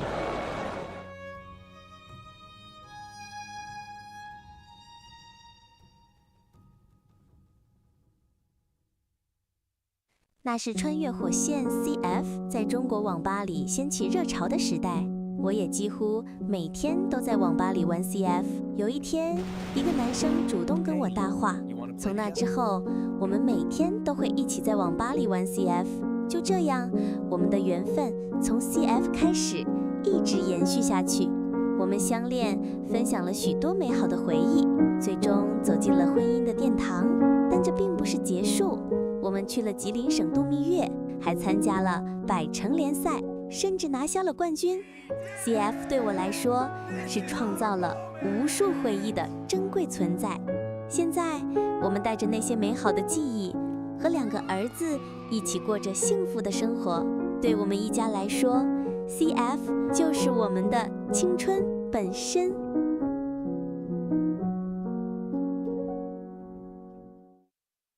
2008年，那时候的我还是一个迷茫又叛逆的孩子，直到我遇见了《穿越火线》，是这款游戏把我从混乱中拉了回来。第一次参加 WCG 预选赛，那是改变我人生的重要时刻。我还拿下了金枪王的称号，但我没有选择强队，而是坚持陪在我身边的队友。这个选择也成为我一生的缘分。许多年过去了，我依然没有离开这片赛场。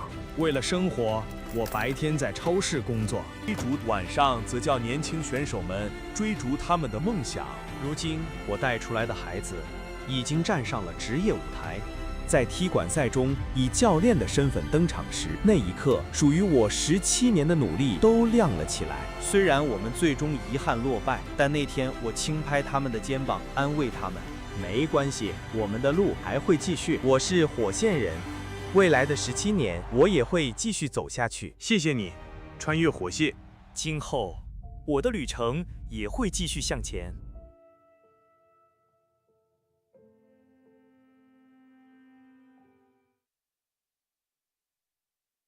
小时候，我总是和朋友们一起玩 CF， 我太喜欢 CF 了，所有比赛都不会错过。看到那些热情的解说，我也渐渐的被解说这个梦想所吸引了。就这样 ，CF 自然而然地融进了我的生活。长大后，我的目标始终只有一个，成为一名 CF 官方解说。所以，我每天都会分析比赛。每当 CFS 举办，我都会去现场向我敬佩的解说老师们学习，也会一起拍照留念。直到有一天，我能站在那个舞台，用我的声音去讲述比赛。在那之前，我的梦想绝不会停止。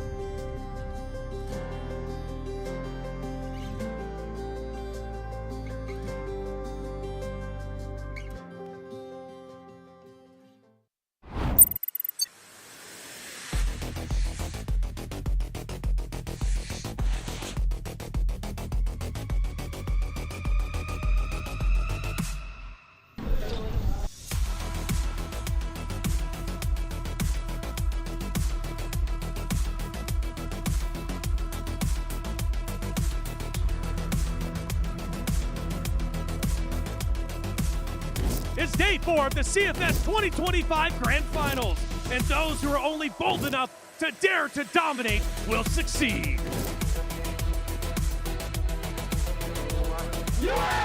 Got you. And welcome off in the point of defense, but they're so happy to fly into the flying. Stick him up here. Nice!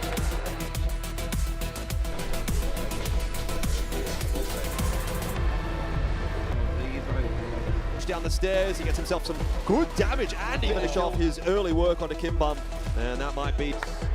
Let's go.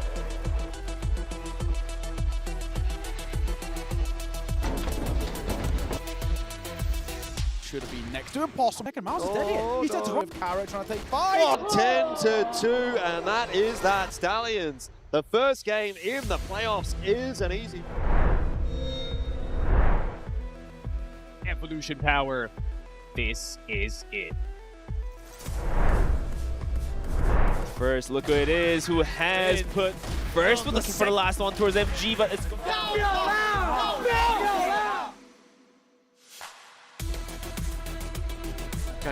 Who has any spots? Both Silva and Feifei, and actually Wait, and MG's gonna get knocked out.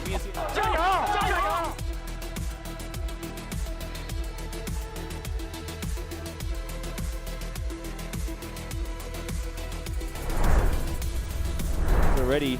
Oh my god, that's an entry. Alcazia have to go out this aggressive. It's added. Alcazia is taken down. EP chops them. That's going to be 3 maps taken in a row by Evolution Power Gaming.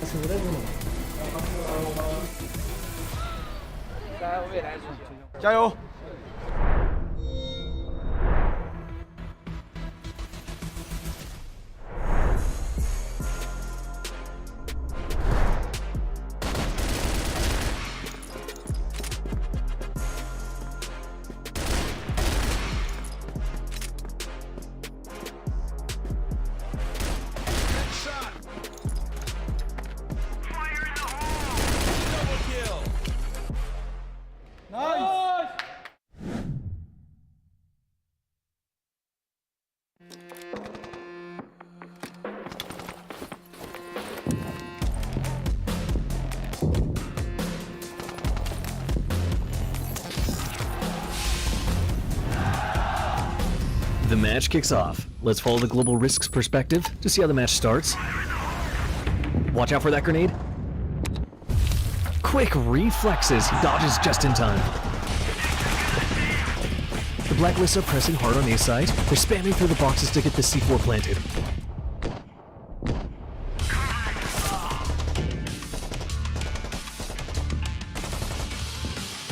What a great shot!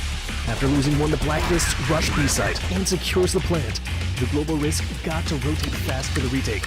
Everybody's down. It's just him remaining. Is he slipping into the site undetected? He takes one down. No hesitation. He goes straight for the defuse.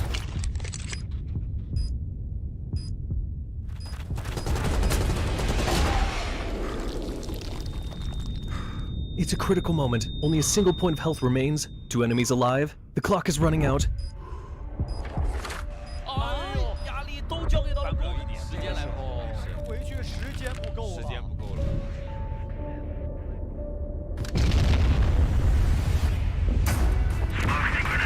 He commits to the forced defuse. Takes out another one in the smoke. But the last opponent pushes in. The final 1 versus 1. Only 8 seconds left.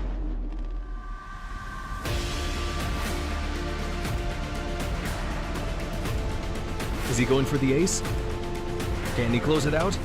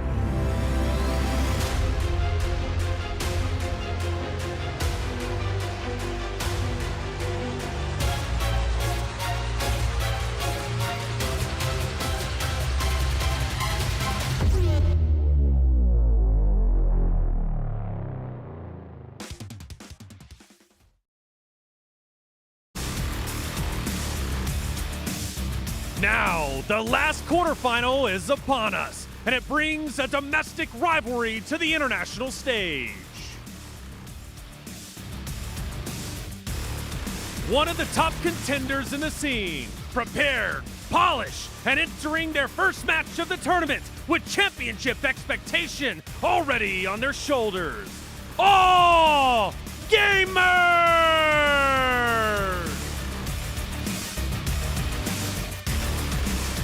And across from them, a team carrying 2 strong wins from the group stage, determined to push further than ever before. XROCK!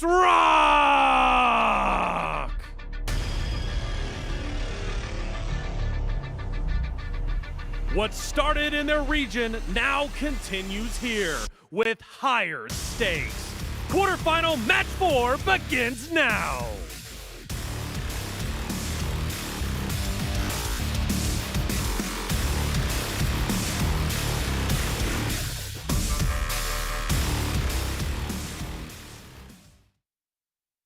Thank you so much, Reflections, for that great intro of our 2 teams. We got AG up against XROCK. I am Valdez, with me is Naokai and Elfish Guy now for the second series of the day.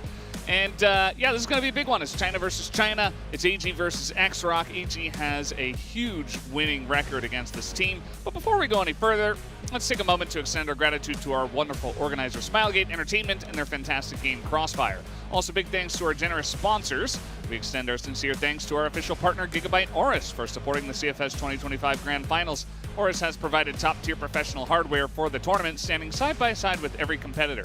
Team up and fight on. Thanks to our official partner, Ant Gamer, for providing the global first 750Hz ultra-high refresh rate monitor, Ant 257PF, empowering players to win the game. Born from the game, fueled by the players. With a 750Hz refresh rate, every frame is a game changer. Swift peaks, instant flicks, every move lands with lethal precision. Millisecond level response ensures scoping and flick shots with 0 delay. Pre-fired shots connect instantly, turning moments into highlights. Ant Gamer empowers every moment of courage to win and witnesses the journey to the champion. Thanks to our official partner, Morphling. Morphling L50 gaming chair with its innovative dynamic lumbar support system built just for competitive gamers. Get ready to level up your game with adaptive comfort and get supported every step of the way. Your back, support, your win. Practice that in the shower? What? Do you practice that? I have practiced it a lot. Yeah. It's becoming quite seamless. Against my will, just every day. You know, I am forced to read the sponsors. When you close your eyes at night, it just like keeps going. I have Think memorized about that some of it. Yeah. support. There we go. Swift peaks, instant flicks. All gamers coming on in here, and yeah, they're pretty good, guys. I don't know what to say. Like, they're the best team. Yes, these guys are the favorites coming in towards this tournament, and this is a good opportunity now for them to kind of prove why everyone is so hyped on them. You know, we kind of at the start of this entire tournament, we had the predictions of what people thought. AG were at least, what, 90% of the picks. There was a couple of biases here and there, and a couple of people who maybe went for like regional hopefuls kind of vibes. But, you know, to be frank, AG the side that we look towards, and there's so much to like here. You know, Do is mechanically probably one of the best players that we've got, you know, in the entire world. A guy who I think can quite consistently take over in the server. ZQ, another name that's just been around for such a long time as well. But there's just so much to like about this side. But the big thing for AG just always comes down to consistency for the side. They always keep finding this level, and the hope is that they can come in towards the tournament and just carry on as it has been all year long.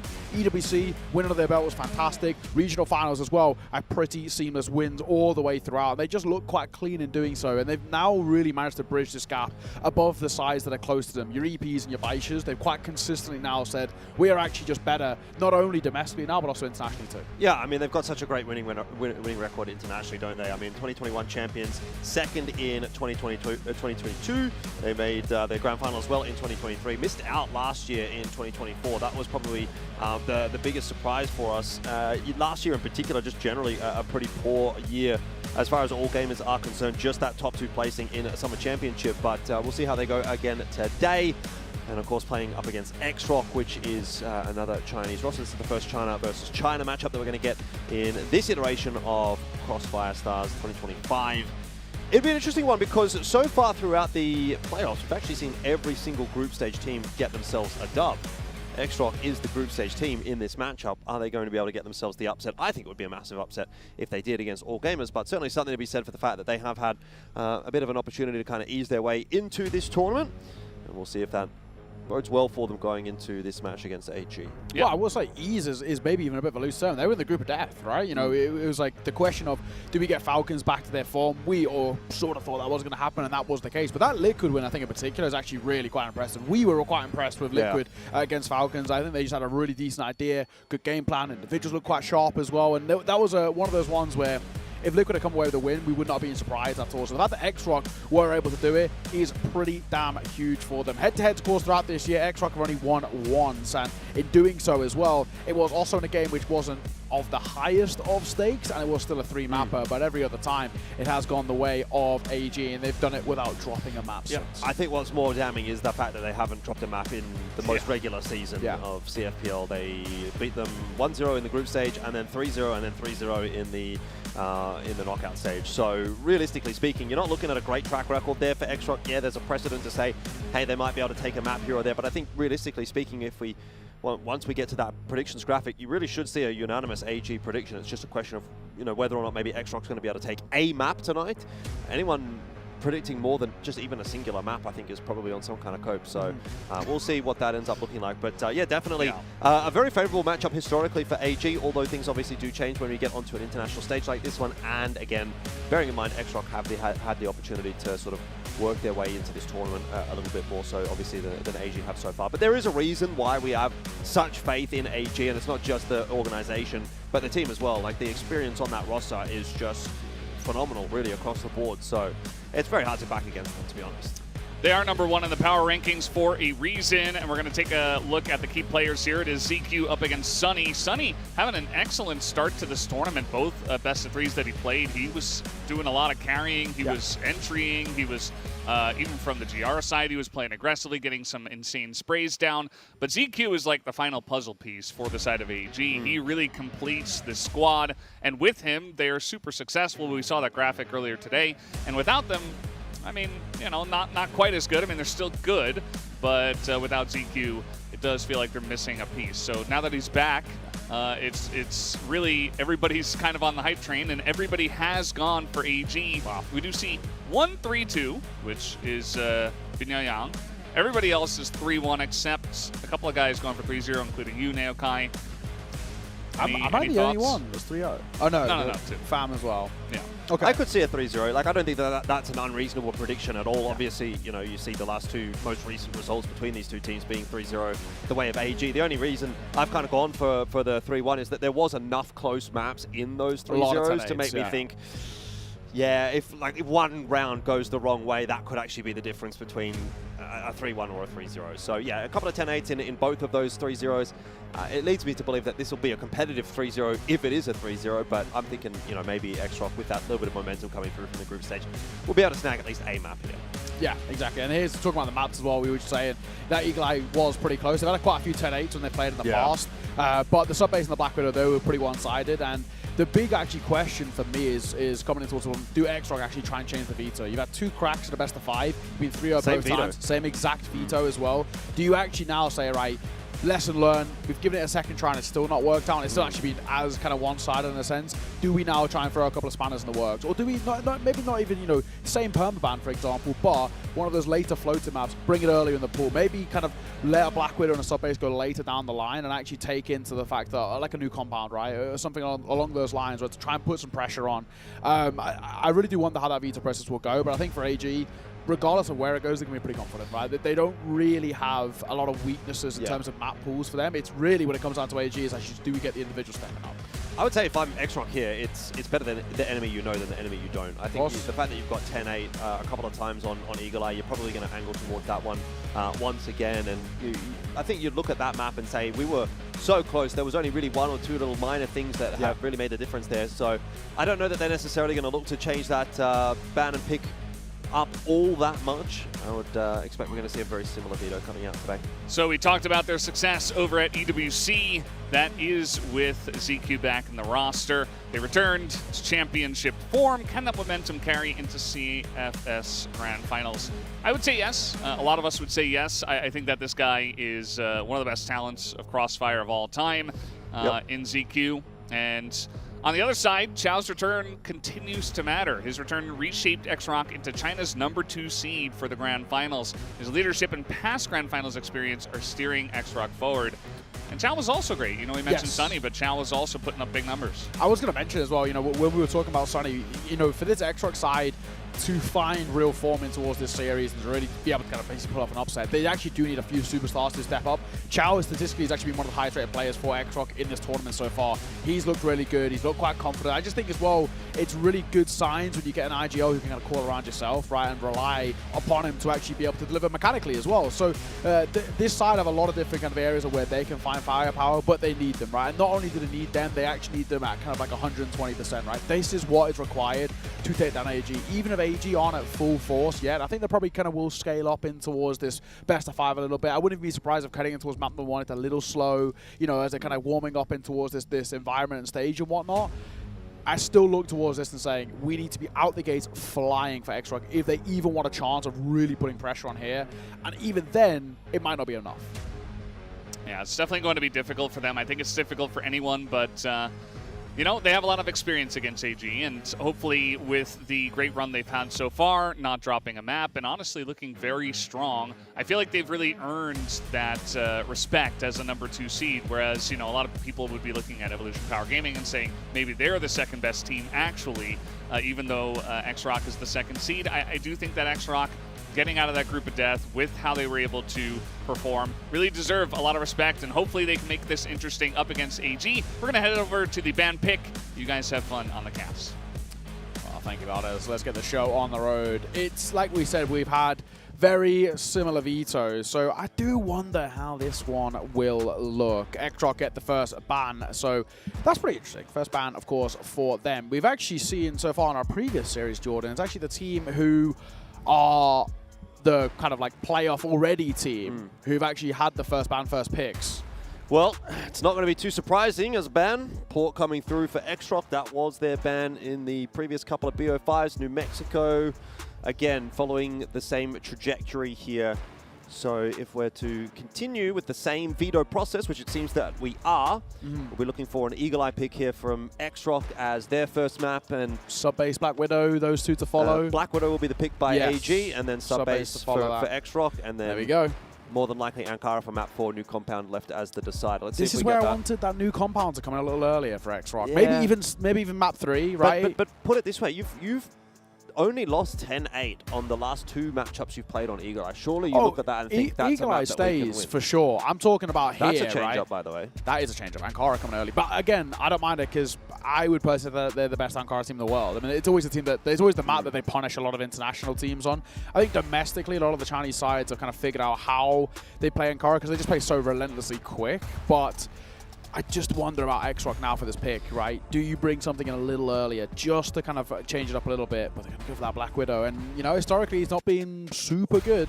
Well, yeah, it's interesting that they do pick the Black Widow there because that was, you know, traditionally the pick of AG in their first pick. So they know that that's going to be a map that AG are pretty comfortable with. Do you reckon they were prepped for it and expecting it to get picked in map 2? Potentially. And then they were like, we actually really do want this in now. And I also think that, you again, if you go back and you look at the grand final of CFPL, that was also a map that was really close. Both Eagle Eye and Black Widow were 10-8, and XROCK only just losing those 2 maps. Got to feel like they were in with a shot on both of them, so that'll be why they've gone in that direction. So at this point, it's like we're kind of almost trading the picks a little bit. Black Widow gets picked by XROCK, Sub-base actually gets picked by AG. Traditionally, that's the other way around.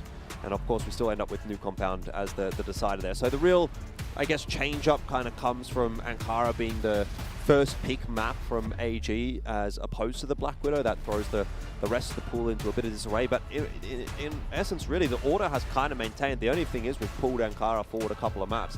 Everything else kind of remains. So again, obviously very, very similar pool to the previous few matchups that we've seen between these two teams. And we'll see if, again, whether or not that actually is going to help out XROCK, or if once again it'll be AG that just continue to run away with these series. Yeah, it's one of those where everything kind of, for the most part, remains the same, and now kind of that big question is the scoreline also going to remain the same, right? Is it just going to be another one of these where AG are able to pull off a bit of a blowout? I mean, sure, the maps themselves feel a little bit closer, but in the grand scheme of things, 3-0 is a 3-0, and that's ultimately all that you take away from it. So for XROCK, You've had two fantastic series so far, two best of threes, which have gone really quite well, Falcons and Liquid, where you've looked quite sharp individually on a level that you want to see for this side.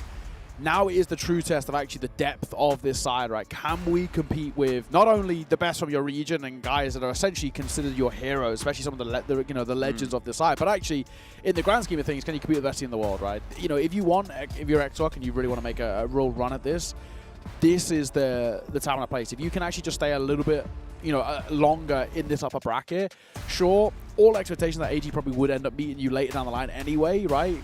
But if you can just stay alive a little bit longer in this upper bracket, that goes such a long way.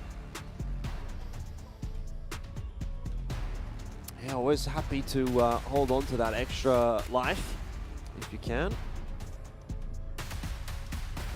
So we're still sorting a couple of things out on the stage here. So it might be a few minutes before we're underway. Dude's going to be an interesting one. Always a highlight player. It's true. He's just so crisp. I mean, he's one of those players that if he gets into a bit of a flow state, you can't stop him. No one's been able to stop him at EWC, right? And this is the thing. Like, if we can get him at that level for XROCK, all I can say is, best of luck. All I'm saying is I'm a little bit disappointed we won't get the quintessential Du versus Xiao matchup that we always like to watch. That's just fireworks having been eliminated. Time. But yeah, those are the two snipers that really feel like they can just run away with a map. And yeah, unfortunately, one of them not going to be taking part in the playoffs. But, crazy just to say that anyway, right? That Baisha being grouped. So unexpected. But questions for AG about what their longevity looks like in this series. All expectation, of course, for them is that this one should be a bit of a formality. Not so much as some of maybe the earlier games or like that Twisted Mind one, for example. But for the most part, this is a team that they have not dropped a map to this season. Yep. They should be coming towards this one with a hell of a lot of confidence. Absolutely. I almost wonder if, as AG, would you prefer to face XROCK, who I guess on paper we have quite a bit more respect for than some of the other teams that are here in the playoffs? Or would you rather face a quote-unquote weaker team? Like is there more of a threat that might come from a Twisted Minds or a Gaimin Gladiators or a EVOS or a Stallions or any of those kinds of names as opposed to an XROCK, which is, let's be real, a good team, but a known quantity. What would you prefer there as AG? I mean, look, if it's Twisted Minds, I think I'll probably pick Twisted Minds, just for reasons. Why is that, mate? Well, the reasons don't need to be said now. Yeah. Well, the one thing I will say though, if you ask ultra competitive kind of players, they would generally say we want to face the better teams as early on, right? Because I think it's one of those things for them more than anything, which is actually you get to whittle down the competition just a little bit. You actually get to put yourself in a spot where it's like, right, we've got the really hard win out of the way, and the hope is if that team really is a threat to us or scary, they might not even survive the lower bracket gauntlet. That lower bracket can be brutal. No second chances, pressure right on your shoulders. So sometimes that's what a lot of teams face, where they're like, I actually want to face off against one of the good teams. So I also as well get a good understanding of where we stand, right? Are we actually at the level where we should be coming towards this sort of a game and feeling really confident and walking away with a win? And are we actually playing like tournament favorites? So it's a good litmus test to kind of see where you feel. But it looks like this show is about to get on the road. A best of 5 here in the Chinese derby. Let's get this one started.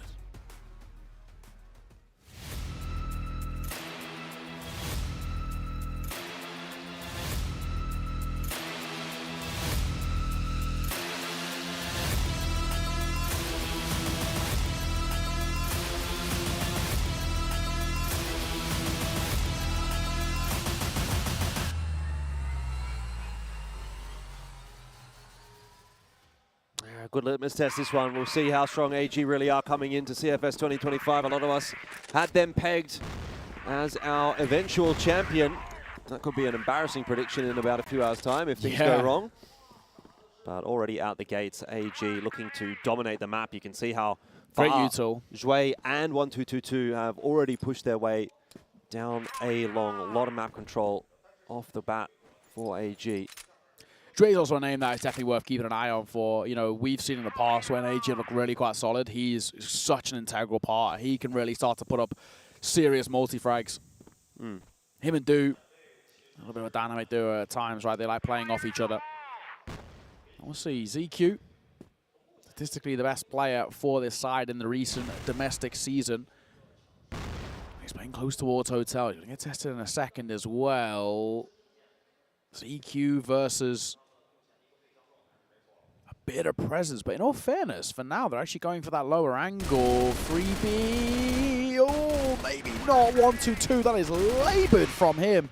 Same can't be said for ZQ. 1-2-2. He'll dive down as he looks for 2, but it's ZQ who comes in to make it 3. Sunny, what have you got for us, Sunshine? 1 versus 4 to bail them out of this one. Finds the first, but C4 down, needs to collect, which he does. Well, we did see the sunshine on the way out the bus, on the way into the studio this afternoon. We said that's a good omen. It's a 18 good sign. degrees, lovely day in Chengdu. A lot of people in the park across from the hotel this morning. Yeah.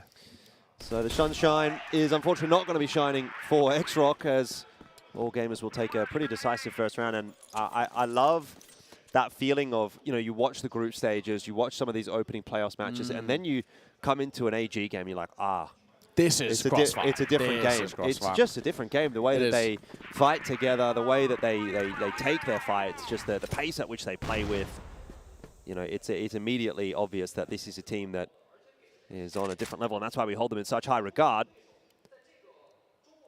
It's one of those things as well where, like we were talking about, we spoke about it yesterday, and we spoke about it kind of throughout the groups, you know, is it actually a benefit having played the warm-up of the groups? And I actually do think that 9 times out of 10 it is actually a real benefit. That 1 out of 10, though, is when you're facing off against AG, because it's AG. Yeah. You can have all the warm-up you want, but this side are so sharp and so ruthless to play against.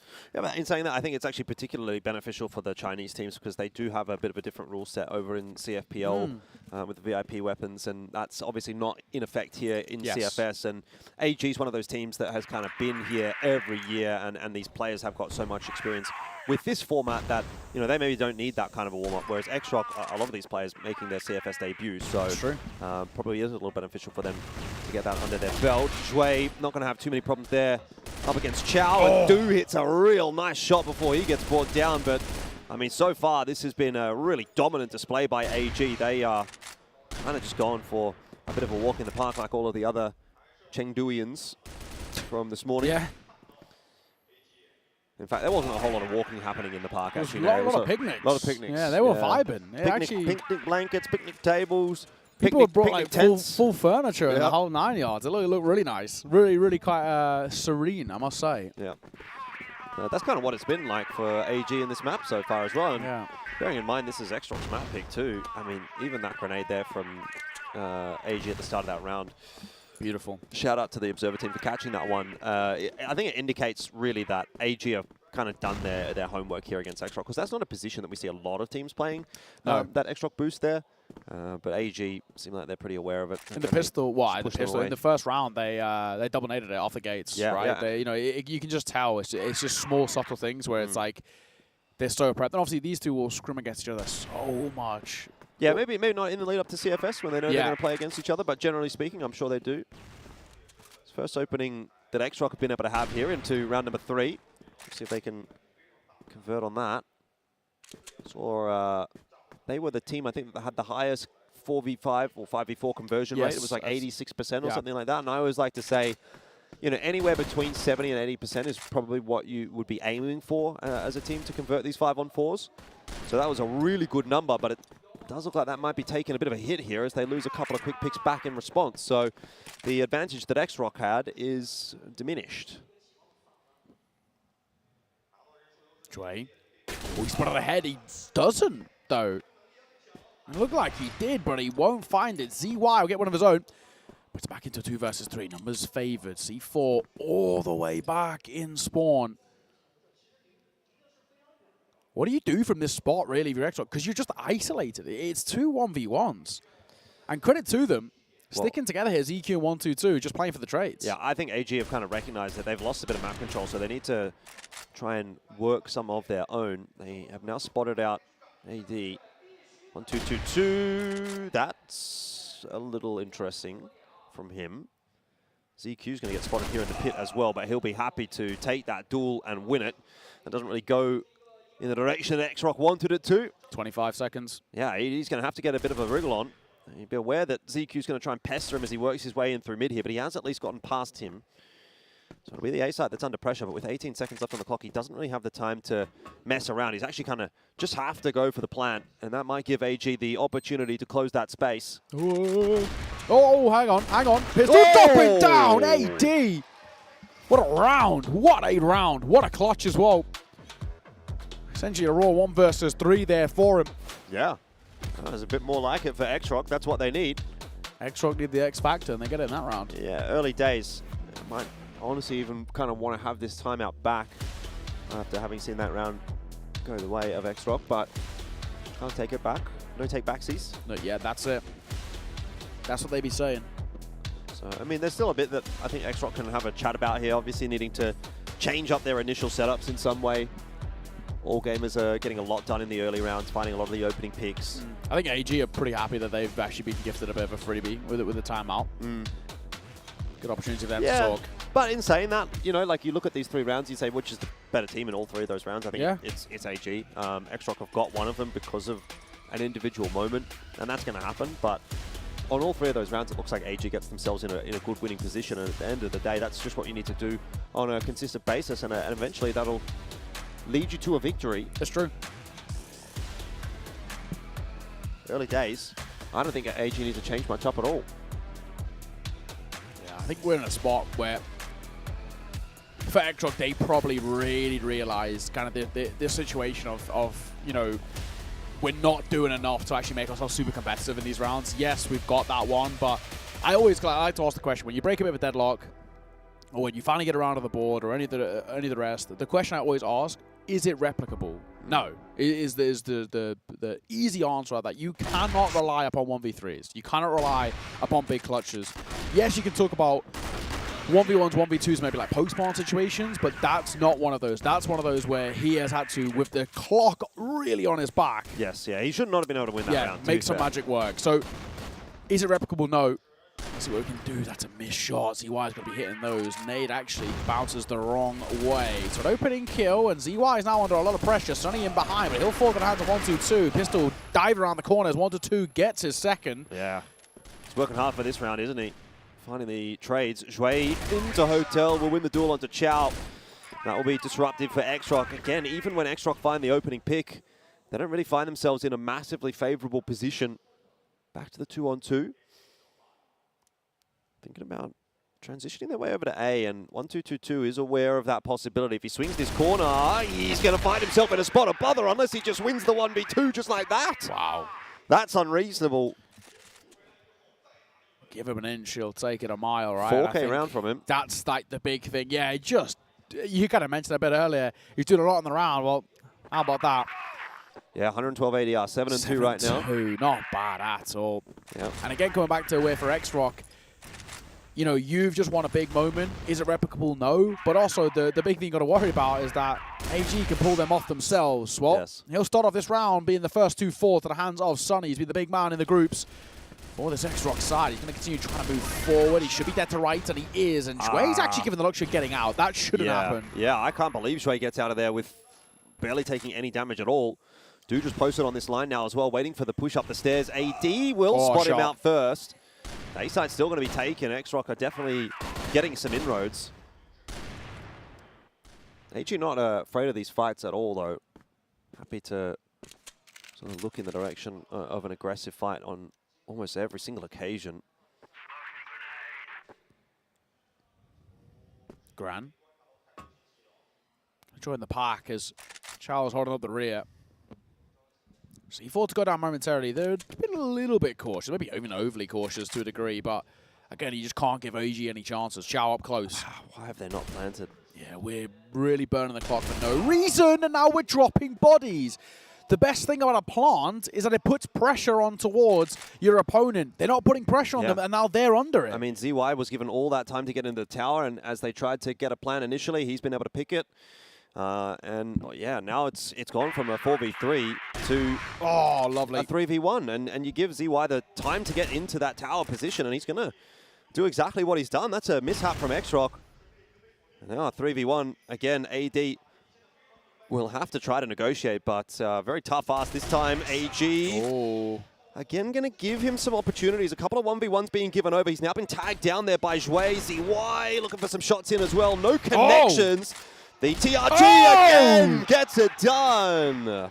AD, how does he keep pulling the rabbit out of the hat? I don't know. AG have got to be kicking themselves. I come back to my question. Maybe it is replicable because he's done it again. Fair play. Yeah. AG, that is honestly more than anything, just an annoying round to let slip. Yeah, they did so much work to get it back into the 1v3 and then...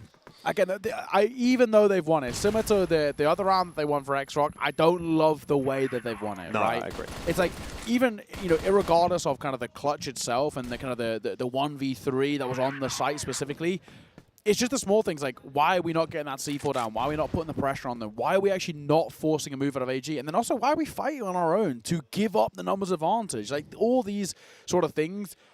In the grand scheme of things of a best-of-5 series, you will be punished. It'll lose you maps. It'll lose your series. Yes, you've got it. You've done it right so far, but this is early doors where AG are still warming up to the stage.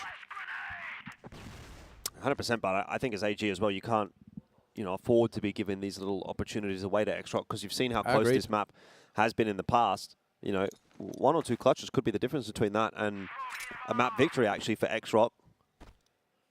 You've already had 2 clutches, so. At some point, XROCK are going to start putting some good rounds together here as well. Yeah, they're no strangers to Eagle Eye. They pick into it. AG, I wonder if they've given XROCK a little bit more leeway than they ought to have already. I mean, frankly speaking, this probably should be a 5-0. Yes. 3-2 feels quite close. 5-0, miles away from that. So, we've already got a competitive game. I don't think anyone to blame here for that apart from AG. AG got to blame themselves. ZY goes down early in this round. A bit of a slower approach from XROCK. Hoping to work the picks with the double sniper setup. It's a big fine getting ZY out early. Yeah, he's been good. Yeah, it's quite an important name to drop.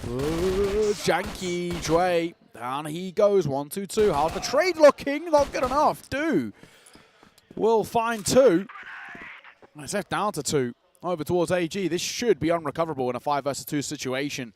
Especially as they're moving back on towards the A site, but there's one last turret here to try and keep them at bay, and he misses his shot. Sunny will punish, and that'll be all she wrote. Yep. Yeah, got to be disappointed here as AG. This is a good round from XROCK. Like, finally a round which is actually good. Door's been left open, and XROCK have decided to announce themselves. Timeout coming through here for AG as well after this round, and I think it's warranted, definitely. Yeah. Coach has got to have a bit of input here and say, guys, what's going on? Because this should have been a bit of a cleaner map for us so far, and we've really, in a sense, kind of allowed XROCK into this competition. We have been the better team, but the score is still 3-3. So why is that? Yeah, right now, it's one of those where for AG, first time when this true, like, the whole round kind of collapses in upon itself. So if you're going to get 1, it's just a mere consolation for him. Saving the stats, because why not, right? You're not pulling off 1 versus 5. No point even giving this one a look in. First time out that comes through for AG in the series. Both of them now used very early on, but again, kind of on the side of maybe the XROCK one, we can argue that later down the line that probably would have been more valuable, but this AG one I think is super valid, right? We've lost 2 horrific clutches, essentially a 1v3 and a 1v4.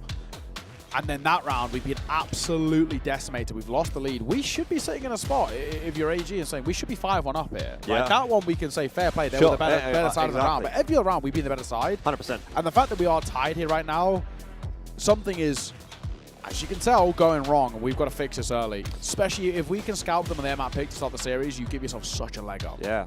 Yeah, but, even if you can say, we could be 5-1. I mean, you look at the scoreline at 5-0 and you think, does that round play out the way that it did? Or is the fear factor of being down 5-0 going to throw some sort of mental fortitude issues in the direction of XROCK? Might be 6-0. Yeah. But not the case. And I guess at this point, AG can't really afford to waste any time thinking about that. They've just got to focus on the task at hand, which is still going to take some work.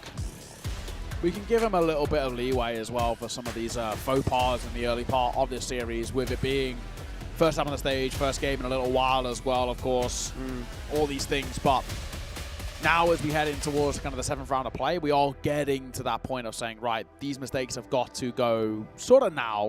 You know, fair play, first half, I can give you these kind of like errors because you are still warming up into the environment around you. But I think from the second half onwards, first and foremost, can't be losing these clutches. It's just like the fact that he's able to isolate so effortlessly, that's not a good sign. We got to play together. You're against the sniper. And AD's going to open things up again. AD is really looking sharp. 10-3 for him. He is having a stellar map so far. And on the other side of the field, the primary sniper for AG. Yeah, non-existent. Not really putting it on the board. If anyone, it's been ZY that's been impressive with the sniper rifle for AG. I also have to ask, how does this map look if AD's not having the impact? There's been a little bit more across the board for AG, I feel, whereas I mean, at least 2 of these rounds you could say, well, that's solely on AD, and the opening kills are also coming from him, so he's putting in a shift. That'd be crunching here. Yeah, they are. That's known about, though. Spotted by Gran, commed over as Dude trying to pop up, and he's going to get a bit of support. Chow going to find the kill. Dude on his own, and Gran. They all combine so well to shut down the re-aggression from AG and leaving it all on the shoulders of Du. He does get a second kill, but does it make a difference? It's now a 1v5 to 1v4 for him. Pistol pulled out. He survives a bit of a scare there. Yeah, no damage taken either. He gets close on that shot too. 1v3 now. Hang on a second. Don't give Du these opportunities. This is like the kind of guy who can single-handedly win rounds of this. AD, you might have had some miraculous moments, but Du's had plenty of his own himself, but he gets shut down. XROCK take the lead. Yeah. AG have been loving these mid-round re-aggressions into mid. And XROCK read it. Oh, and I don't blame them for that either, because, you know, AG are starting to get a little formulaic on this GR side. We do see that push into mid quite a lot from them. So getting a little readable. And XROCK happy to take what is given to them, and that has been now a 4th round. So AG, despite a good start to this map, not looking like they're going to be the team on top, at least at the moment. That was not even really a round that was influenced too much by AD, though he did find the opening pick. Yeah, it's sort of everybody just getting into the thick of it, right? Yeah. That shutdown, it was Gran, Chow, and Du all kind of involved in it.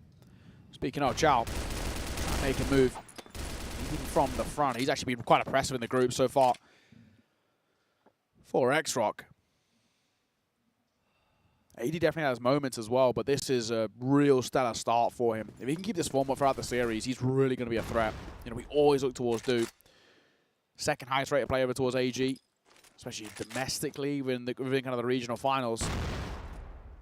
It's a big nade though. AD chunked down 60 points of damage with that one. Yeah, it's a good start for AG. A lot of damage done to AD, and Chow also tagged up a bit. Should help. But these last few rounds haven't really looked too close. AG have just been getting a bit dumpstered. It's true. So I like that they're maybe just going to change it up a little bit, play a little bit more safe. Shui is still probing here on long, but it's a bit more of a standard hold for AG. Until Shui just goes floating across and gets picked off by AD. That's another mistake. He's done that in a row now.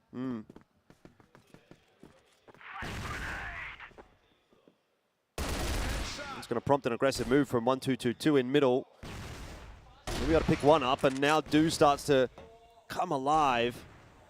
Still kind of hanging in the balance here, though, as AG see that pressure heading in the direction of A. They're going to have to come scrambling. It is just Du right now that's trying to delay. He's done a good job of that. That flash just keeping XROCK at bay on long. The defense is set up here for AG. They just have to hit their shots. 1-2-2-2 does a good job of that. C4's dropped. Gran's going to have to push his way forward, but with 9 seconds left on the clock, he needs a miracle to win this round, and I don't think he can get there in time. C4 will be retrieved, but there was no chance of a plant, and 4-4 will be the score. Yeah, nice work. Nice work from AG. It's a much, much better round. It just is a little bit more passive, right? You know, the errors in these last couple of rounds prior to this one have just been actually overextensions. They've been wanting to kind of take the fight to XROCK, put them under a little bit of pressure, and it's been costing them. And this time, a little bit calmer, a little bit more reserved than it nets them around. Chow under pressure here as well as around this corner. A fight was being brought to him. And now a bit of a double stack with 1 to 2 getting the support from ZQ and ZY. Hotel a real priority in the early part, but actually the entire pack's going to move back towards A. And Jue and Do here to meet them. Util down to try and slow down the initial push. AD Util set to kind of smoke and flash them over. HE behind as well to go towards stairs. No one really going to be affected by any of them for now. This first engagement by Jue is important. He'll get it. Do going to get one of his own as well as he stays posted in towards the site, but he's caught by Gran, who gets his second. And Gran's giving them a little bit of room now to scale up in towards the A bomb site. Yeah, smoke's everywhere. AG don't really have an avenue back into this site just yet. Probably even have to wait out that smoke for ZY. I'm surprised again that XROCK are so tentative to plant the C4. AG going to bring the fight to them, and that might be what they're waiting for. But now there's no time pressure on AG because that plant has not gone down. They're just going to have AD once again in the 1v2. He's been good, so good in these clutches, but this one is going to elude him, and 5-4 will be the score at the end of the first half. AG hold on for that lead, but by the barest of margins. Yeah, it's true. Only 3 opening kills in that half for AG. I have a feeling that AD might have 3 himself, if not actually, maybe more. My point is though, you know, you played 9 rounds in the half. The score's 5-4 the other way, and you've got 6 of the opening kills. Yes. That's not really ideal at all for XROCK in terms of a conversion rate. So it's true. Oh, Gran, that is so close. He just thread the needle there. Oh, that looked like it was dead on as well. Try a bit of coverage, enough. Keep him breathing for now. They're going to try and put pressure on towards the sniper. What have you got for us? First find is good. He gets in, gets out as well. Lovely work. Chow still up close as well for Hotel's control. He could potentially even try and make a move to flank, but Gran is just delivering all on his own. ZQ also going to hit the deck. ZY, ZQ both down, and numbers in favor of XROCK.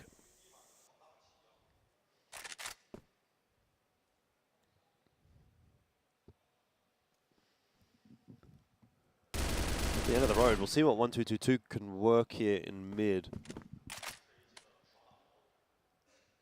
He's been kind of the X-Factor player for AG on this map.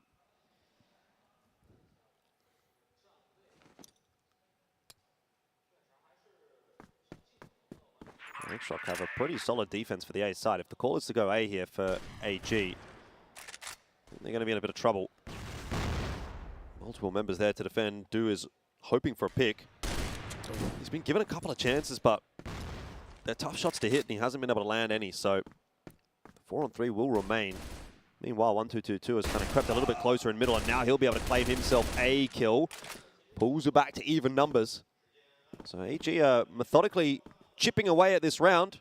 Done a lot of damage to Gran as well. He'll be an easy one to knock over, but Chow is the present threat on the bridge. He's going to be checked for by Jue. Timing works out perfectly for AG, and now they'll walk their way into B for free. What's the odds that Jue gets this C4 down immediately? No surprises. It is, because that's the meta to be going with. 1-2-2 spamming through that door, and he's going to get the kill. He makes it 2-4 is liking.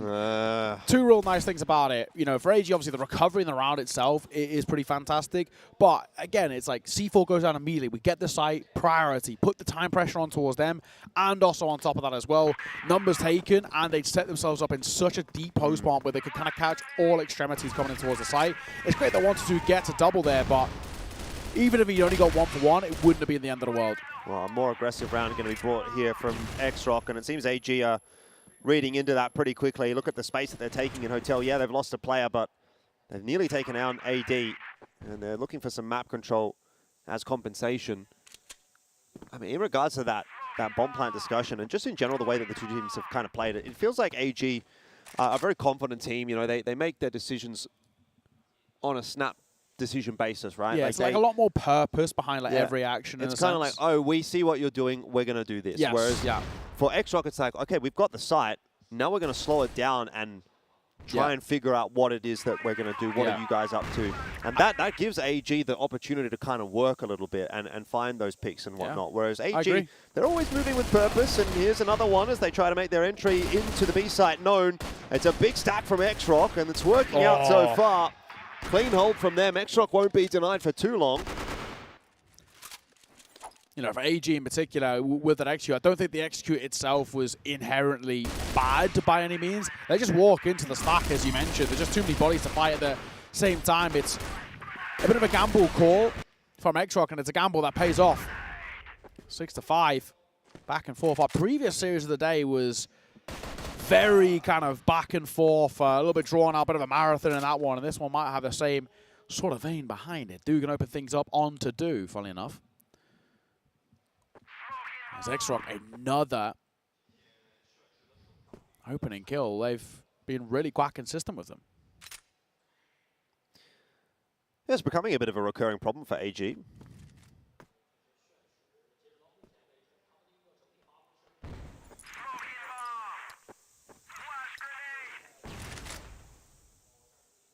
Gran's going to go for a little bit of a look-see here. There are a few AG members on the other side of this engagement. Misses a shot, he'll be a dead man, and Jue will punish him for that.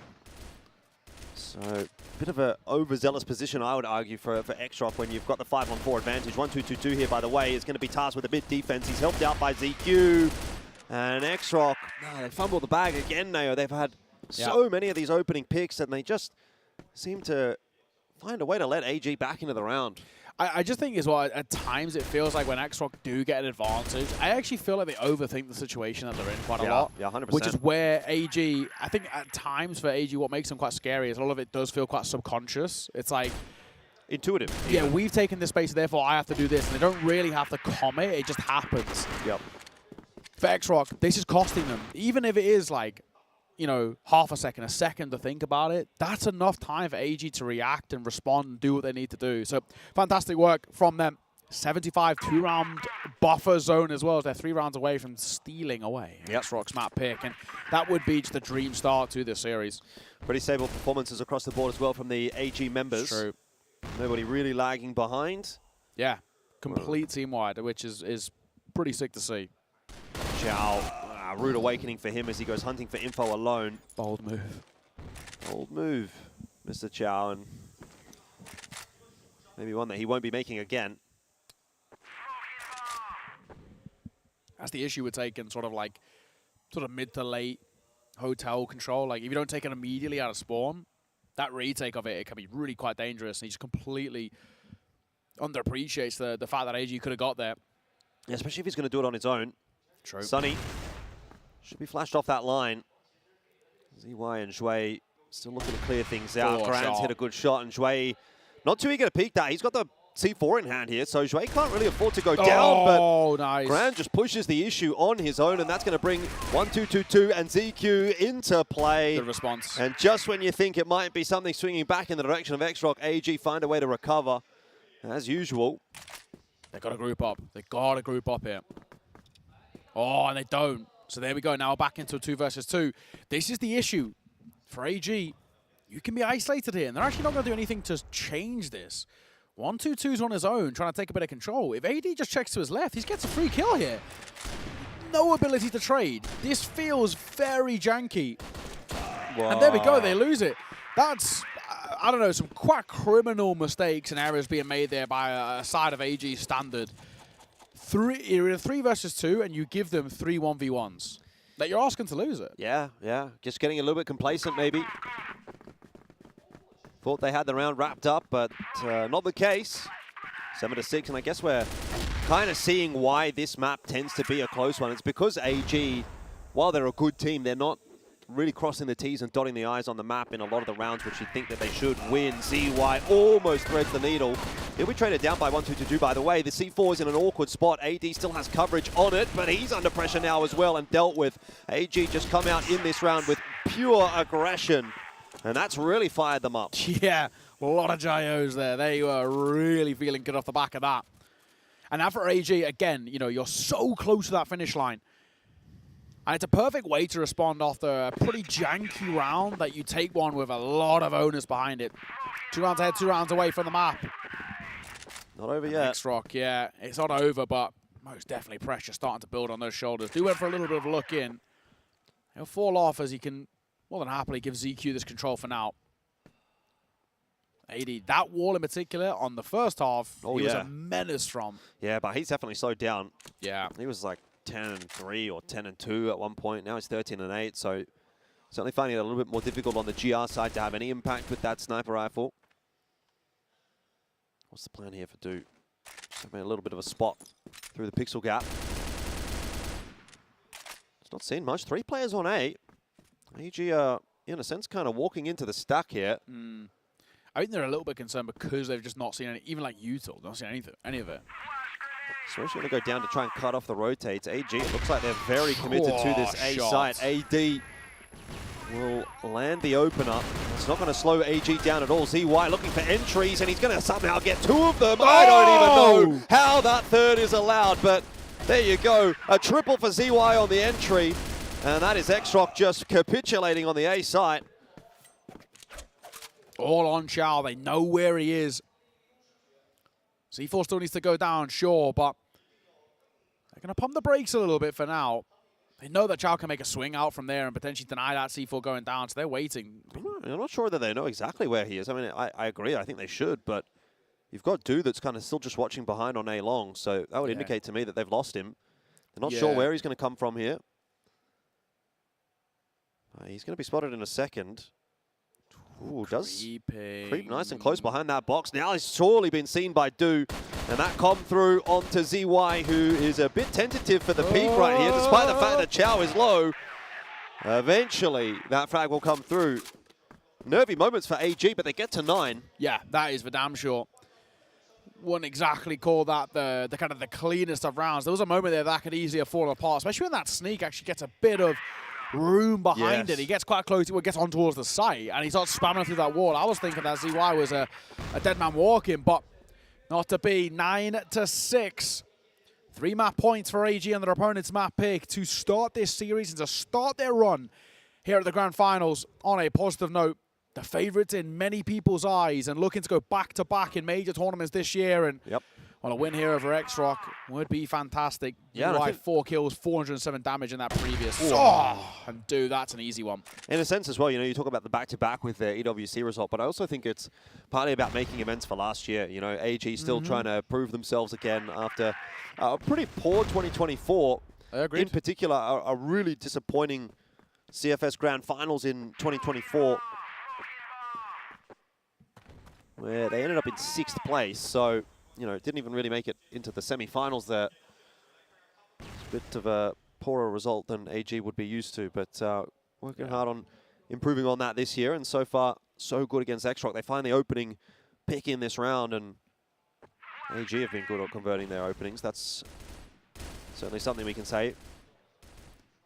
Not so much the same for XROCK, of course, but this would be the cleanest map win for AG on Eagle Eye if they could close it out here that we've seen in recent times. Typically has been a 10-8 map, so I don't know what that would indicate to you for the rest of this series, but it's better for AG than what we've seen. ZQ made the jump. Pop shot taken, but stays alive for now. 45 seconds, we don't have loads of time. Gotta make a move here, guys. And on the move, then it's actually straight into Do. He's gotta get around the corner. Can't get another kill. AD and Chow combining, but ZQ finding one of his own. 3 versus 2. 35 seconds. 1, 2, 2. There could be 1 for free here, and it's up for grabs. He takes it, and it's all on the shoulders of a man who's been a hero. He's already pulled off 2 monster clutches for XROCK in this map alone. A 1v3 and a 1 versus 4, and he's called upon on a 1v3 again to bail them out here and to keep them alive on Eagle Eye. Yeah. Surely can't get a third one, though. I mean, yeah, 3 1v3s is just way too much to ask. He's going to have to give it a crack, though. So let's see how he goes about it. 15-9 for AD. Can he keep XROCK alive in this map? We're about to find out. He doesn't have a lot of time to work with as he pushes his way into B. Hasn't even spotted anyone just yet. Now gets the info, but it's too little, too late. 10-6 will be the scoreline. AG take map 1.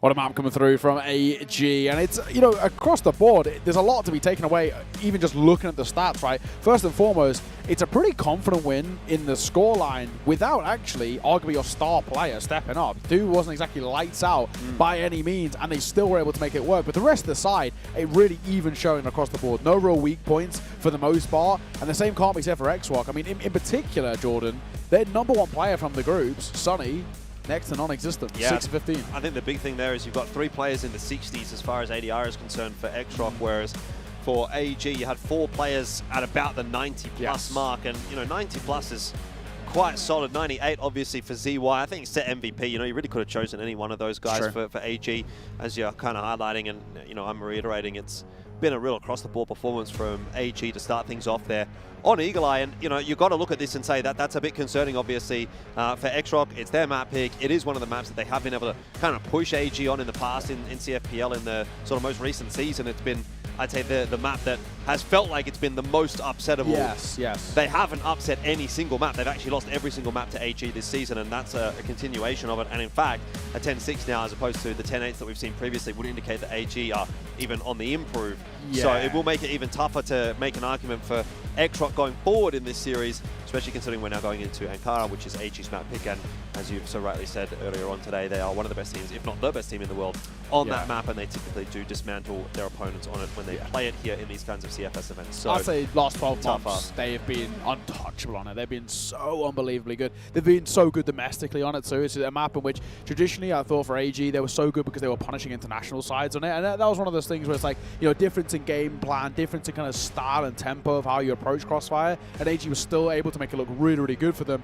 But the thing is that this year they've been so good at domestically as well, which is a really good sign. You know, Baisha, Evolution Power, XROCK, all been falling in the same fate. And I think this is where now you look towards this one. For me, I'd be so surprised if it's not a 2-0 start of the series. And the big thing in that becomes about survival for this XROCK side. Like you said, this is the map. That was the map, right? Eagle Eye, where, you know, we had a couple of 10-8s back-to-back, and it was the one where it felt like if we were actually going to give ourselves a leg up, we've warmed up in towards the tournament because we played the group stages. We've actually had a bit of time to adjust ourselves to the stage and the environment, and I think maybe we've gained a bit of confidence that we potentially didn't have domestically. That felt like the map to do it. And if they got it, the story around this series actually becomes quite interesting. It's like, okay, well, maybe there is actually a bit of life in XROCK. Maybe the group stage teams do have a bit of a leg up because they warmed up, but they've just shut it down there with a really actually quite clean performance. One, you know, granted, don't get me wrong, there's plenty of errors in there from both sides. I think even AG, they'll look back in the 10-15 minutes and, you know, as a coach and IGL, you're looking at that and saying, boys, like, there was a lot of things we let slip. Like, 2 huge 1v3s never should fall like that. And credit to AD for winning them, but they should never happen. A couple of clinical errors here and there where I think they just let life be a little bit too easy for XROCK, but I guess you can say for the most part, this is all stuff you can talk about post-series. For now, it's a win. It's a 10-6 win on your opponent's map pick. You should be feeling good. Well, honestly, I reckon there's probably a bit of a conversation around that actually happening right now for AG. Just a brief sort of mention like, hey guys, look, we won the map. It was 10-6. It's a good win, but you know there were still a couple of things that we could look to improve on. AG's an experienced side. They're a a pretty well-known roster at this point. So I think they kind of know where they're at. They will be aware that brush it off. Yeah, exactly. It's not a big deal, but it is worth sort of just saying, hey, look, let's try to like lock it in. Let's try and make sure that we can rein in a couple of these moments because, yeah, XROCK's still a pretty good side. If we give them those kinds of opportunities, yeah, they're going to be able to take them. So at this stage, I've got no sort of notes really as far as AG are concerned. I think it's just like carry on as usual. You know, obviously we hope to see Du kind of like pick the pace up a little bit, but he's not the kind of player that's ever going to be too quiet for too long, particularly on a map coming up like Ankara. It's you know, it's a bit of a sniper's playground. So they start on GR side, you know, he's going to be getting a bit of work done. If they start on BL side, probably he'll still be getting a bit of work done, you know. So I think it'll be a map where we expect to see him kind of turn it back on and see why we'll obviously continue to be impactful with that secondary TRG as well. So I look, at this stage, you know, what can you really say apart from AG's looking pretty good? Are they looking like a tournament winner to you right now? I think that's probably the question that I'd like to dive into. I mean, do you know what? In all fairness, like, I don't know if anyone else really. I mean, Stallions are probably like the biggest team where it's like right now actually like form-wise, yeah, they're probably the ones. But it's a 10-6 in your opponent's map pick to start. I can't be too critical of it. Sure, there's got a couple of errors, but for your first game in a tournament, like, don't get me wrong, you know, Stallions had moments where they were looking a little shaky at times. A couple of maps where it was like, you know, they're making it a little bit too close for comfort. So, yeah, do you know what? I'm still, like, don't get me wrong, I'm nowhere near against the point of like, oh, I'm tempted to change it away, right? For me, AG still look like a side. And again, I think it's probably even part of this where it's like, this is an AG side who I just won 10-6 on a side who looked really good in the groups, who took down two actually quite impressive sides. To a debate maybe with Falcons, but Liquid in particular I think are a really hard side to play against. I don't think many teams like playing against them because they're gruelingly slow, right? And I think that's just so opposite, I think, to the meta, and I think just how a lot of teams approach CROSSFIRE. So, you know, that was a very good win. I think they look very good in the groups, right? And I think, you know, for an AG side, you just picked up a win without your star sniper actually really stepping up in a big way. And you've just picked up a win where it's actually, you could have given the MVP to 4 out of 5 of your players for moments they had. So for me, I'm still pretty happy. And I think that's kind of like, I think the thing that makes AG so scary is like, you know, storyline 1 is, oh, dude didn't step up map number 1. Storyline 2 is everybody else was lights out, and this is what makes AG scary. Somebody doesn't step up, somebody else kind of fills that void and some, and that's the beauty of it. So super fun team to watch, and I think they're in a spot now where I wouldn't be surprised if XROCK are, you know, shaking a little bit. Like, this is the true test for them. Yes, Liquid was a great win, but you're against a side that are such a known quantity, and they'll also know that that was AG that are not perfect by any means. That was AG at like 80%, maybe even a little bit less, right? With the mistakes they were making, they've seen AG at their kind of like absolute 100% best, and they've seen them be, you know, EWC champions. They've seen them win on these sort of stages. That's the thing that worries me. I think I wouldn't be surprised if XROCK are thinking, oh my god, like they're not even actually properly warmed up yet. I mean, on the other side of the coin, though, you know, Ankara is actually a little bit of a question mark in a sense because we actually haven't seen it between these two teams in the most recent couple of series. It has been the Eagle Eye into Subbase into Black Widow for the 3 maps that we've seen both times, and so, you know, a bit of a change up obviously for all gamers. They maybe felt like that Black Widow in the last matchup got a little bit too close for comfort, being a 10-8 there as well. So they're going to go in for the Ankara pick instead. But, you know, if it ain't broke, don't fix it. It's definitely a methodology that we like to live our lives by. And it ain't broke, but AG have decided they want to fix it. They've decided to go towards Ankara here as opposed to pick into the traditional pick of Black Widow. So, you know, it's a pretty big stage to do it on. If it ends up blowing up in their face, that will certainly raise some questions. And I'm still, you know, prepared to kind of wait and see how things kick off here for XROCK on Ankara before I really start to, like, sign the death sentence for them. Yeah, I think that's probably the way that I maybe look at it. I'm with you, you know, if you pick in towards an Ankara here and it does just completely implode and it kind of throws a bit of a span in the works of the series, then we look back at it and be like, why do we do this? Why do we actually go away from what was working? But I think for AG, potentially part of this is even like you said, you know, we've had a couple of maps being close in the pool for us. This has traditionally been such a surefire one for us, and, you know, probably in small things, you know, speaking about the scrims and all the rest, this has been a map in which in the past we have looked so unbelievably good on that we back ourselves. Especially, I think, you know, if we're being frank, if they're playing, if that rifling core is playing as well as they are, I think they should have a lot of confidence heading in towards this map. It's quite a punky map. It's quite a map in which you can really actually come in towards it and rely off the back of the individuals. So let's see if that is the case. We'll be heading in towards that map number 2 in just a second. It is the pick of all gamers. And for XROCK, they really need quite a swift response, to be completely frank. If they don't come out the gates flying in towards this one, they could be in trouble, not only for the map, but actually for the series. You then go in towards that map number 3, really not feeling super confident. Well, I guess we'll just have to wait and see.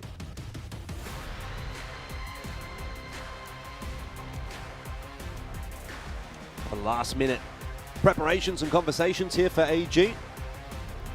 Make sure everything's all good. What would you be saying? If I'm AG? Yeah. More the same? Yeah, I don't really know that there's much that needs to be said. It's kind of just keep doing what we've been doing against this team all year long. We've kind of absolutely battered them. Like, these guys are nothing to us. They're the dirt on our shoe.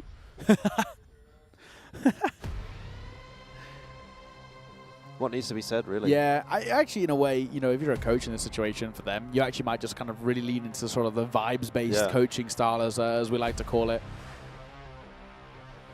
And just sort of be like, you know, hype them up a little bit, be like, you know, I guess take away any sort of pressure from them. For XROCK, it's the flip side. You actually do want to take a bit of pressure off their shoulders and be like, right, don't let that loss really sink in. Don't reflect on it, really. We can look back at it at a later date.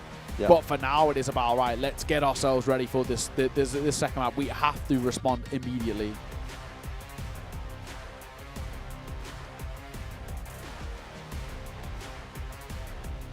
Easier said than done when you're against a team like AG, who are looking pretty comfortable and ready to go into their map pick of Ankara. Yeah, shout's coming around, so he should be on the way in just a second, I think. The Jyoga's come out, so you know they're getting hyped up, they're getting ready for this one. And it's also a good sign, I think, you know, towards that tail end of the map, we saw AG really getting loud. That's actually when AG become really quite scary, when they're super fired up. Yep. It's momentum flowing for them at that point. They win that mental game as well. Yeah. Well, we won't have long to wait. It is time for map 2 to get underway. AG's pick of Ankara.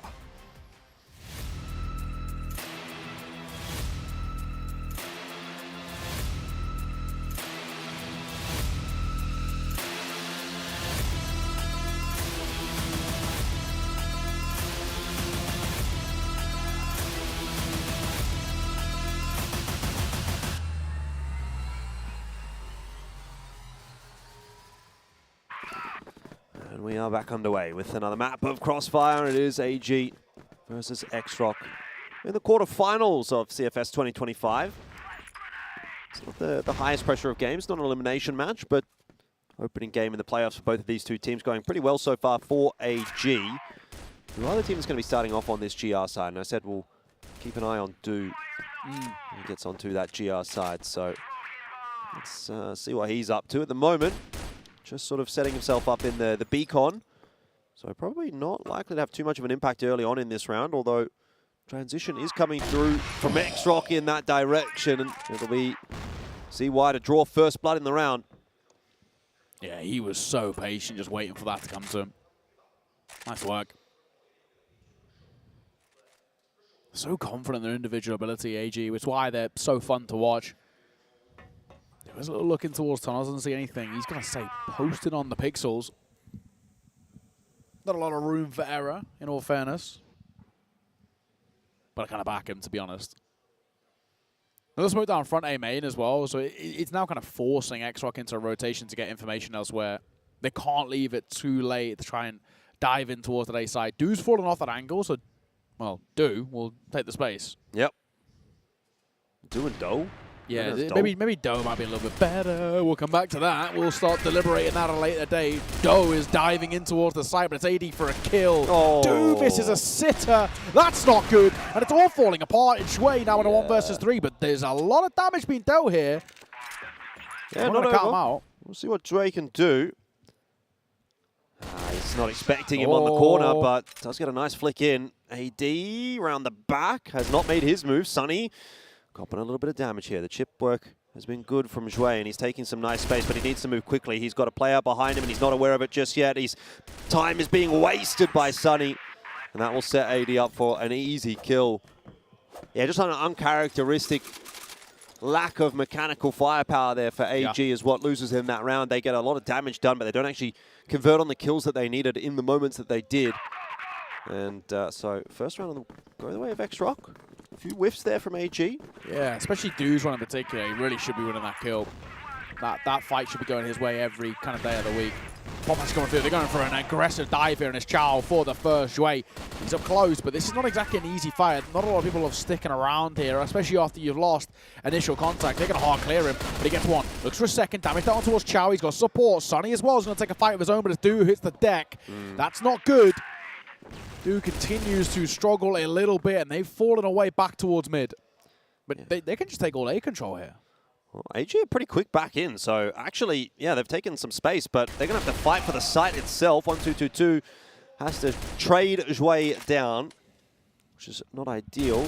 Keeps the numbers healthy for XROCK, but 1-2-2-2 at least has been able to get back out on the site, and he wants to take a fight forward. AD was not wise to that fact, so he'll fall. And now it's on to the experienced head of ZY. Another isolated duel going to be presented to him, which you'll be aware of. That smoke thrown in by Sunny would indicate that there's a player close here, and ZY's looking for him.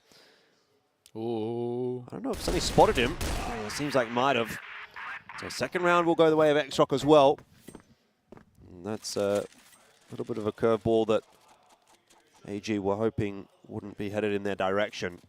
Well, so far, we're not really super convinced by the Ankara picks come through. It's not exactly been two of the cleaner rounds. No. Definitely not looking like the AG. Now, I will say, granted, AG in the second half is where they'll do a lot of their best work. Well, you still got to build a foundation. Yeah, absolutely. I think you need probably kind of bare minimum like 4 rounds at the sort of maybe the very least, in a way, just to really keep that pressure on. I think 3 you might be able to get away with if you find the first round of the second half and sort of start pulling it back immediately, but yeah, hasn't been the cleanest from AG thus far. I'm going to try a bit more of a standard setup in this round than the previous. They tried an aggressive hit outside of A. Now it's a very default spread of GR players waiting to try and take their fights. Zhui in this vent position is quite critical for AG. If he's having a good game, it makes the A site pretty much impossible to take.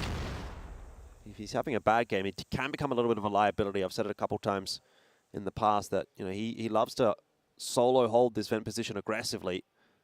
And that can go wrong if you just get traded down straight away. We'll see why.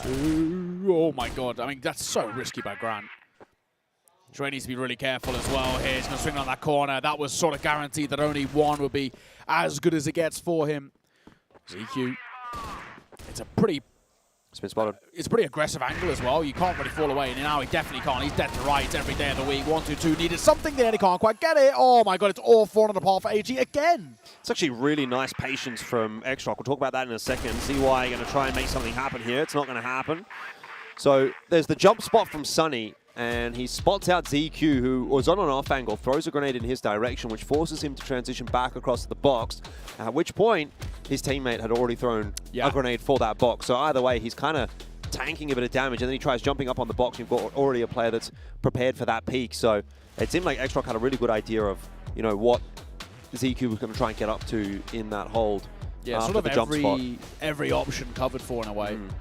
And this is a bit of a cause for concern for AG. They're going to give themselves a little bit of time to think with the tack timeout early on. I will say, though, it feels like a real necessity of a tack timeout, though. I mean, these have not been comfortable rounds by any means. But they've been very comfortable for XROCK. I don't think they need to change anything at the moment. A lot to like it. It's not even like we're getting, expanding your screen, AD with the kind of 1v3 clutches. They're just pretty clean-cut rounds, probably the best way to put it. And, for this AG side, in a bit of a predicament where you can just see overextensions, small things like spacing as well, which is a little bit too simple for XROCK to multi-frag. I'm worried. Doesn't feel like the map that we've come to know from AG and Ankara, which has always been such a good punish pick for them. It's such a strength in the pool. AG got to be looking at this and thinking, we could be on Black Widow right now. Yeah. Could have picked Black Widow. Could have picked Black Widow. Down 0-3 on Ankara. It's not the end of the world, obviously, but if this balloons out any further, it's going to be a really, really questionable pick from them. Worst thing as well is if they follow this tack time out, come in towards this 4th round, and then just lose it the same sort of fashion again. It just absolutely knocks the mental. Do, ZQ, and ZY all really struggling to get involved in this game. Yeah, Do in particular is the real damning one, because those shots from him are you know, they're pretty tough to see, right? This is a guy who we always herald for just how mechanically sharp he is. It's very rare that we say, oh, a missed shot from him or a missed flick from him, but we've actually seen it quite a bit now. Still early days. Let's not get too far ahead of ourselves. And I suppose AG, they've already got the first map in the bag. So they've got a little bit of a buffer. Having picked up the Eagle Eye. It was 10-6 there. Pretty clean win for AG, all things considered, although argument to be made that it could have been cleaner. A couple of nice clutches out from AD in that first map. 2 1v3s he won in the first half. So, I mean, it could have even been something like a 10-4, which at which point we'd be really thinking, oh, wow, AG are well and truly on top in this match. But it's taken a bit of a turn for the worse. ZY holding forward on his own. Just going to be jump spotting here. I don't think he'll look to take the fight once he gets the info. He's just going to back it up. Hightailing it. There's one for Do. On the board, finally. Confidence builder, hopefully.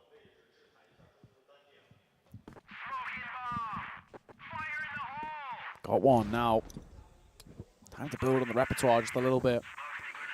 Good smoke that comes towards front of B. Just I guess initially deny a bit of control coming through.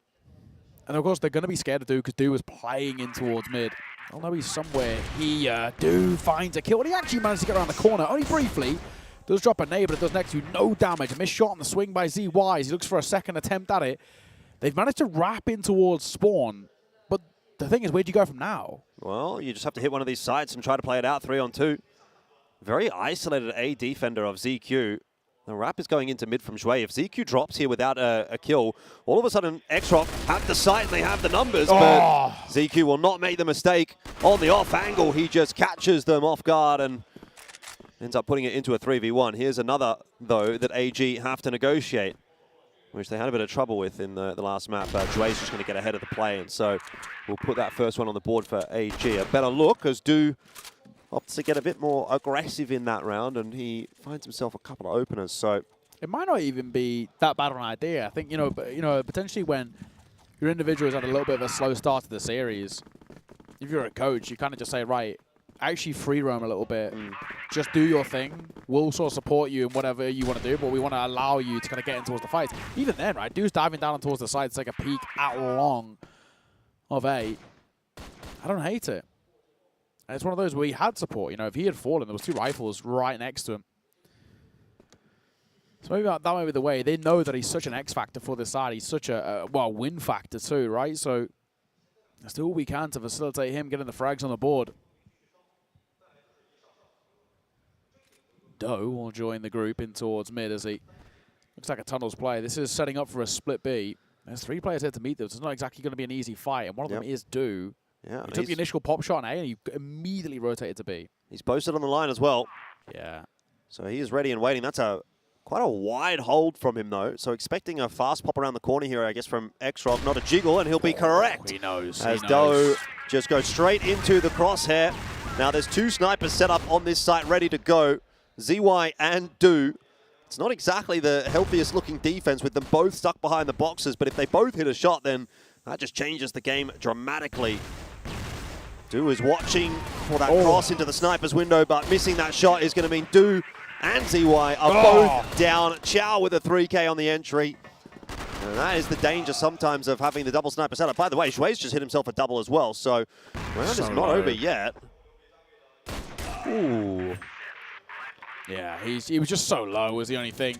For Shui, he has like half HP or more. I think there's life in that for sure. Dude's got to hit that shot, though. That's really does. where that round falls apart. If he misses that shot, it's round over. Especially because you committed to holding that angle. Like if you're missing a shot because you're flicking with a bit of surprise, they kind of clamp it down on you, then it's fair enough. But you're tunnel vision in towards that angle, and then you miss the shot that you're holding for. But I think in general, it's probably more of an indictment on the setup, having 2 TRGs being kind of your anchors towards the side. There. Yeah, you need a rifle just to put pressure on the swings coming through. Does give you that multi-frag potential as well. Like an EBR there would have gone such a long way. Yeah. Not the case, though, and AG down 4-1. So this GR side is definitely looking a little bit grim at the moment.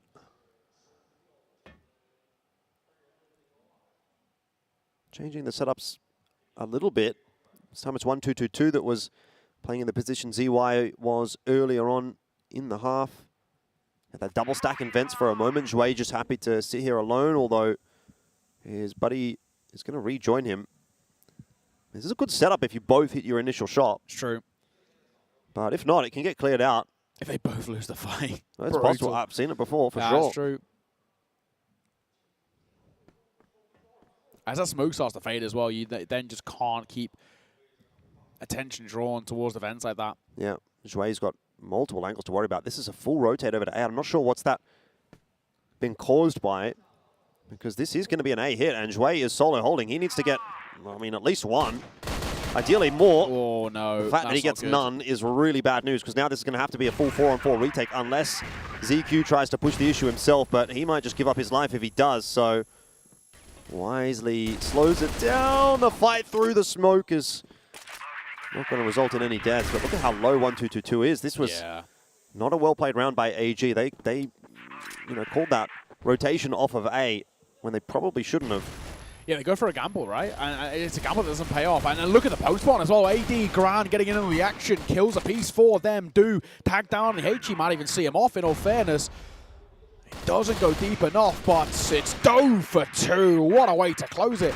XROCK look excellent on Ankara. It's just a poor read from AG, though, isn't it? Like, yes. Why have they rotated a fourth player over towards A? I don't know. There wasn't really any presence being shown over there. There might have been one player from XROCK floating on the B side of the map, but you have the solo hold on A, and you got 4 on B, and then XROCK hit the site with 4. There's nothing really Zhui can do there, so didn't really make a lot of sense to me. Maybe AG saw something I didn't, but whatever it was a misread. So 5-1 the score. XROCK are just blasting their way through Ankara at the moment, and yeah, AG have got to be second-guessing this pick at this point. Oh, absolutely. Looking far from clean and comfortable at the moment. So, from where we're at the moment, at a 5-1 scoreline, XROCK, you've guaranteed the lead already. And you're in a predicament where you could really just run away with this first half. This is a dire time to be in for AG. If they don't, I was saying 4 feels like the bare minimum. You kind of throw like in a worst case scenario 3, but like 4 is as good as it gets now in a sense. Like I can't see how from this spot even getting towards like a 5-4, it feels like a possibility with the way they've been playing. Like this is just a side that even getting like 2 or 3 feels kind of outlandish just because of how easy it's been for XROCK. I think though a lot of that has been AG's fault in a way. Yes, agreed. So if they fix up their own issues, maybe it gets a little bit harder here for XROCK. Zhui close, going to be good for 1. The recontest from ZQ also just good for 1, but the A site crumbles again. You can't have 3 players defending the site and trade 1 for 1. Yes, agreed. AG need to be doing better than that. Still 2-on-2 is not the end of the world. Let's see what AD can do here. Low on HP. He nearly gets both. 2 is down to a sliver now. And my God, do AG need this clutch. Oh, he's playing it nicely. 8 points of HP. He's just watching the pixel gap on the right. There is no way. Oh my God, he turns around. Are you kidding? Oh, that is so unfortunate. He does everything right until, what, for a quarter of a second If he waits another second. Yeah, literally less. Half a second, and he actually gets away with a kill. That is so unfortunate. 6-1 for XROCK. It's just sometimes the way it goes. That's life, huh? Looks like it'll be another aggressive play from AG. They're going to smoke outside of A. Dump all their util. And XROCK are ready for it. They're just going to push the issue over on the B side of the map. 1-2-2-2. Again, a solo hold on the site. And so AG are doing a pretty good job of giving XROCK sites, not for free, but quite easily, and having to play retake. And that's not been going very well for them. Zhui will be dealt with by AD. This is really getting away from AG at this point. This is getting to a point now where for AG, you may even make the argument that when they called for that attack pause earlier, we were saying this is a good time to call it. They would love another pause now. I think they'd love a Another map. Ban and pick. Yeah, they'd rather just go back a couple of hours and choose a different process. Yeah, because this, you know, again, I was saying coming in towards this one, we've seen them in the past. Saw them at EWC. We've seen them kind of last year, you know, at time even kind of domestically, where they've just made this map look really solid for them. It's always been a map in which I think a lot of these like elite Chinese sides have looked so solid on, and AG are looking far from at the moment. Do gonna find a kill. Still numbers favor XROCK, but they're playing together. Do and ZQ, two highest rated players for AG from the domestic finals. Do gonna get another. Uh-oh. That is massive. AD and Gran both fall, but it's all on the shoulders of Sunny now. The hero from the group stages for XROCK. Do going to play a little bit more passive. He is hightailing out of this. He opts for the area, for the rifle here. Get pulled down. Swing around the corner, Do. It's put up an absolute clinic of a round. Oh, they needed that. Yeah, they did. They need the next one too. If they can get 3 now, I mean, it is going to be playable in the second half, but they'll need to have a really damn good BL side. 1 round in the half here for AG to see if they can make it salvageable. Oh, it's a good start. ZY, a confident play into middle. Yeah, C4 dropping there is not the biggest of concerns necessarily for XROCK, though they are eating a lot of damage from the grenades over near A.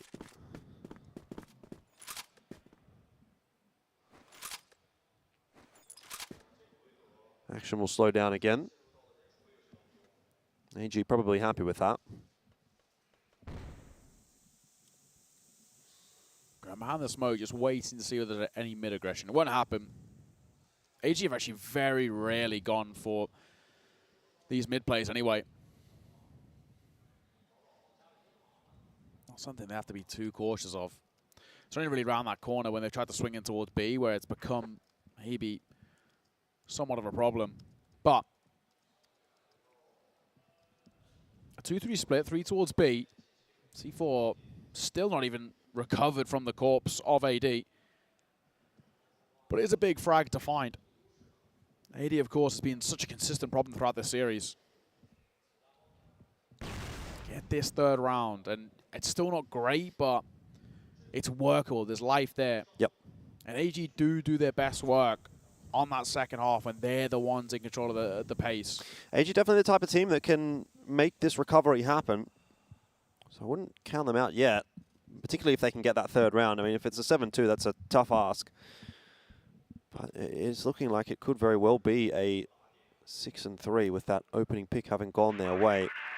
Tentative times now for XROCK, having maybe gone back a little bit in their shells. They've slowed it down, but it's time to move their way in through middle, and that has not been spotted just yet. ZY is going to get a rude awakening. The player in GR spawn will get a bit of a talking to. 1-2-2-2 going to go down for free, and that is really not a good hold at all for AG. The setup just let XROCK get way too much space. Now they're on their way to A, though, and Shui, full health, is there on the stairs, ready to go. 18 seconds here. XROCK, this could go disastrously wrong, but Shui misses his shots, and it just seems like nothing is going right for AG on this map. Had to get that fight successfully. Do going to get 1. Puts it down into 1 versus 2, but he's just tagged as well to make matters worse for Do. Something tells me there's not going to be too much life in this map as Do continues to push his way forward. He pumped the brakes briefly just to sell the ruse that he might go for a mid-play. And Sunny jumping for information. I don't know if he spotted it. Oh, he hits the shot on towards Do, but it will not matter. Sunny, quick trade. It's a 7-2 half for XROCK, and an excellent showing by them. Yeah. And of those 7 rounds, by the way, only 2 of which have had opening kills. I can't believe that. Am I reading that stat right? That is criminal for AG. have had 7 opening opening kills and only got 2 rounds. That is terrible. Yeah, that is an awful conversion rate. AG got to be kicking themselves for that. Win rate only 60-40 though.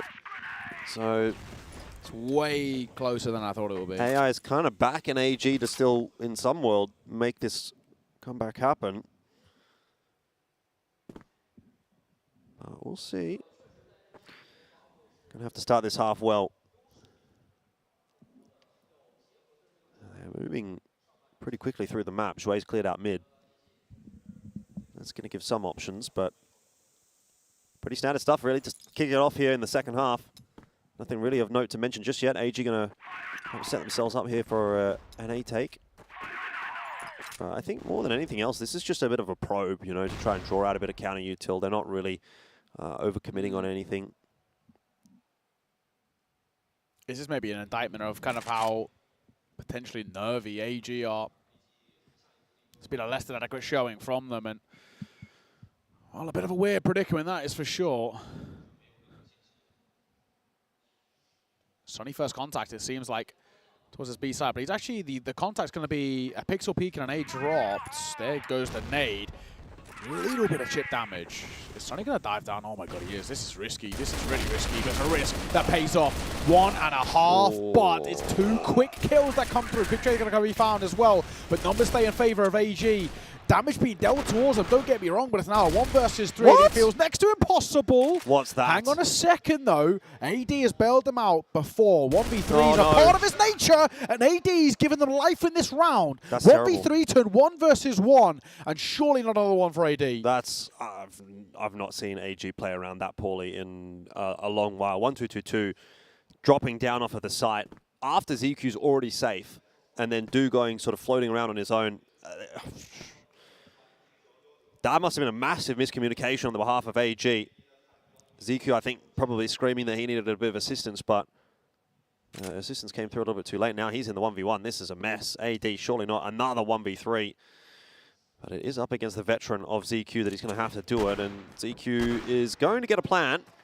Oh, no. Oh, no. Oh my god, he's lost to the time. He's faked the plan and expected the peak, and it's just like... What worst kind of way to lose. Why not just plan? Yeah, why not just plan? guarantee it. Yeah. Like, again, we talk about playing the percentages, and that is not playing the percentages. He's overthought that situation massively, and if anything, Jordan, that is just an indictment of actually this map for AG. That sums it up, really. Yep. 8-2. Wow, 6 rounds ahead, 2 away. XROCK are about to sweep, basically. AG's map pick, which is baffling to say the least. I cannot believe how easy it's been for XROCK. Where are AG? Is the question, and how much will losing this map actually have a knock-on effect for the series? Yeah, you have to wonder, is this something that is going to be a recurring theme for AG? We'll find out. I mean, first of all, obviously XROCK have to convert on this map. But it doesn't seem as though they're going to have any difficulties doing that. Could be going the distance tonight, which was unexpected. Yeah, well, I was one of the rare people that said 3-3-0. There was majority 3-1. So technically, still on for the 3-1s. I wouldn't have predicted AG's first map as being the one that XROCK would take. Yes, I would have thought it was going to be Eagle Eye.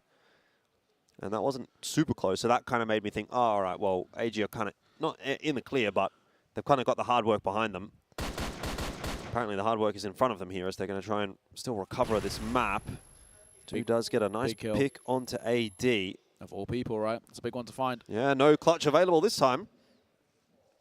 If AD is out of the picture. Those taking a lot of control back in towards Vents, though. And this could be a real benefit. Dre holding ZQ round the corner. 1-2-2, not far away. They spotted each other, though. He's trying to find a kill. The nade will dive through as 1-2-2's pistol finds one. Du, Shui, all getting into the action, and the A site is open for the taking. Last round of Grand. 1 versus 5 for him. No chance in hell of making anything work in this round. So a comfortable one for AG finally, but it has to be the first of many for the All Gamers before we even start to believe about anything being recovered in towards this map. Yeah, and we almost saw Gaimin make a comeback happen on Ankara earlier today. So why couldn't AG do it? Is the question I'll ask. Yeah, Gaimin, what, 7-2 down, all the way to 7-7, then lost 10-7. Yep.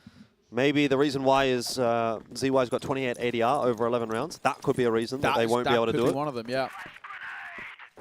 But if that starts to turn around, never say never. The sun was shining this morning now. It was. Was it shining for AG or was it shining for XROCK? Well, that is the question. That's deep. That is deep. Ladies and gents at home, just take a moment to think about that one. Take more than a moment. Yeah, yeah. Take a few, actually. You deserve it. Zhuangko. Oh, what a nade. What a nade. Probably wouldn't have done as much damage if they actually managed to jump over the ledge, but they both fumbled a couple of times trying to get over that bit of wood. 1-2-2 going to get on the box, set up for nades himself. They're actually not going to do anything, really, because of the setups they're in. I'm pretty sure 1-2-2's arm would have just been spotted there. I mean, this is just a very standard A take from AG, isn't it? Yeah. That's what we're going to be expecting to see. So they're just going to test themselves with something really tried and true. Good flash. XROCK have got a read, though. They've already prompted a third player over here, plus the fast rotate of AD, plus a player in middle. This is going to be a real test for AG. They need to hit some clean entries, and they have not done so. Chow is dancing around and making a mockery of this round. A 4K for Chow to put XROCK one step closer, and they're now one round away from taking AG's map. Yeah, that's what we want to see. Chow leading by example. The IGL stepping up and shutting it down on towards the A side. What a way to do so as well. Statistically, one of the highest rated players from the groups for XROCK, and my God, what a moment for him. He's in a fantastic map. Him and AD, of course, leading the way. That was a monster quad kill coming forward. 14-9 he now sits. And AD, the other man, with 14 himself, 7 deaths. XROCK map points. Miraculous stuff. And AG, just a shadow of their former selves right now.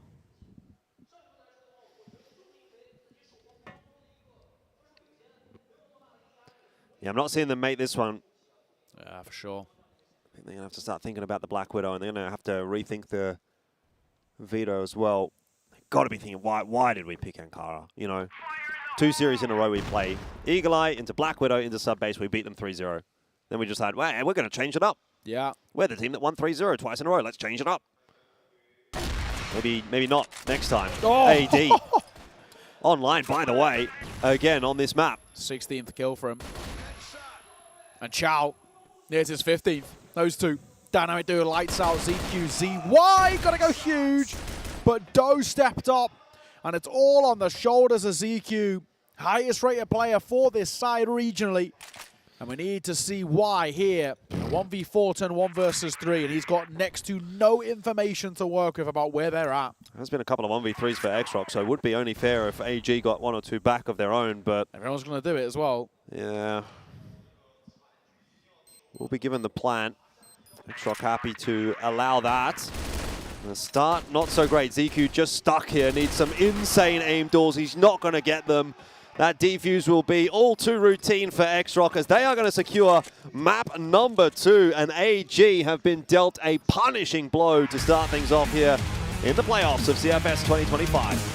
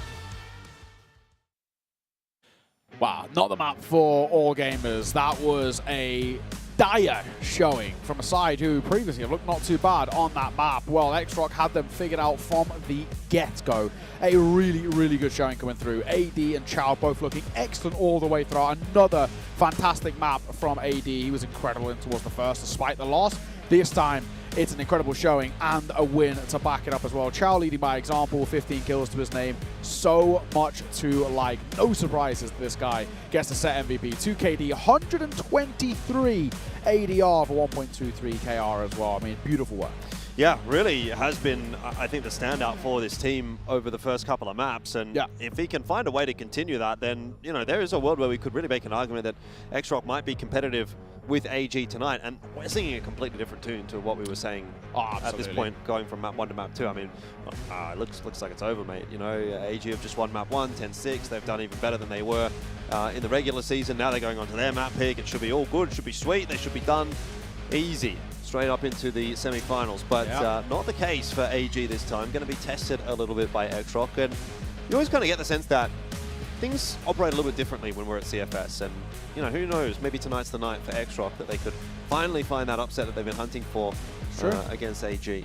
It's true. I mean, maybe this is where as well, again, coming back to this narrative that we've been building up about how teams kind of warm up into a tournament and get in that group stage as a bit of time to kind of just, I guess, limit test yourself a little bit, where for AG, they're still figuring out where they're kind of at as a team coming in towards this. Obviously been a little bit of time since they last played, you know, an official, especially on a stage like this. So XROCK just using the environment kind of around them really quite nicely. So a really nice bounce back. I'm really glad to see as well that, you know, map number 1, their pick, just not really the level we want to see out from them, especially in the past. They made it a lot closer online, right? And I was worried that being a slightly newer side with debutants right here to CFS, that would actually seep in towards the series, in towards map number 2, and have a bit of longevity behind it, and they would still kind of be lingering on the mind a little bit. But it's actually really good to see that they just brushed us out immediately. They come straight in towards Ankara, and it's as if this is the start again, right? Completely fresh outlook, and that's actually what you want to see from a side. It's a really positive thing to see as well, that they can just sort of you know, live and forget, move forward, focus on the present, and they put themselves in a good spot. It's a fantastic way to take a map, and especially a map like Ankara away from AG, and it's opened up this series once again now. Yeah, look, if anything, I'm starting to believe a little bit more so for XROCK. The one thing that I kind of have in the back of my mind is if AD does fall off, what have they got behind that? Obviously, Chow was looking pretty good there on map number 2 as well. So, you know, that's kind of nice to see that there's a little bit more than just the one and done of the sniper kind of popping off. But I think they'll still need to dig deep here, XROCK, if they're going to beat AG tonight. We are on to Black Widow next, which is a map that, again, AG have not been struggling too much with XROCK. So we'll take a break before we get there, and then map 3 is coming up right after this.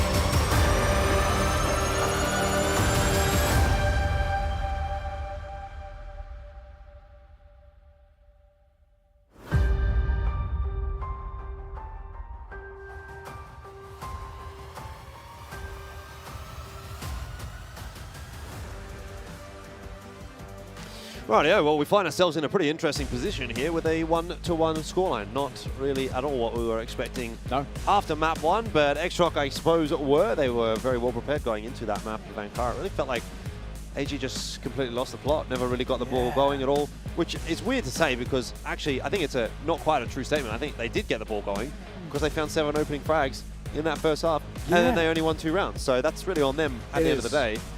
That's the main kind of takeaway is like, you know, there's a few different things they did right.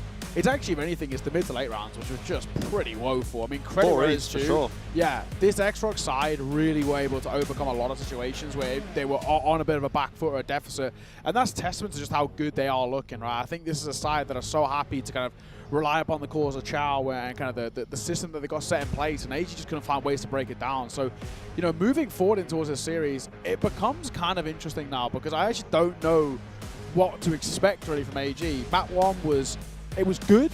They won it, and there was nice bits, but you know, we were saying there was mistakes here that are, you know, really uncommon for a side of AG's kind of caliber. You know, the 1v3s, they lost a couple of those rounds they were throwing away for nothing. It's not what we expected from a side from AG, but we were like, okay, first map, we can kind of give you a bit of a leeway there for some of these faux pas that are coming through. But now it's like, all right, a lot of mistakes in towards map number 1, and then map number 2 on top of that, also just pretty woeful. So this is now no longer looking like an AG side that are tournament favorites. Yeah, I mean, we're back to Black Widow, by the way, which is, again, a map that we've seen these two teams play on quite a bit recently. The Ankara was a little bit more of a question mark. We certainly questioned it when it was picked, actually, by AG, and it seems we were correct in our questioning of it. But Black Widow, you know, that has traditionally been the map that AG have actually picked into this series, and they have been able to beat XROCK on it a couple of times in the last couple of BO5s, but one of those maps was a 10-8, and I theorize that's the reason why AG sort of strayed away from it, because they were a bit concerned that last time they played on Black Widow, it did get a little bit too close for comfort, so a bit tentative about it, and wanted to change things up. Well, that's blown up in their face. Now, I mean, you're in a world where if you're not confident about your Black Widow, you've picked into Ankara instead, lost Ankara, and now XROCK pick up Black Widow as well. All of a sudden, you're down 2-1, and that is disaster territory for AG. So they've got to find a way to recover it, and they will not have too long to wait before they do that, because we are heading into map 2.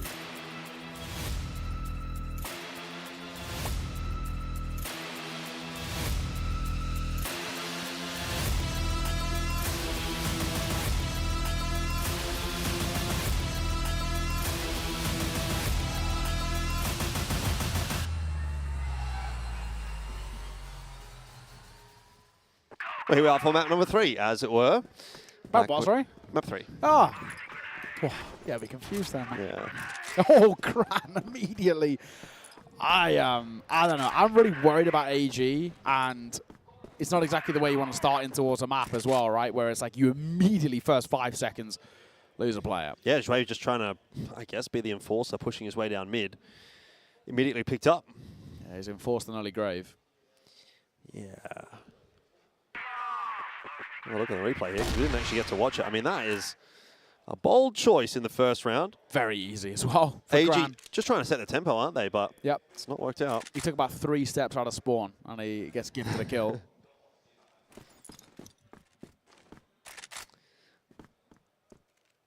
Seems like XROCK are just a little nervy about the possibility about further re-aggression coming through from AG. It's something that they really do like to do, this AG side, especially when they're in a bit of a pickle, bit of a predicament. They like to try and level the playing field by getting proactive, which I think fundamentally is the right call, but XROCK are ready for it.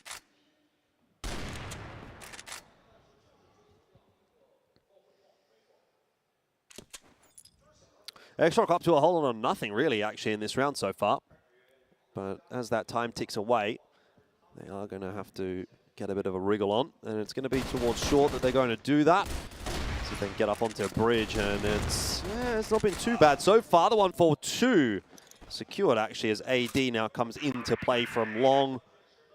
Well, I mean, a pretty routine take on the A side, I have to say, for XROCK. It didn't really feel like they were too scared at all, and so AG losing a bit of their luster at the moment. 1-2-2-2 being allowed out the window will be a concern, and I'm starting to wonder if maybe some of that eagle eye is starting to show up here for XROCK. Very tentative once they've taken the site.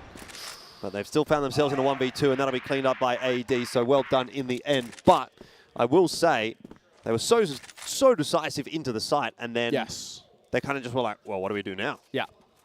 AD continues to really impress me. He was, you know, he was decent in the groups, don't get me wrong, but he wasn't kind of that, like, hero at times. But against the familiar foe of AG, he really, really is becoming a notable name for me. If he can continue this form throughout this series, definitely somebody to keep an eye out for the future. Just seems so confident in his own abilities. Both maps 1 and 2, highest rated player for XROCK. And I wonder whether he can keep this up. If he can, then it becomes quite an exciting time. You know, especially if there is to be changes made towards the top, right? There's, you know, technically speaking, well, actually, technically, there's 4 teams in China that are ELO system rated higher, because Q9 are also in the ELO system. Of course, EP Baisha, AG.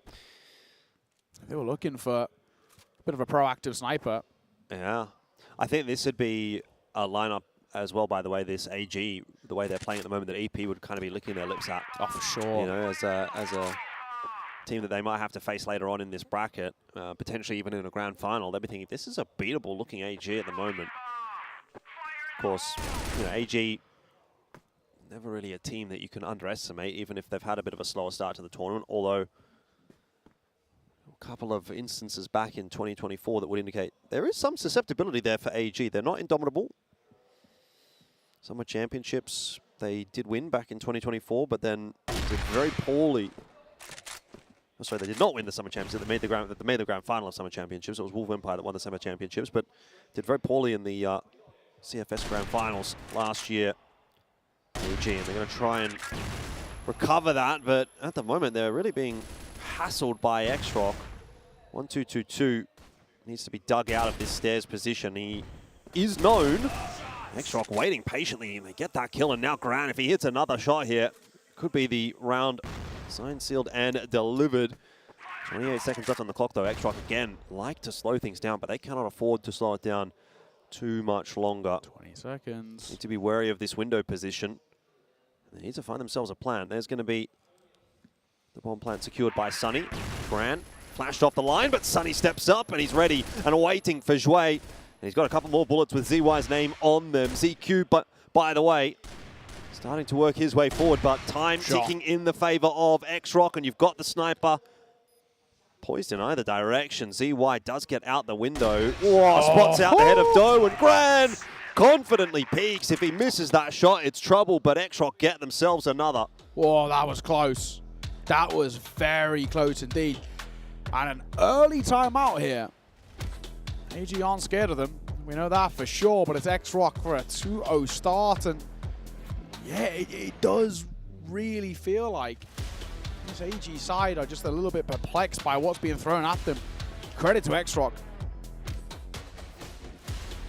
Just a mental position that we're in as well, where just round by round, bit by bit, we're starting to fathom really the idea that this is a massive upset. If AG get knocked down to the lower bracket in their first game, that is a huge, it would be huge upset. It's going to throw a spanner in the works of the bracket for sure. I tell you what, Gaimin Gladiators down there in the lower bracket, got to be watching this game. Shout out to the boys.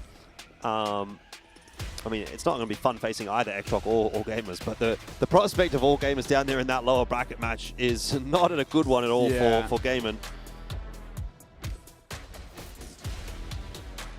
Suffering a bit of a loss earlier on today. It was a close loss, unfortunately, for Gaimin.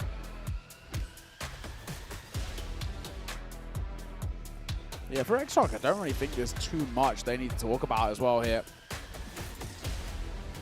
Kind of a spot for them where I think, you know, everything is kind of taken over in the way you want. Maybe you can make a bit of a move and saying, like, okay, it's a little close there and getting that C4 down. We didn't give ourselves loads of time, but that is kind of, we already know from this series so far, has been a little akin to XROCK anyway.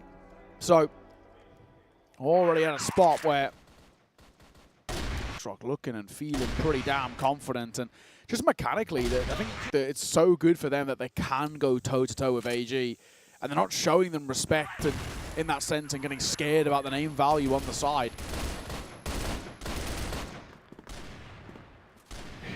Well,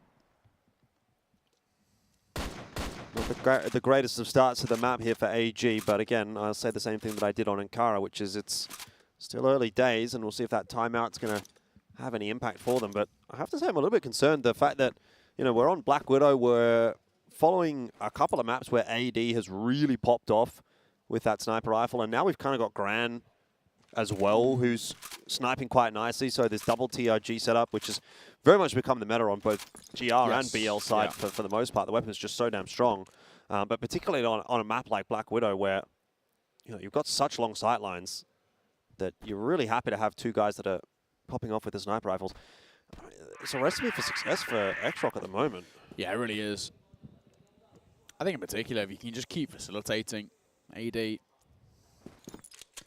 from the series he's had so far. It looks like in terms of a calling style for Chow, he's actually giving him a lot of flexibility. I mean, this round as well, he's the lurk.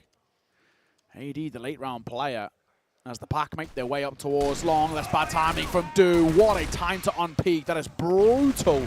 And it could be quite costly. AD going to try and make a move of his own, but he actually should fall here. There's numbers around him. It's Gran who hits the deck. AD's here, though. And how does he deal with it? Well, quick trade that comes through as he gets pincered. Chow's pushing.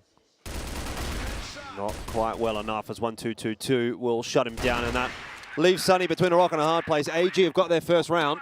That's better. And they'll be hoping it's one of many. Yeah, better for AG. Just playing together. Playing the numbers, playing that pack mentality. Much more like it. I think as well for this side, for AG, they just need a few of those kind of confident booster ones. That's when you're going to put yourself in a good spot, but it's AD who instantly responds with another opening kill for him. His 5th of the map as it's 1-2-2. Who goes down? ZY. TRG at range, can't hit the shot as 2 swing by on the cross, and AD gets another. They need to stop peeking this kid. It's too easy for him. Yeah, he's just farming, isn't he? It's a new wunderkind for XROCK. ZQ is going to hope to even the odds a little bit. That's really not good for XROCK. They've kind of gone one by one into mid, and the C4 with them has just fallen. So from a 5-on-3, we find ourselves in a 3-on-2. AG have just recovered this round, and this is somewhat starting to get a bit reminiscent for me to what we saw on Eagle Eye, where XROCK were definitely not doing poorly to get themselves in good spots, but they just could not convert on them, and AG capitalizing, and they're doing so again here. That's a criminal throwaway from XROCK to let that round get back to the position it's in now. 1 minute 10. CQ, 1 foot in the grave already, so he's not really going to be too aggressive in his peak. Oh my god. Shui nearly round at that corner. Chow hits the deck, ground on the trade. 1v3 turn 1 versus 2. Only brief in the 1 versus 3. He's got 50 seconds to decide what he wants to do. And I mean, ZQ not being healthy, there's life in this for sure. It's just about covering and recollecting this C4 more than anything. It's just such an exposed angle. Now scoop it up, 35 seconds. It's way forward, but it's due. On the site, it's AG who find the round. That was a little tentative there. There was a moment that felt a little shaky. Thankfully not to be.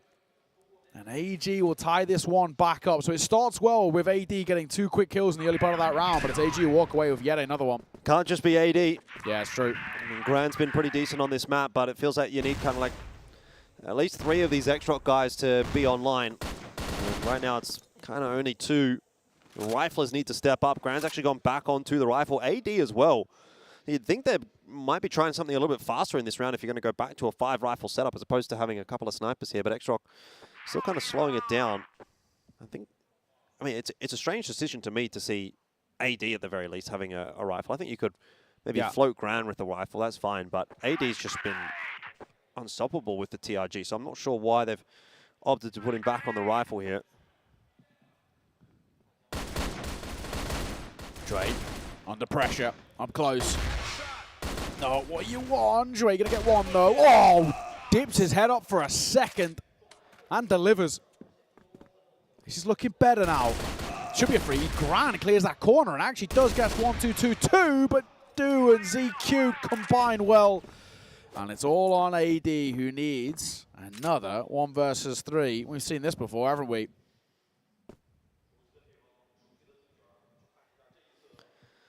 We have. Typically not with the rifle, though.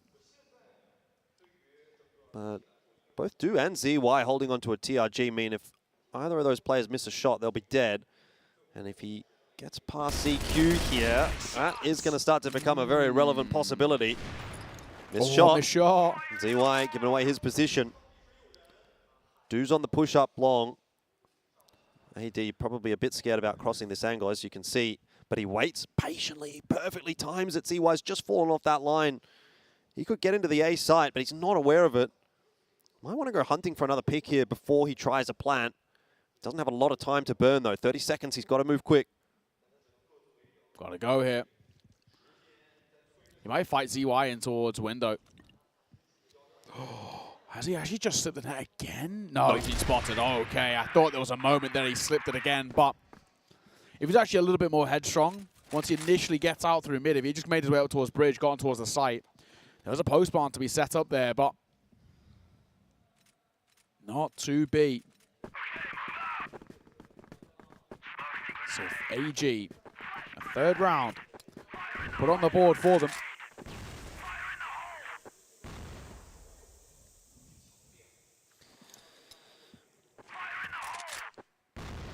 This felt like a very slow map so far.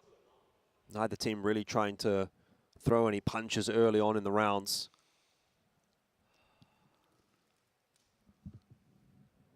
Very tentative.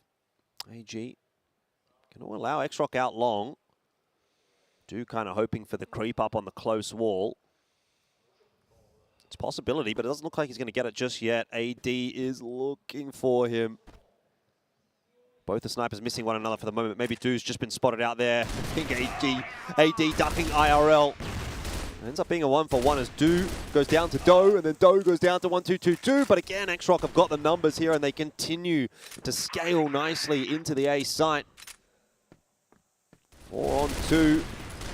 ZQ and ZY having another recovery mission ahead, but they have dropped the C4 carrier. Been quickly picked back up by XROCK. A plant is... No one's holding? There's 3 players there. I mean, it's getting a little bit silly here. XROCK are making so many mistakes in these player advantage situations. All 3 of them are looking bridge. So he just dips it out in towards window and gets the easiest one of his own. And they've leveled the playing field. AD, will he clear the corner? Yes, he will. So all on ZY, the vet. 1 versus 2 for him. On the other side, he's got AD to try and contend with, of course, as just being such a threat. He misses the jump, so has to go the long way. Still, XROCK haven't committed to the plan just yet. AD could be dead here, back turned. He is dead. Jeez. 1 versus 1. And still, we don't commit to the C4 going down. Chow will eventually get planted now, but my oh my, they've made life so difficult for themselves, XROCK. Even if they win this, it doesn't really feel like a confidence booster. And they're going to fight against ZY. He gets tagged. He is so damn low. Yeah. As he goes back for a window rotate. I think XROCK really just play themselves sometimes. Yeah. Chow starting to cotton on to the possibility that ZY has gotten out, and he will finish it off. Thank God for that, says XROCK, because that would have been another monumental mishap. Yeah, for sure. 3-3's the score. Well, I can't believe what I'm watching right now. I mean, XROCK. The thing is, even if XROCK get through this series against AG somehow, I'm still not going to back them as a team that feels like they can win this event. No. They've been real too messy. many errors. Too many errors that the champion wouldn't make. Do for 2. Make that 3. Oh, Do, he's on for the ace as well. Last man's out towards long as ZQ dives around the corner, but Do take a bow. That's a little bit more like it from the young sniper. That's what we want to be seeing. 4 quick kills. And finally something to fall back on for this AG side. That was so damn quick.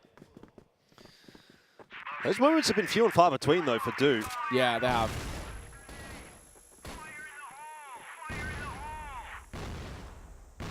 Which is a little bit unusual.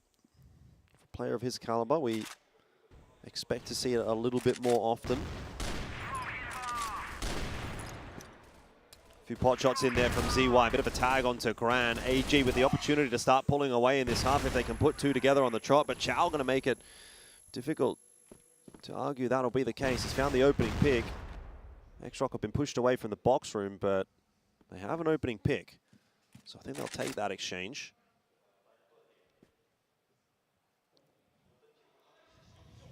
Gran's got another one. Yeah, that's work. Big find to drop away as well. 5 versus 2 as AD and Chow combine. It's ZY with a next to impossible hold. And I say hold, they don't even need to go towards his site. Foot raise towards the A site, which of course ZY will lose. He should be caught here by Doe, and he will. Nice response. XROCK tied the game back up 4 apiece. And if they're going to go down, they're not going to go down without a fight.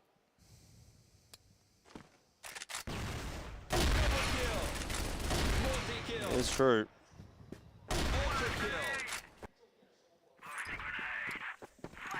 Very back and forth map at the moment.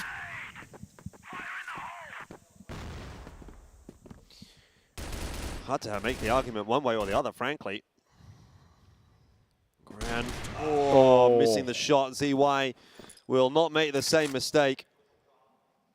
So it might be AG that are going to get through this half with the round advantage, purely off the back of that opening duel. Again, though, I have to say AG were not great at converting their advantages on the first map, so I'm not going to count my chickens before they hatch. Yeah, it's a wise maneuver. ZQ. Around this corner, they surely got to clear it, but if you can get one before falling, that'd be huge. And in all fairness, he does, so you can maybe make the argument of job done. It keeps numbers in favor of AG, and it is generally considered a one-and-done angle there. 1 minute 20 to decide now what XROCK want to do in this final round of the half.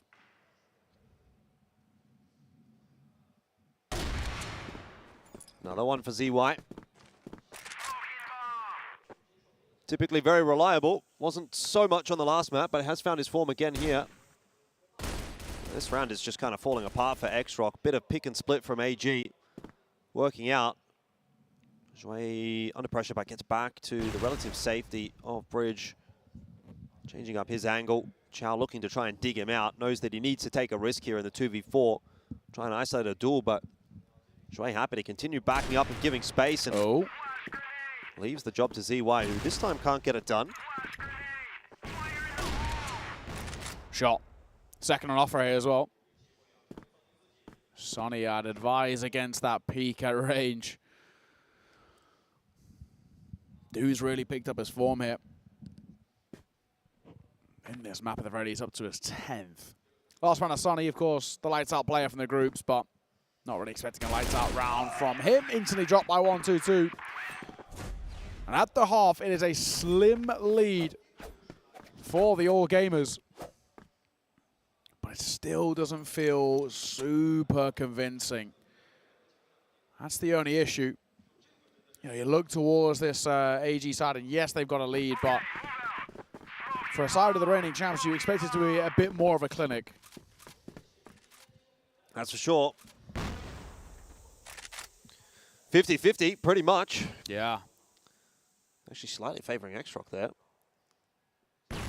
ZQ, nicely boosted up there for 2. This is a perfect start to the second half for AG.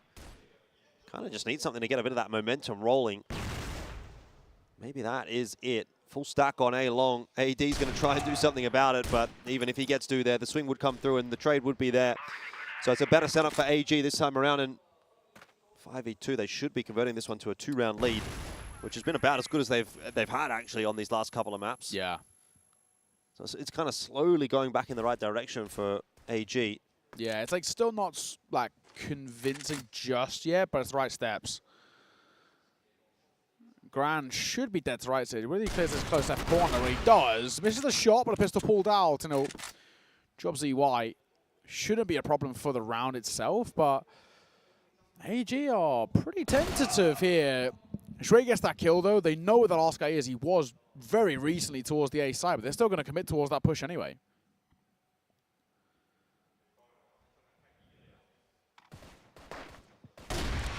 Well, shot. That's a good way to start. In the 1v4. Oh, very good way to start. And again, you got to look at that and question, why has ZQ done that? Yeah, it's just unnecessary. I think. Why has he swung that? Could just back it up, play the A site, play it out 3v1. Now you give Gran a chance. It's a small chance, I'll give you that. Sure. Time's ticking against him, but if this round goes the way of Gran, really have to highlight that from ZQ. Doesn't want to lose this duel and won't, so all the transgressions can be forgiven. But again, you know, AG, they're not really crossing their T's and dotting the I's in the way you'd like.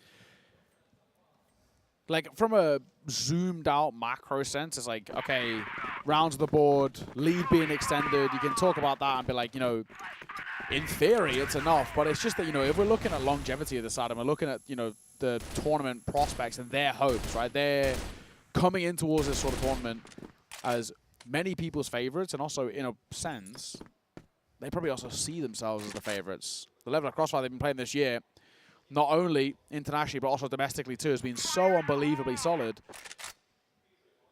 But this series hasn't been. A pretty good first map, and then a next to non-existent second. And then you're really being kind of worked here. Yes, you've got a lead, and it's a couple rounds buffer zone, but it's far from comfortable. Yeah. And also just the fashion in which you're winning these rounds. Doesn't look like a champion just yet. Doesn't have to look like a champion now. It's true. Only has to look like a champion next Sunday. Super Sunday. Assuming you get there. That's true. Gran is so isolated here on the A site, by the way. I mean, he's the only defender for A down at the bottom of long. And if he misses the shot, he's going to be a dead man. So AG will be very happy to take that opening pick in their stride. And that is really going to cause a bit of a scramble from XROCK to get back across to the A site. Change their setup up. Plenty of time for AG to work, so they're not going to go anywhere too quickly. Dope. Going to be tested momentarily.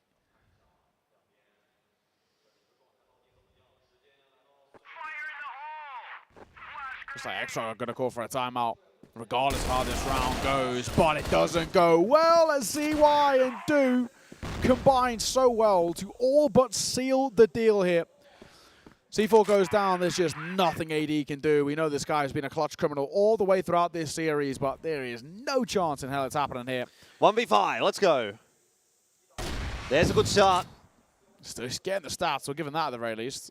Time is a real factor, though, for AD here, and that'll be the actual issue, is that, you know, theoretically, if you back him in 5 1v1s, you probably give him the benefit of the doubt, but the time is a real factor, and he's Save the KD, my king. Not even keen to go for it. Play for stats. You deserve that luxury, especially in 1 versus 5. Him of all people. Yes. ZY goes down with the ship, and it will be XROCK using their timeout. Of course, AG used theirs, but a long, long time ago. All the way back at the start of the map. But I'm sure they'd be quite reluctant in a way to get a moment to talk themselves at length. For XROCK, I think they realize they're in a bit of a predicament where actually this map is quite rapidly control being lost on it in a sense. I think they're, you know, kind of understanding that, you know, even if AG get up towards 8, we're already in a position where the road to recovery is so damn difficult. Statistically, such an anomaly to recover from that point. Yep. Yeah. Does give it a time for AG to have a chat and sort of, again, confirm what needs to be done to close this map out. It's not far away, 3 rounds to go. And it has felt like some of that pressure has kind of been released off of AG. You know, maybe Ankara was just a blip in the radar. Yeah. You know, a bit of a mistake in the veto. Fair enough. Okay. It's not worked out, but if you go through the next 3 maps, okay, or the next 2 maps, including the first that you picked up already, that being Black Widow and Subbase, you're still going to win the series 3-1. It's still going to be a comfortable victory, and you can still walk away pretty happy. So, I heard that cough from here. Yeah, I've heard it a couple times actually. I mean, that's something as well. We heard Baisha were a little bit under the weather earlier on in that opening game, and that was used as a a diversion potentially to just be like, oh, that's why we didn't play so well. And yeah, it's valid. It's definitely valid. You know, if you've got some sort of something going on that you're thinking about, you know, you've got a sore throat or you've got a cough or this or that, you know, that's taking your attention away from the game. It has its impact, to be sure, but at the end of the day, you know, the game happens and you have to do the best you can. Brand's going to start off with the opening pick here under 1-2-2-2, but meanwhile, ZY doubling down in mid, pivoting. Well, 180, gets himself the double. It's going to open up the A site for AG, so yeah, a bit of a flurry at the start of that round. XROCK throwing something a bit more aggressive in, but it's kind of worked out in the favor of AG, all things considered.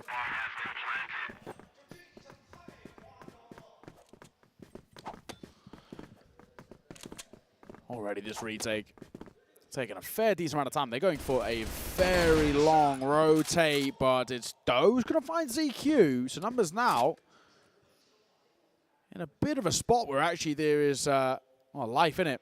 Doe's a little bit exposed here as well. Let's be honest, Doe is not considering the fact that they could even be up long. All on to Shui, all down to him. He should be dead from bridge in a moment. Anyway, Shui, hang on a second, just play the clock. Play the clock, he goes down to the HE and he's got enough time for the defuse. It is mighty, mighty close. He doesn't. Oh my God, just a slither there.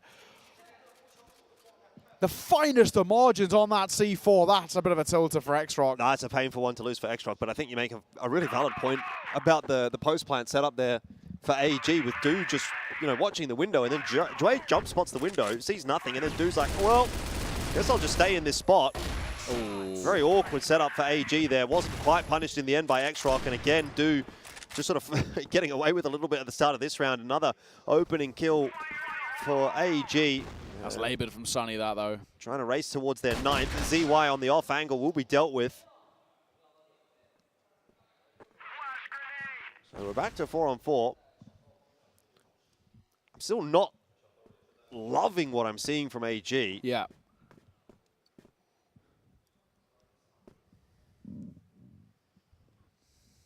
Shui could actually get one here, though. It's crossing the window. Yeah, he's been spotted now. Tough shot with a rifle, though. It is, it is. Information gain, though. It shouldn't be an oversight. You know, sometimes you see this angle not clear properly.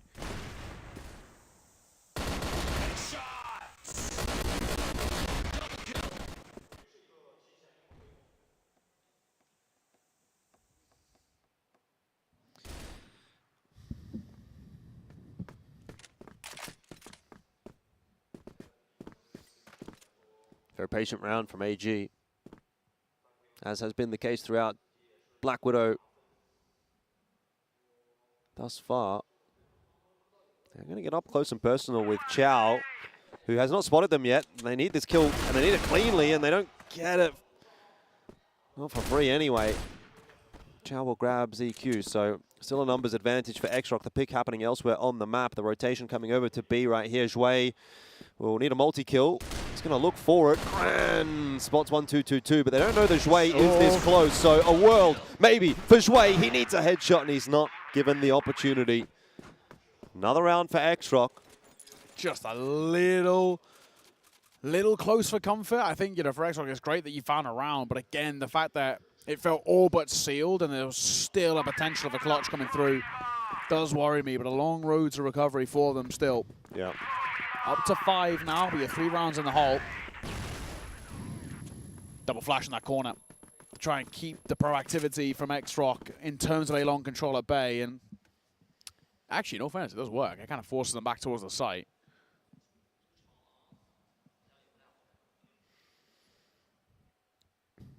I don't think we're seeing anything too quickly in this round. I think it's another minute of nothing. Yeah, I think you're right. Both teams just really seem quite hesitant about taking the fight here on Black Widow. Shows that their confidence is not that high for either side. Oh, well, there's about to be a fight towards bridge in a second, which could be a bit of a bloodbath. This body's here towards this A site. Sonny and Chow, I think, do spotted them. That's why he's going back, and Dude gets a fade away with the support of ZY. They shut down the aggression coming through from XROCK. And they're already at 3, and 122's managed to cross. Oh my god, he's danced with the devil a little bit, giving opportunities for the sniper, but still, you assume they should be fine. Do for 2 though, hang on. We're back into a 3 versus 3, that's a C4 as well. AG might have fumbled this. Yeah, tough position to retrieve it as well. Doesn't really look like XROCK want to hold the C4 though. Well, they've got Grand posted on the line. C4's been retrieved. 122 is going forward. They want to take B here. Surely they've got to wait for Do to get in position though. I mean, 122 is kind of probing. They're walking their way out. Do's still in transition. This is wild. AG going to try and find that timing, and it's worked out. Do's going to go down. Bomb plant here available. 1222 will be safe from that grenade. It's gone a bit too far, and it's a bit of an unorthodox play for AG, and I think that's what's benefited them. XROCK just not really expecting that. I wasn't. It's left AD in, by the way, another 1v3. So let's see what he can do. Good start onto ZQ. Stop peeking this guy. Please. Never doubt him. I don't. That body is floating. AD. He just doesn't have time, unfortunately. He's got to make the move, really, to tap on towards that C4 now to force an engagement, but I don't know where it'll be. Looks like he'll get in a spot, but there's just no time to defuse. He would have to stick it. He's looking for stats here, and he won't be giving them.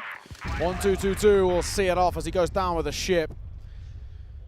Unfortunately for AD, he just was a little too slow. He was going to make something of that and actually give it a go. That's gone a little bit quicker to tap and force a fight, but it wasn't to be. Nice work. Contact play that comes through, and it works wonderfully. Map point for AG to reclaim a lead in the series at 2-1.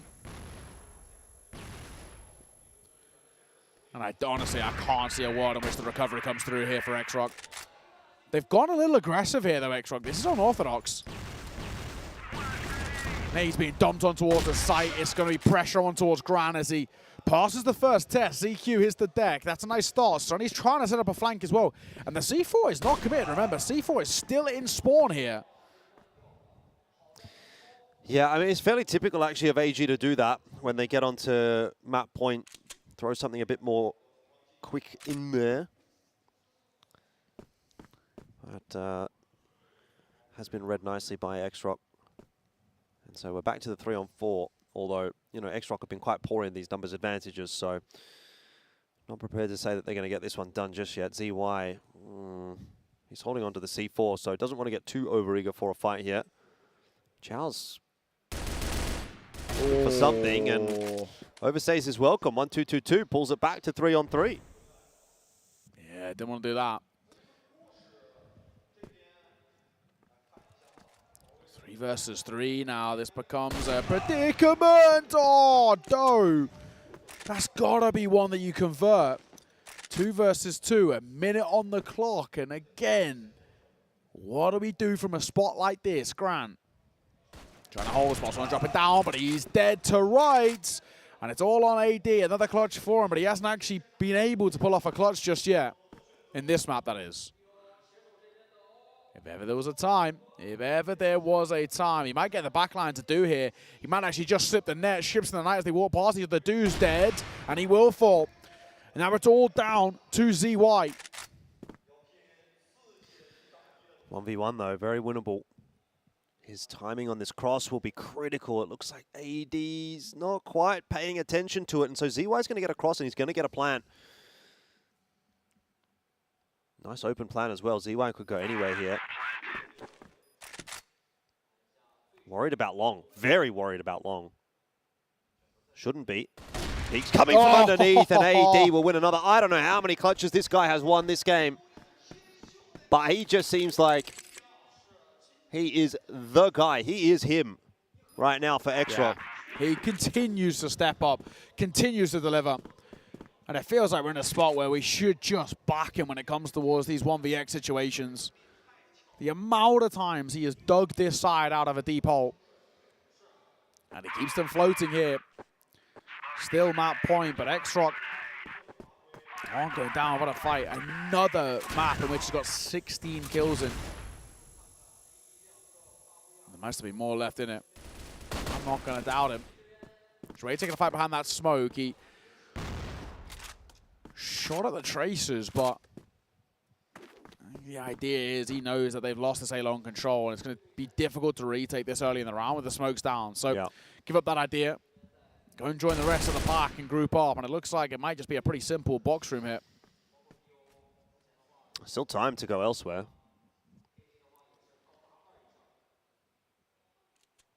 Yeah, thinking about it, Du's progressing his way up short. Not sure I'm such a fan of him doing it solo, you know, like it's risky if you're the sniper. You miss the shot, you're dead if there's a rifler just sort of sitting on that corner, but obviously in this case he's not going to be punished. There's nobody looking. So a bit of map control going the way of AG. But as ever, they're going to be happy to use a fair chunk of this time that is allocated to them on the BL side, and Shui just goes walking straight into AD's line. AG setting themselves for a B take right here. A 1-for-1 thus far is not quite going to be what they need, but they've got some really nice territory into mid until Grand gets involved with his TRG as well. Du is causing problems. He's a real thorn in the side. AD's going to be scared of him with good reason, and Sunny traded down as well. Ends up being a pretty good response, but XROCK have a fast flank. They've got a fast rotate. Do gets ZY, but CQ off the plant just in time to secure the victory for AG. It is 10-6, but man, it didn't feel like it was that comfortable.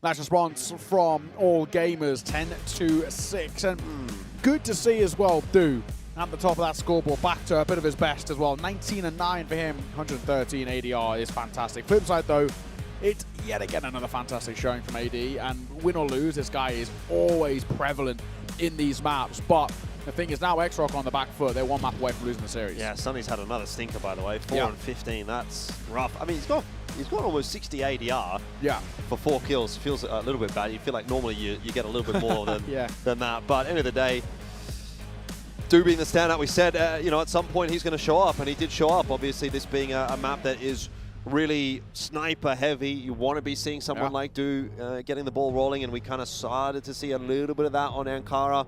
Obviously, a really rough map for AG in general, so not going to be easy to put it over the line there, but he was able to get it done at least here on Black Widow, and that's going to hopefully set AG up for a bit of success throughout the rest of this series, because look, I think they need all the help that they can get. I mean, you know, 10-6 is a pretty quote-unquote convincing scoreline, but it didn't feel that convincing to me. So I've still got my my doubts as to whether they're going to be able to close this series out 3-1.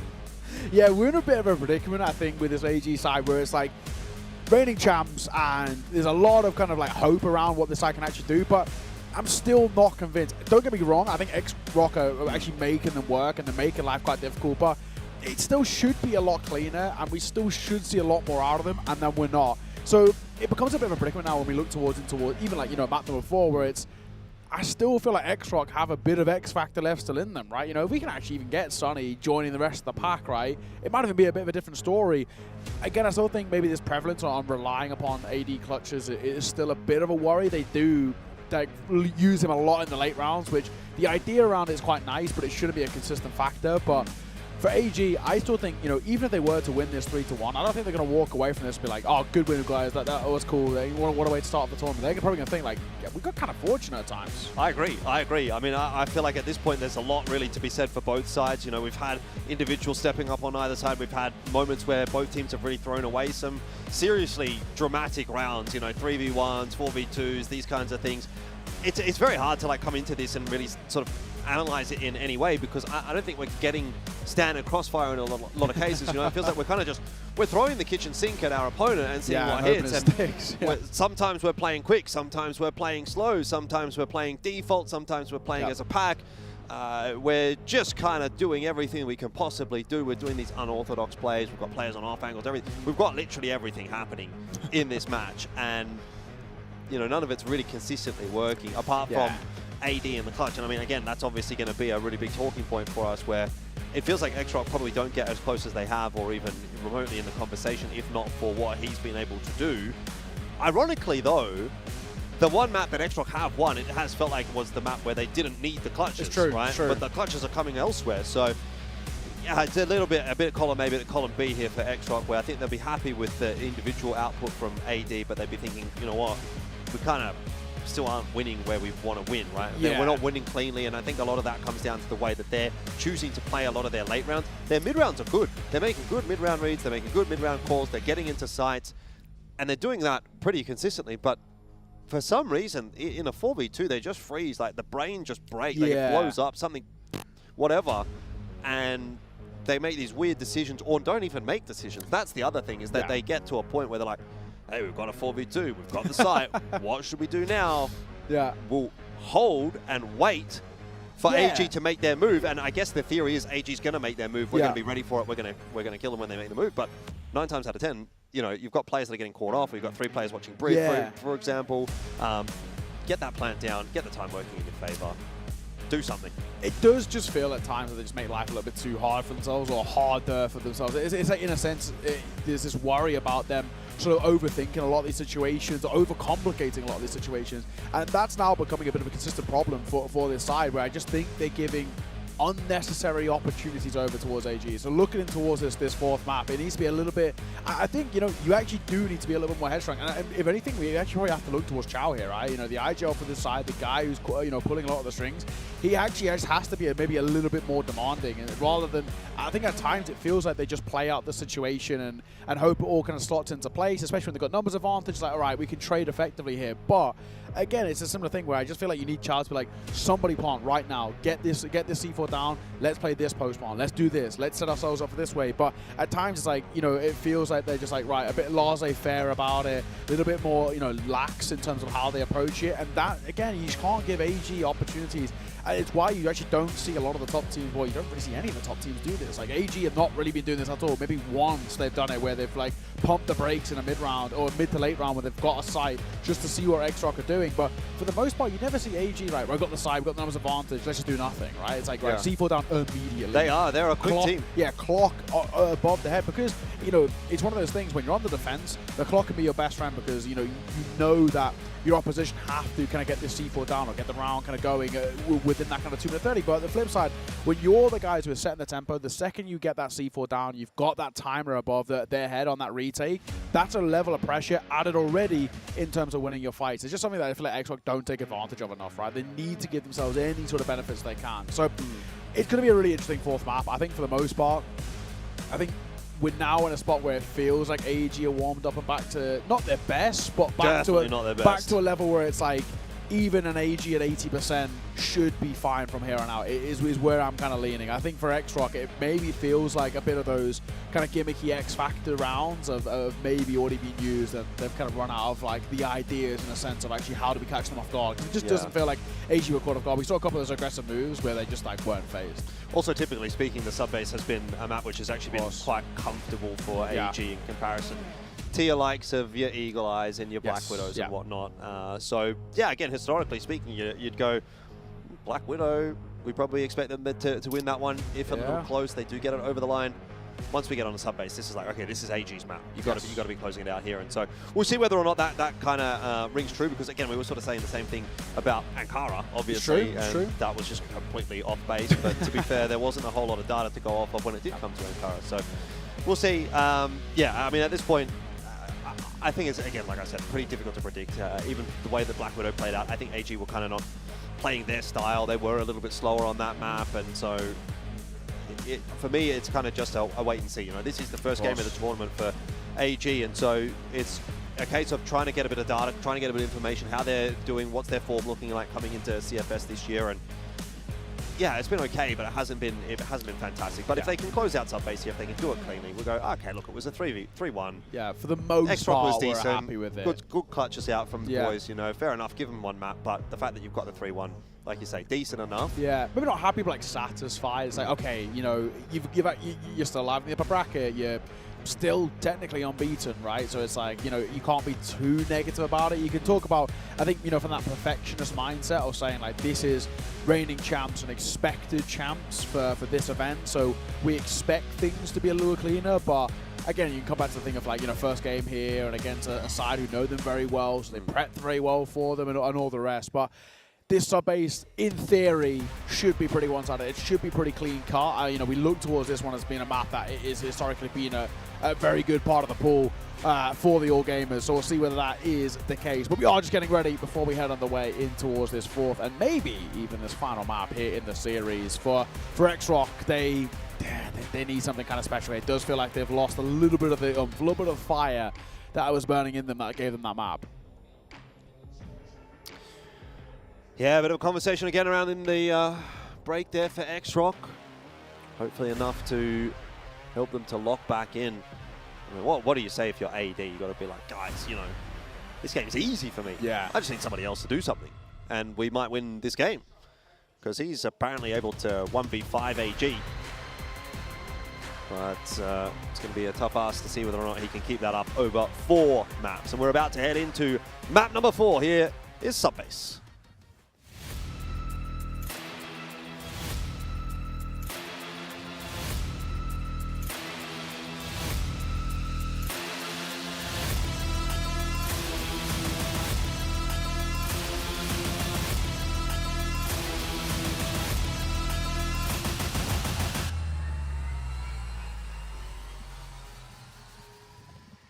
And will Subbase be the final map of this series? We're about to find out. AG get to start things off on the BL side, typically the favorable side on this map, and they're going to look to go quickly into wood. So maybe a bit of that confidence straight in there from AG after the break. Or not.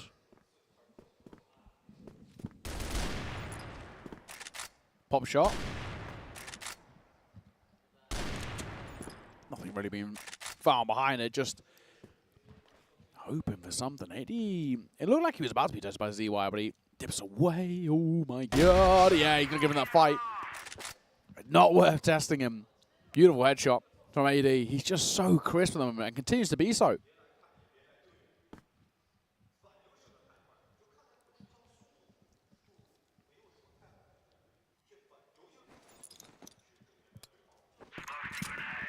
And again, plan A doesn't work for AG. They're a bit stumped. Slow it down.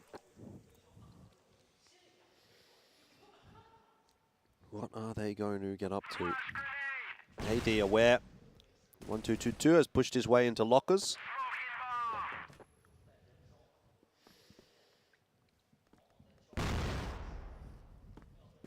Very kind of nothing so far from AG. They've got like next to no map control. No real information about what XROCK have kind of got. It's just a gamble on offer. Yeah, exactly. Literally a gamble call. All right, we've got to do something, so we're going to go beat. Lockers to beat. It's the only play we've got. It's not a good setup at all to start things off for AG. This has been a very poor round. They are getting picked all over the map.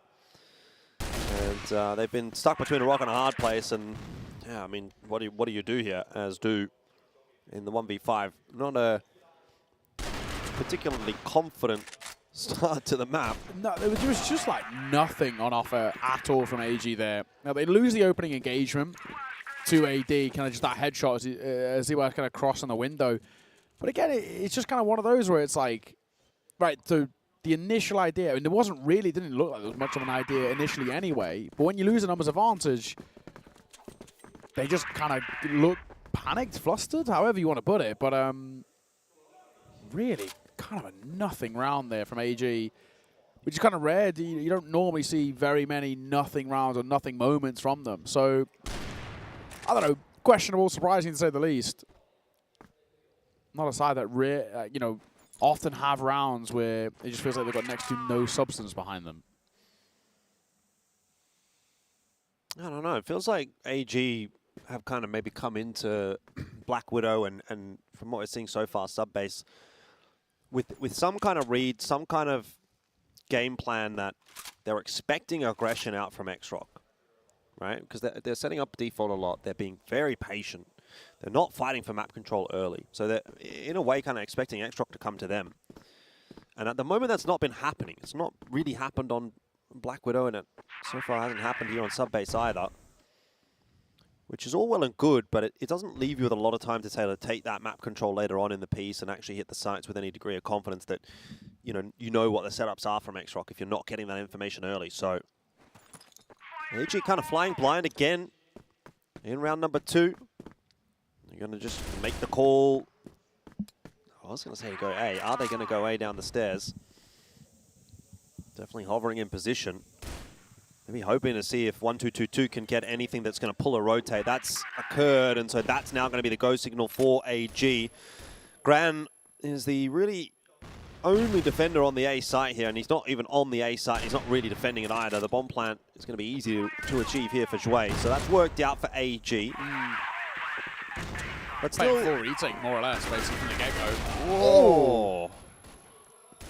There's a fast retake from XROCK, apparently, as they just go charging their way down. They are not giving AG any time to set up in this post plant, but that might have played into AG's hand. They're a fast team, so they get themselves their first round on the board. Underway here on sub-base, both teams. Yeah, nice kind of post spawn. I think, they play very close to the C4 as well, just trying to bait in the fights, play as a bit of a pack, but I still just want to see a little bit more onus from AG. That first minute of the round, similar thing where it's like, not loads really on offer behind it. Chow going to play up close. I don't hate this at all. It is an AG smoke that is there. I hate that comes behind, but I don't hate the idea about keeping bodies here. It's Chow who dips back. It's Sonny who takes the space. So they're still trying to keep early control, early pressure here. Keeping an eye on Sonny, of course. He has a couple of poor maps despite having a great group stage.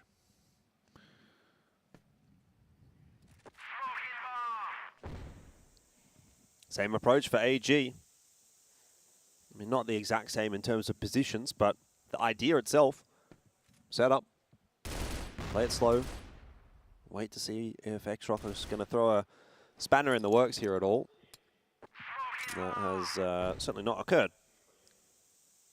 So again, what is AG going to do in the mid-round with any map control still yet to be taken? Yeah, it's uncharacteristically super slow from AG. They throw in a few slow rounds here and there, but generally speaking, they're a side who do like to take a lot of early control. They're very kind of aggro in terms of kind of prioritizing map space taken and then kind of reacting to it. But my issue is with it is, when we see Liquid play slow, for example, we kind of understand what they're trying to do. Yes. They're sort of... And they still get map control. They're probing. Yeah. They're throwing some util. They're forcing out counter util. This from AG is like they're literally not doing anything. Yeah. They are set up and they are waiting, and that's it. And it's not really putting any pressure on XROCK at all. It's a very different style of slow to what we see from Team Liquid, which feels like it's kind of like choking. But this is kind of just like XROCK chilling. 30 seconds left. They've got to get in on site. Like, what? Where are you going to go? Put it this way: if the round timer 2 minutes 30 or 1 minute 30, it doesn't matter. The same exact round would happen, and they come popping through as well. Up on high, Do for one only. Chow, one of his own as well, but it's ADU gets in towards the thick of it. 1-2-2, quick on the trade. Still a 2 versus 2, 13 seconds. Our C4's got to go down, and bodies don't favor it. 1-2-2's put himself into a 1 versus 1. But where is Grand? 7 seconds, 6, 5, 4, but he loses the fight. What was the plan for AG? Like, less than 30 seconds diving in towards the site. Like, I have to look back over towards the leadership in that side. Like, what is the calling there? I just don't understand it either. Like, if that's the round that you're gonna run, if you're gonna just basically go, all right, we're gonna rush B. Why are you waiting until there's 30 seconds left on the clock to do that? Okay, you could argue, yeah, there's a bit of util maybe for XROCK still at the start of the round, but if there's an extra minute to play with for 1-2-2-2 there, he doesn't have to take such an awkward fight in the 1v1. He can play the C4, he can play the time, whatever, but now AG going to pick the pace up a little bit, and, well, it was working until Zhui took a 1v1, and now ZQ's going to be able to pick up a kill onto Sunny. It just feels like these rounds are really just teetering on the precipice, aren't they? That is unreal from Chow. Down in the 2v4, I guess he wants to take a bit of a risk and see what he can do. But, missed shot by Do onto Do. Still though, 1v4 to 1v3. This one a little bit better from AG. I mean, even though they're going to win it, it's more so where it's like, if anything, it was don't say they're going to win it. It's a 1v3. It was XROCK's mistakes and overextensions. AG haven't been great in these 1v3s, but this is an impossible crossfire to break. So next round on the board for AG. 2-2 the scoreline.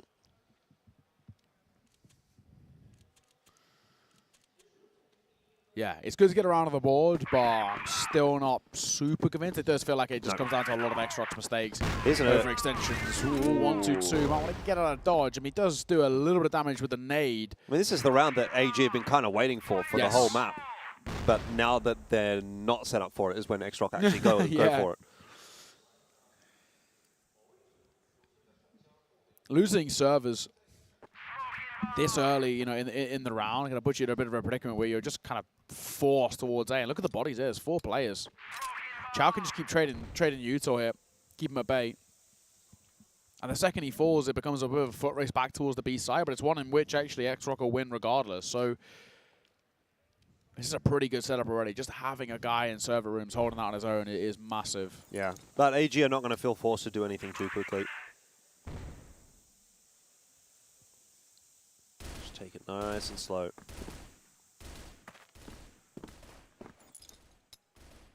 As has been the case in the opening 4 rounds. You push through mid. They've got that smoke up. It's going to be re-smoked as well, and they are starting to work their way forward. This could be quite explosive from AG. ZQ with a bit of spam through the wall will drop dough. There's a recontest from XROCK, and it looks good. They've got numbers there. ZQ's got to try and recover that C4. He's just going to go, I mean, he's just going to take it forward himself. He's got no other option. But he has to get into one of these sites and he needs to do it relatively quickly. The flank coming in from 1-2-2-2. I mean, ZQ is a one-man army at the moment. He is fighting a battle on multiple fronts. Oh, no way. And 1-2-2-2 is nowhere to be seen. But he's got that fast flank, and if ZQ can even just live here on the A site, then 1-2-2-2, his position's surely not going to be expected. You never expect a player this late from B. No way, surely. Will he clear close left? No, he doesn't. He doesn't. So it is the one-man army. He needs to continue, and he's barely alive. C4 going to go down. No HE to clear him. He hopes for the TRG. ZQ, often the hero for this side, and we need one of those moments once again. First fight, missed shot, and he's a dead man. Forced to AD. It's a commendable effort, but he's got to do better than 1-2-2-2. Yeah. I mean, I can understand why he's trying to move so quickly, but needs to be clearing his corners too.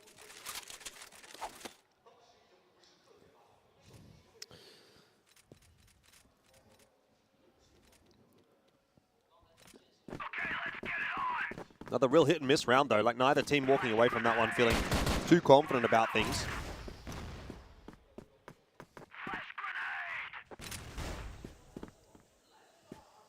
I really won't be surprised if we find ourselves on new compound the way this is going. Yeah, I'm with you. I'm not convinced by anything from AG right now. Even the couple of rounds that they fumbled through, it's like kind of expect them to do that throughout this map and do it to a level which is enough to close the series on. I don't know.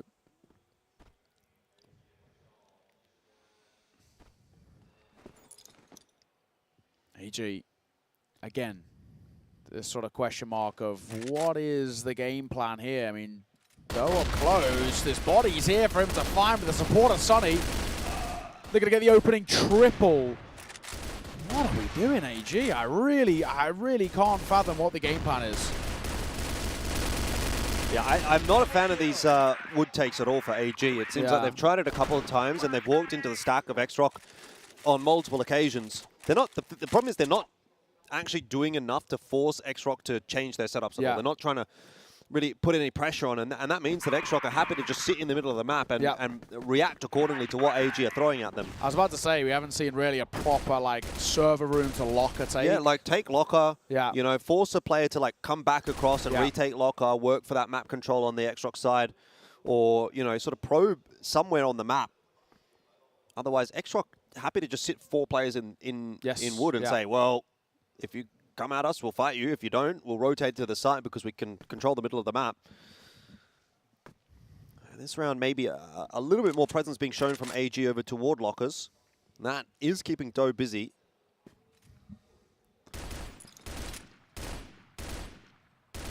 Waiting for stairs aggression, that's never going to come. There's no one towards that A site. Because again, if you're XROCK, why would you pay anyone towards the A side, really? You had so much success just bulking up the numbers via doors.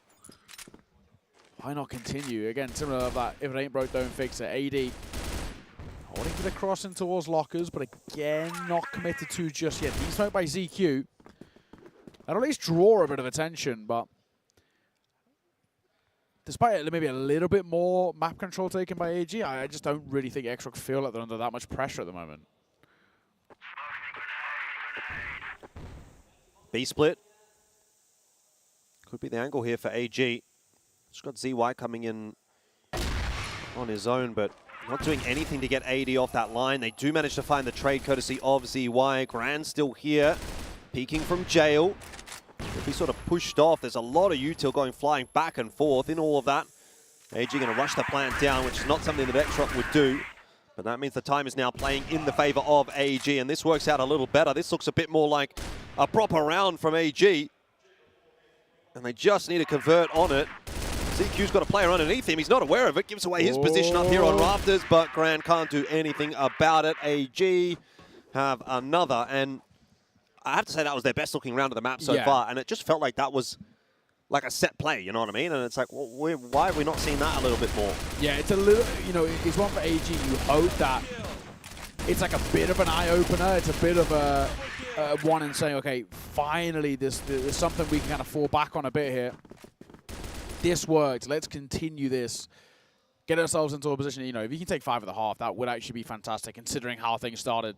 4, honestly, you'd be pretty happy with that too. It's been an unconvincing first half for AG, so just keeping that pressure on XROCK is everything. Back to the slow and steady. De-smoke by AD. Hold of the lockers swing, which they won't be getting. Because of AG, they've gone back to the game plan that has served them, well, so successfully so far. I say in jest, as they go for this double doors slow play, which has been, yeah, it's got them next to nothing thus far. Surely they won't expect it again. AG thinks. There's a little bit more happening elsewhere on the map, though, for AG. It does have to be said. It's not going to end up being that wood push. Zhao's happy to play up in the vent. Got a bit of a stack over here on the B site as well. 2 players ready to go, but a lot of space taken by AG for free, and only now the fight's starting to break out. That's probably a little too late for XROCK, and as you can see, it's gone poorly. Sunny pegs one back before the plan's gone down, which will help the retake if it does eventuate, but numbers advantage for AG. They've got the site as well, and 1-2-2-2 tucked in here, waiting for the push coming through from Jail. It's a little bit isolated at the moment, though. ZQ liable to help him out if need be. Gran and Sunny. So trying to work the angles, but 1-2-2-2 wins his duel. It's a 1-for-1. That's fine as far as AG are concerned. C4 ticking away means that Gran is going to have to move quickly here, and I think he might have already timed himself out of the round unless he's given freebie. CQ picked up as he jiggles. Time. You're right, Do doesn't really need to do anything. He's going to pull the peak out here, Gran, but it's going to come too little too late anyway, and the kill from Do will secure it. So 4-4, AG recovering the half a little. BL-sided map, though, you'd want to see them get up to 5. Yeah, it's true. It's true. If AG can take a 5th, again, we talk about that kind of breathing room, really. Just even a small part of it, keeping the pressure on towards XROCK. Of every round, they finally get closer, of course, to the series, which is where, for the kind of the rookies of XROCK, in a sense, more fallible to the crumble. Another better round, though, from AG. See why I was tempted to jump up, but he actually maybe has learned his lesson from the earlier demise against AD. Speaking of, continues to be quite a menace, AD. You know, he's floating around the map a lot. He's given a lot of luxury to free roam. Exactly what you want from somebody who has been quite consistently solid throughout this series. Why not? He's been given that trust by Chow. Whole team for XROCK not looking too bad. It's Sunny, though, which is a name we've not spoken too highly of throughout this series, who actually is leading the charge in the numbers department. He's had some pretty underwhelming maps thus far. Well, he's actually one of the players to watch of the event thus far for XROCK, but yeah, hasn't been able to convert it in the playoffs. He's fantastic in groups. #1 player in groups by a long way. But yeah, first few maps was very quiet by his standards comparatively. Yeah, AD has fallen off a little bit, which is to be expected. Subbase not really the sniper's paradise that we get from Ankara and Black Widow and Eagle Eye. So his numbers down a little bit on the output. AG going to send ZY straight into jail. He'll win his opening duel. They need more, though. They're kind of stuck between a rock and a hard place. And just as I mentioned, AD, he starts to come alive. What's this from AG? Still not sure where they want to go with this one. It feels very tentative and not really too committed at all. It's XROCK that seem as though they're going to get through this one. Unless Do can conjure up a bit of magic, he could actually take that C4 into B. Not sure that he's aware of it. Might get caught in the flank here. Oh, he's been spotted at least. He's got to go down. He's got a scramble to beat. Yeah, 20 seconds doesn't have loads of time. But he actually, yeah, I'm going to say, he actually did have a window to cross in there. But at the half, have us a slight lead for the likes of XROCK. I mean, it's not super convincing, but it's another one of those situations where AG, 4 rounds in total at the half, but 5 rounds where they get an opening kill. So never a good start when you're getting opening kills and not converting them in towards rounds.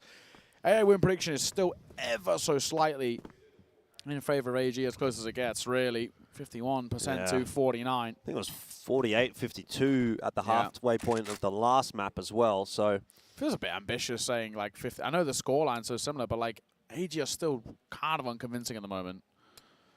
Yeah. What would you say? Maybe 60-40 XROCK? Yeah, 60-40 XROCK is sort of oddly.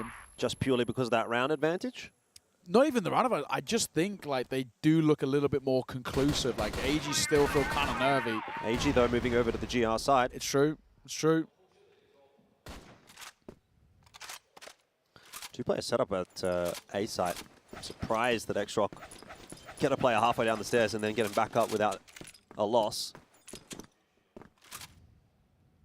This is a pretty brutal setup to get through. Yeah, nice high-low. Yeah, very common. You play, of course, behind that box, but it's very spammable. And a lot of teams dump the nades. Stallions are very good at cracking open the lockers here. But this is difficult to kind of get through. And here they are. Do for the leg. 1-2-2 will get the kill. And a full back and towards the site.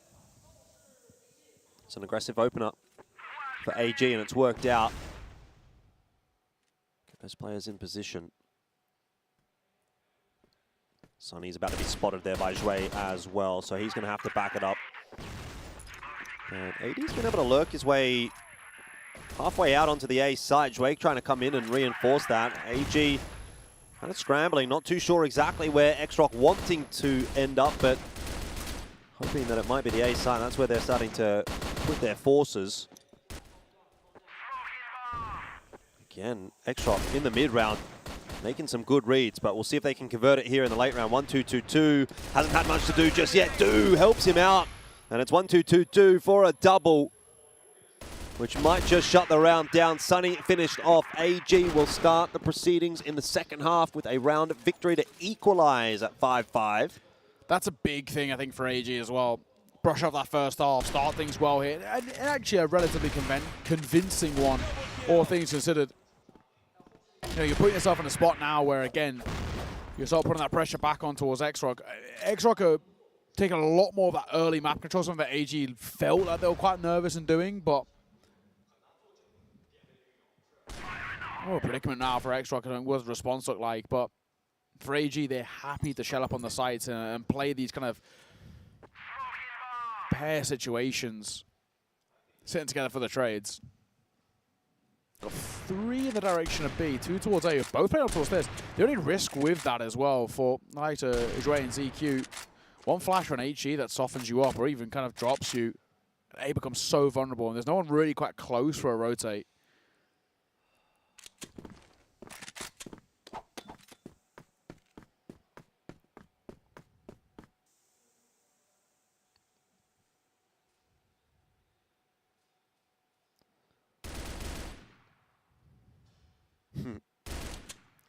Sunny doing the wiggle.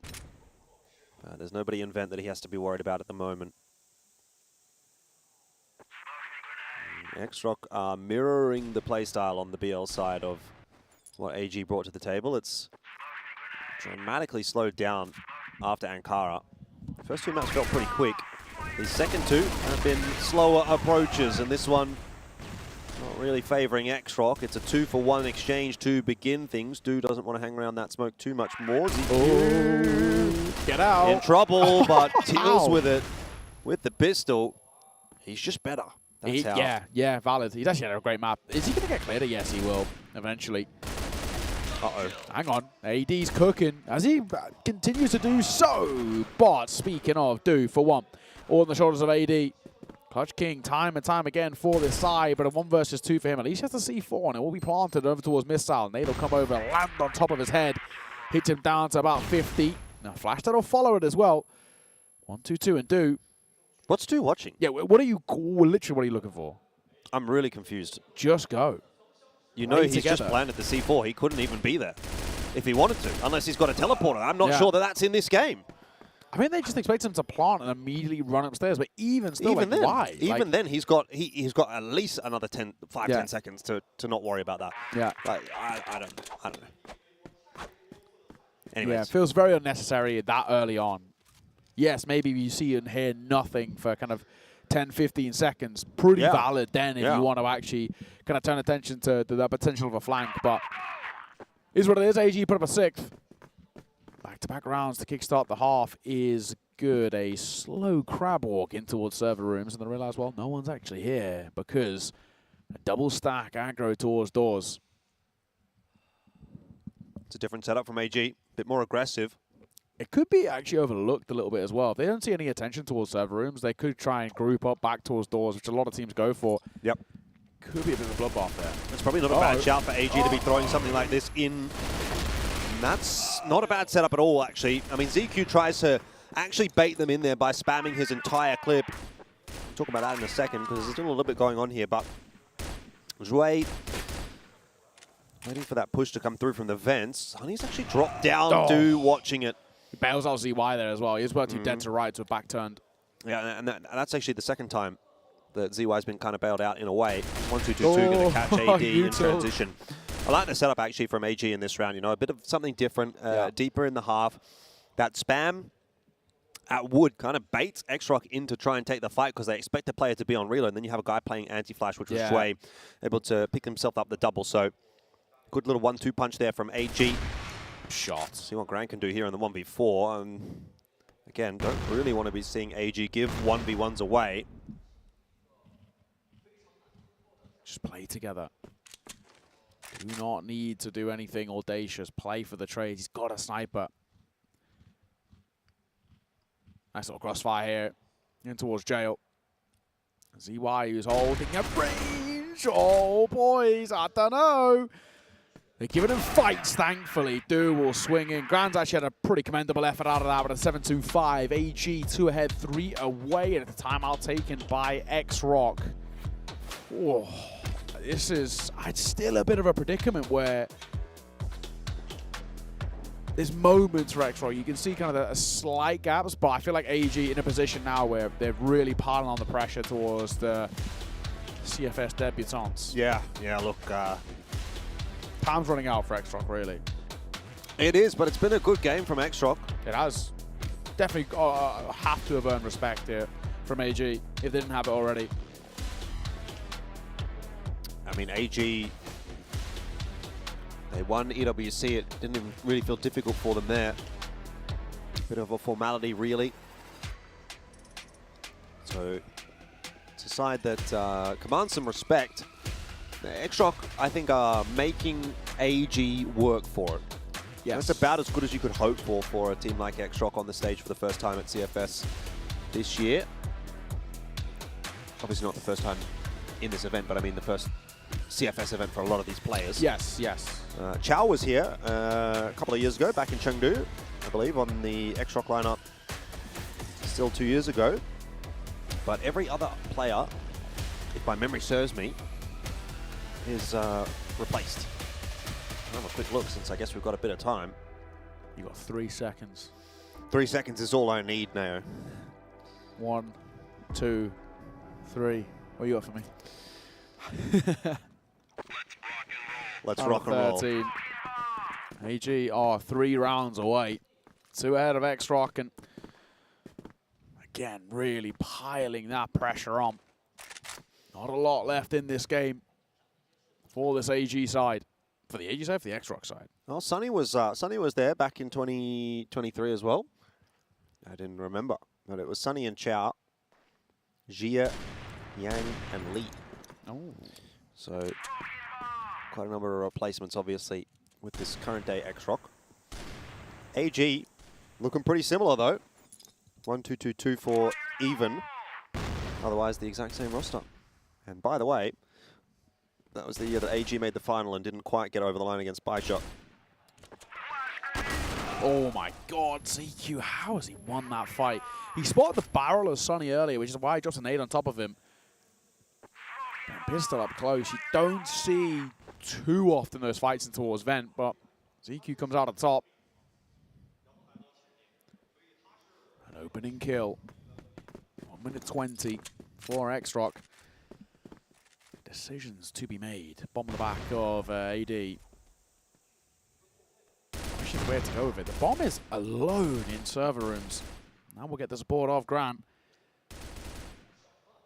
So maybe initially setting up for a B split here. Smoke down. Front of window room. So ZY in jail might actually end up getting tested in a moment.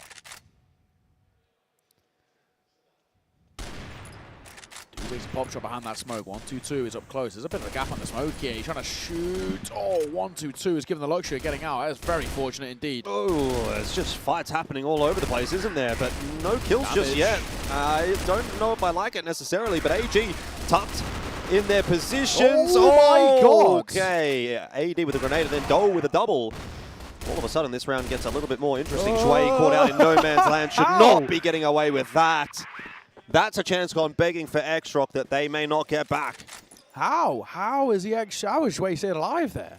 What happened? He just stopped shooting. Yeah. Okay, fair play. 8-5. XROCK, you're running out of chances, and that is a humongous one you've squandered. Aggro coming into a server room. We haven't seen this too often, actually, in all fairness, from AG. Early nade, smoke down as well in front of it, and they can just completely control that. But Chow is putting pressure on towards Missile immediately, and it will be at the demise of Du. Quick trade from 1-2-2. There's no one else in support, though, as much as they think there is. And they're assuming this is a quick A pop. No one's As here, you boys. would. Yeah. Like, what? Why has this guy done that? Chow's just gone on a solo run. Yeah. It's an information play from the IGL. Well, how relevant is that information now as the dust settles? Perhaps not very. AG wanting some of their own information.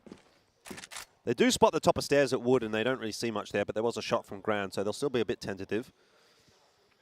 Transitioning their forces back toward the B site, though, is the correct decision at this stage.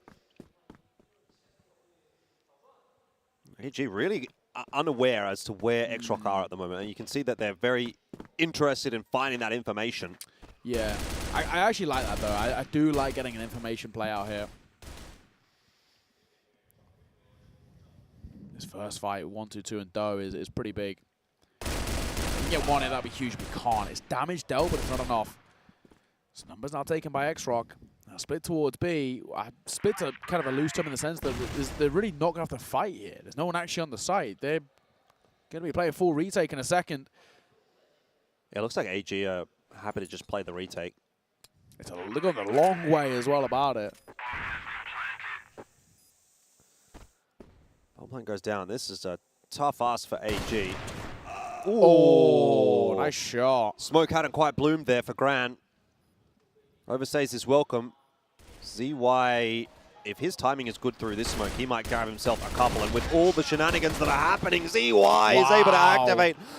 That's a huge round for AG. I don't know where they pulled that from, but that is a rabbit out the hat. And all of a sudden, this series is looking over for XROCK. Yeah, that is a huge retake. It's such a fumble from XROCK. Numbers advantage in a post plant, and you've let it slip like that. It's a tilt of pressure really on those shoulders, but this is all but done, it feels. 9-5, 4 map points for all gamers. And XROCK, that was it. That was the one that was going to bring you back into this. Yep. And you've let it slip. Would have really kept it hanging in the balance. It was looking like it was going to be a solid round as well, but a bit of brilliance from the individuals on the AG side, and all of a sudden, the music starts to play.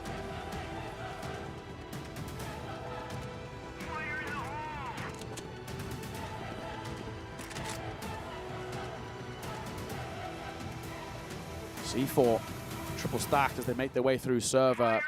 Another lockers crunch. I mean, it worked last round, so I can understand why you want to go back towards it. You've struggled in this second half to really, well, do anything, let's be frank. It's been a flawless run from AG so far, so the minute amount of success you've had has actually come through, popping through lockers, split towards B, so you're going to go for that once again. In they come. Chow just pumping the brakes, waiting to see if he can get him on a bit of timing here. There's bodies to meet them. Yuto coming through. 1-2-2. Look at that first fight. I'll get it. Look for a second. Good reaction. ZQ in for one of his own as well as Sunny goes down and Do drops AD.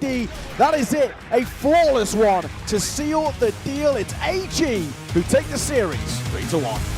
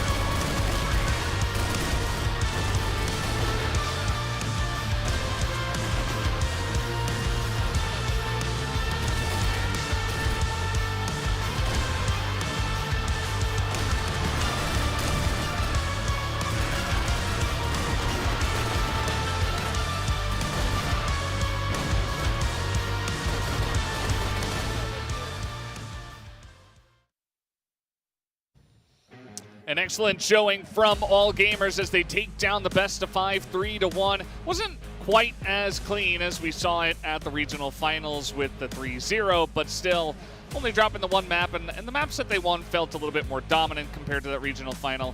And so, good stuff from All Gamers. They get through XROCK, definitely one of their more difficult opponents that they're going to be facing in this tournament.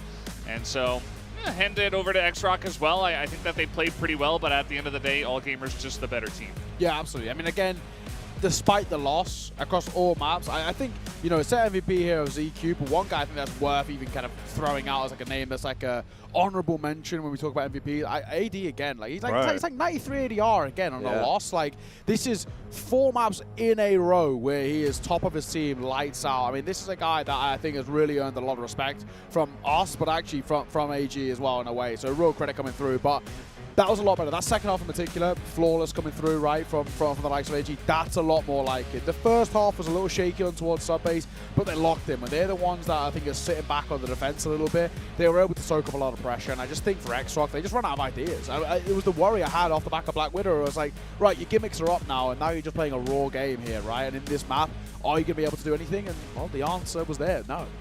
Yeah, I have to very much agree with this sentiment, Neo. I think if, you know, we sort of saw AD on the other side of the field, this could have been a really clean game for AG. Sure. He was the one that really felt like he was sort of leading from the front for the lads on XROCK, and if that wasn't the case, it would have been a pretty comfortable day at the office for AG. I will say though, Valdez, I think I pull you up on excellence. You know, obviously that was the term you used for AG there. For me personally, it wasn't really quite up to that level just yet. I do think that there needs to be a little bit more for AG before we can really brand them as excellent in that regard.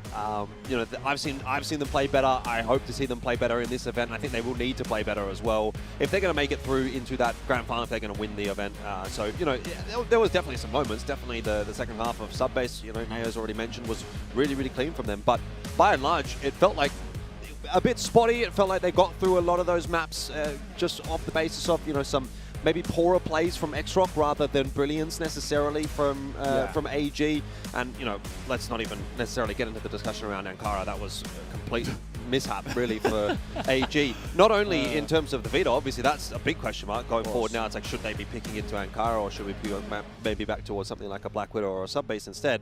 But also just, yeah, the fact that in the server they went completely missing as well. It's like, what happened there? What was that map from them? They had 7 opening kills in the first half for 2 rounds. Like, that's just not good enough for a team of AG's caliber. So some work still needs to be made, I think, by AG, but, you know, not the end of the day.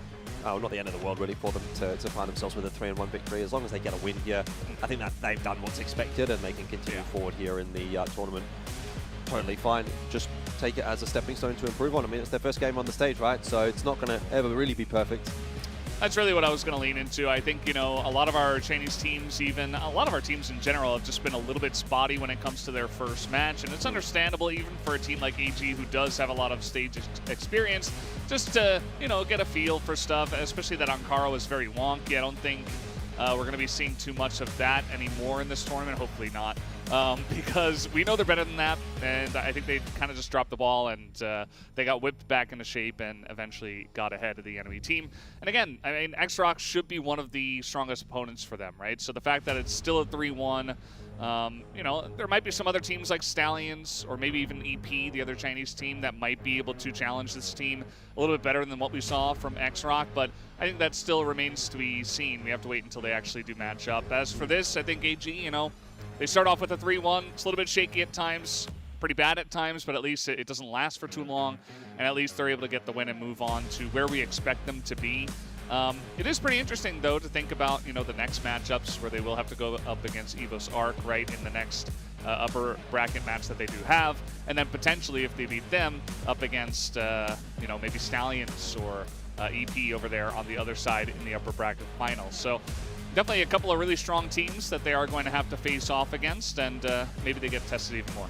Yeah, I mean, look, I would probably look at that EVOS match and say, I think short of an EVOS that's really performing at 100% and is kind of going above and beyond, that should actually be a relatively routine game for AG. I think that'll just be a team that they'll probably look to disrespect, and that might actually help them out in some regard, to be quite honest, because I think in some worlds, AG actually played with a little bit too much respect today against XROCK. But yeah, the match against a team like Stallions, who really love to bring a really fast-paced game, could be something that throws AG off. And obviously Evolution Power is always going to be a real threat. EP up against AG would be a matchup I think that would be quite keen to see. I believe that will be a rematch of one of the games we got to see in EWC, where AG did knock EP down into that lower bracket. So semi-finals thing, right? Yeah, so that'll be a cool one as well if we got there. But I think it's reasonably likely we probably do. I think I'd have EP as the favourites over Stallions, and then I'd have AG as the favourites over EVOS, which is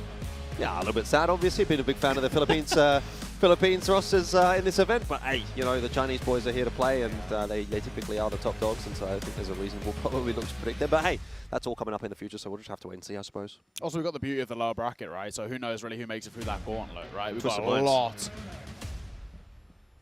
I beg your pardon. Twisted minds. Yeah, you can go now. I beg your pardon. Doors that way. All right. See ya. But no, in all fairness, we've got Don't have to tell him we've twice. got a bit of a gauntlet down there, which is kind of wild, right? We've already got a position where sides like an Alcazia, I think in particular they got to be kind of licking the lips of the teams around them if they play to the level that they kind of should be playing at, right? But it's a bit of a weird predicament now. I mean, even being frank, right? XROCK, this side, like I think have done enough that the groups that Liquid win is still kind of weighing quite heavily on my mind in a positive note. I think there was moments to be taken away from that. I think they did run out of steam. Don't get me wrong, and I think in a best of 5 it is easy to run out of steam for a side who don't get that many opportunities to play them on stage and not having within the last kind of 18 months or so. But as a whole, I would look towards that side as kind of one of the better ones to look at in that lower bracket, but we'll see. Match MVP, of course, it is Do, who actually started really slow in towards map number 1, and even map number 2 wasn't kind of lights out, but he stepped up in a big way, and especially towards that 4th and final in towards Sodpers, looked really, really solid. So it's good to see him back to playing his best. Of course, he's somebody that we always highlight for this side. Another fantastic showing.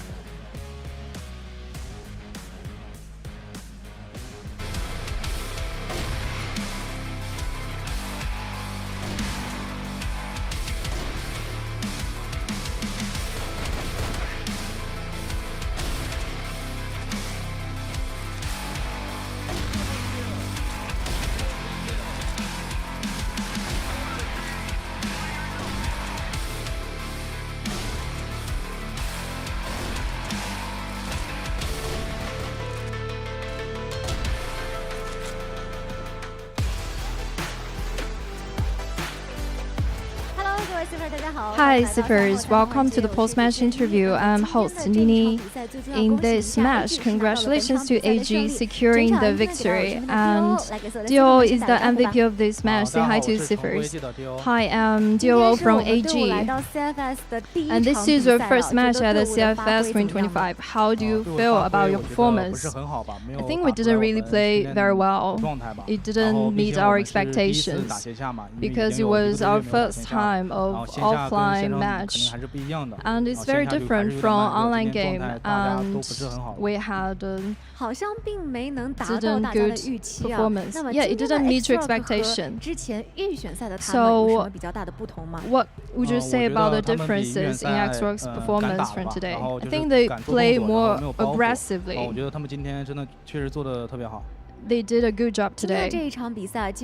On this match, we lost in a lot of clutches on Eagle Eye. ZY and ZQ was in a 2 versus 1 situation. They locked the position of AD, but why did you lose that round? We knew that AD was planning to plant the bomb at A, but he didn't plant the bomb, and it was too late for us to run away, and ZQ was killed. We also lost 3-1. Why did you lose that round?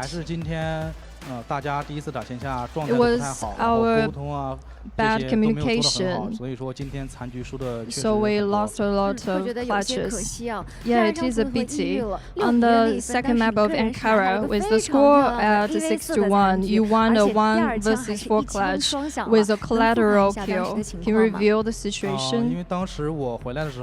Because when I came back, we tried to take defense. We didn't know other info, so we tried to regroup. While our teammates were killed, I tried to take a trade, and I killed 2 opponents, and then I switched to rifle, and I have luck, I think.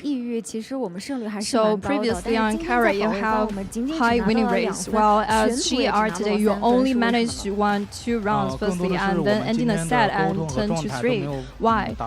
It's because we didn't have good communication today. After we got the info, we didn't know what our good choices are, so we lost a lot of matches. So on the second round, many fans are panicked.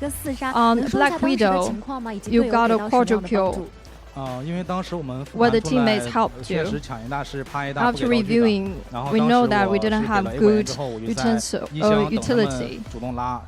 So I was waiting for their call, and we managed to take advantage of them and take a duel and kill them. Yes, you made many points based on your personal performance, and at 9-5, you had advantage at 2 versus 1 situation, while AD caught you from behind. Was there false information? We were playing 2 versus 2. Well, there was only AD left behind. I thought he was at B, and I tried to lurk from the back. But that was our mistake. Yes, that was a mistake, so you lost a round. So on sub base, you didn't have high winning rate. Have you been increasing practice on this map recently? Yes, we will try to increase our practice on this map, because the other teams are very strong, and we have new maps now, and we will increase our practice on maps. So in the next match, you will be against EVOS. What do you want to say to them? We will try to bring our best. That'll be it. We will expect you to bring out your best to defeat them. Thank you for your time. Congratulations to you on receiving our interview. And let's come back to the caster desk.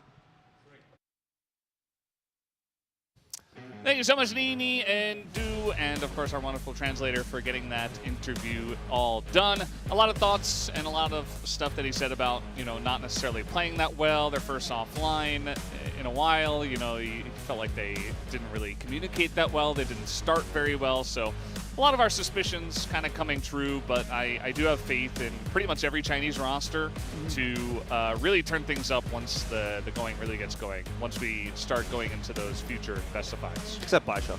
Yeah, except Baisha. Well, they're not here anymore, so. Exactly, we don't have to care about them anymore. But I do agree. I do feel like, with these Chinese rosters, they actually scale up massively when the pressure's actually on, right? And that's why looking towards that lower bracket, for me, I'm really keeping an eye on XROCK. I feel like it becomes quite a known thing for them when it's like tournament lives on the line, or it's like, making a further deep run. It's where they really kind of lock in. So it makes this kind of interesting looking forward. But for AG, I think we can kind of now say, right, they've brushed off these sort of first match nerves, and they kind of got the rust out of the way of playing on a LAN environment, not the comfort of your home.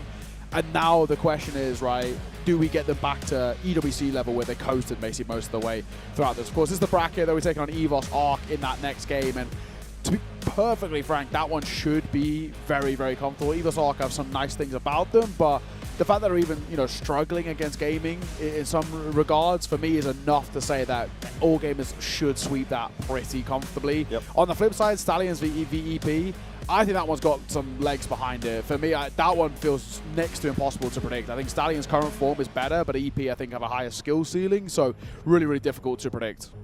And of course, tomorrow we're going to get into the lower bracket first, so those upper bracket teams have a little bit of extra time to rest. Twisted Minds up against Alcatia for that first match. Should be favoring Alcatia there, but we'll see what happens. And then, of course, we do have Gaimin Gladiators up against XROCK, I believe, right? Yes, we did lose right here. So it does feel like, a couple of matches that we kind of should know which direction it's going. It's very one-sided. Join the dark side. You're too impartial as the host now, and I've been firing shots off all night. You gotta be neutral right in the middle. No.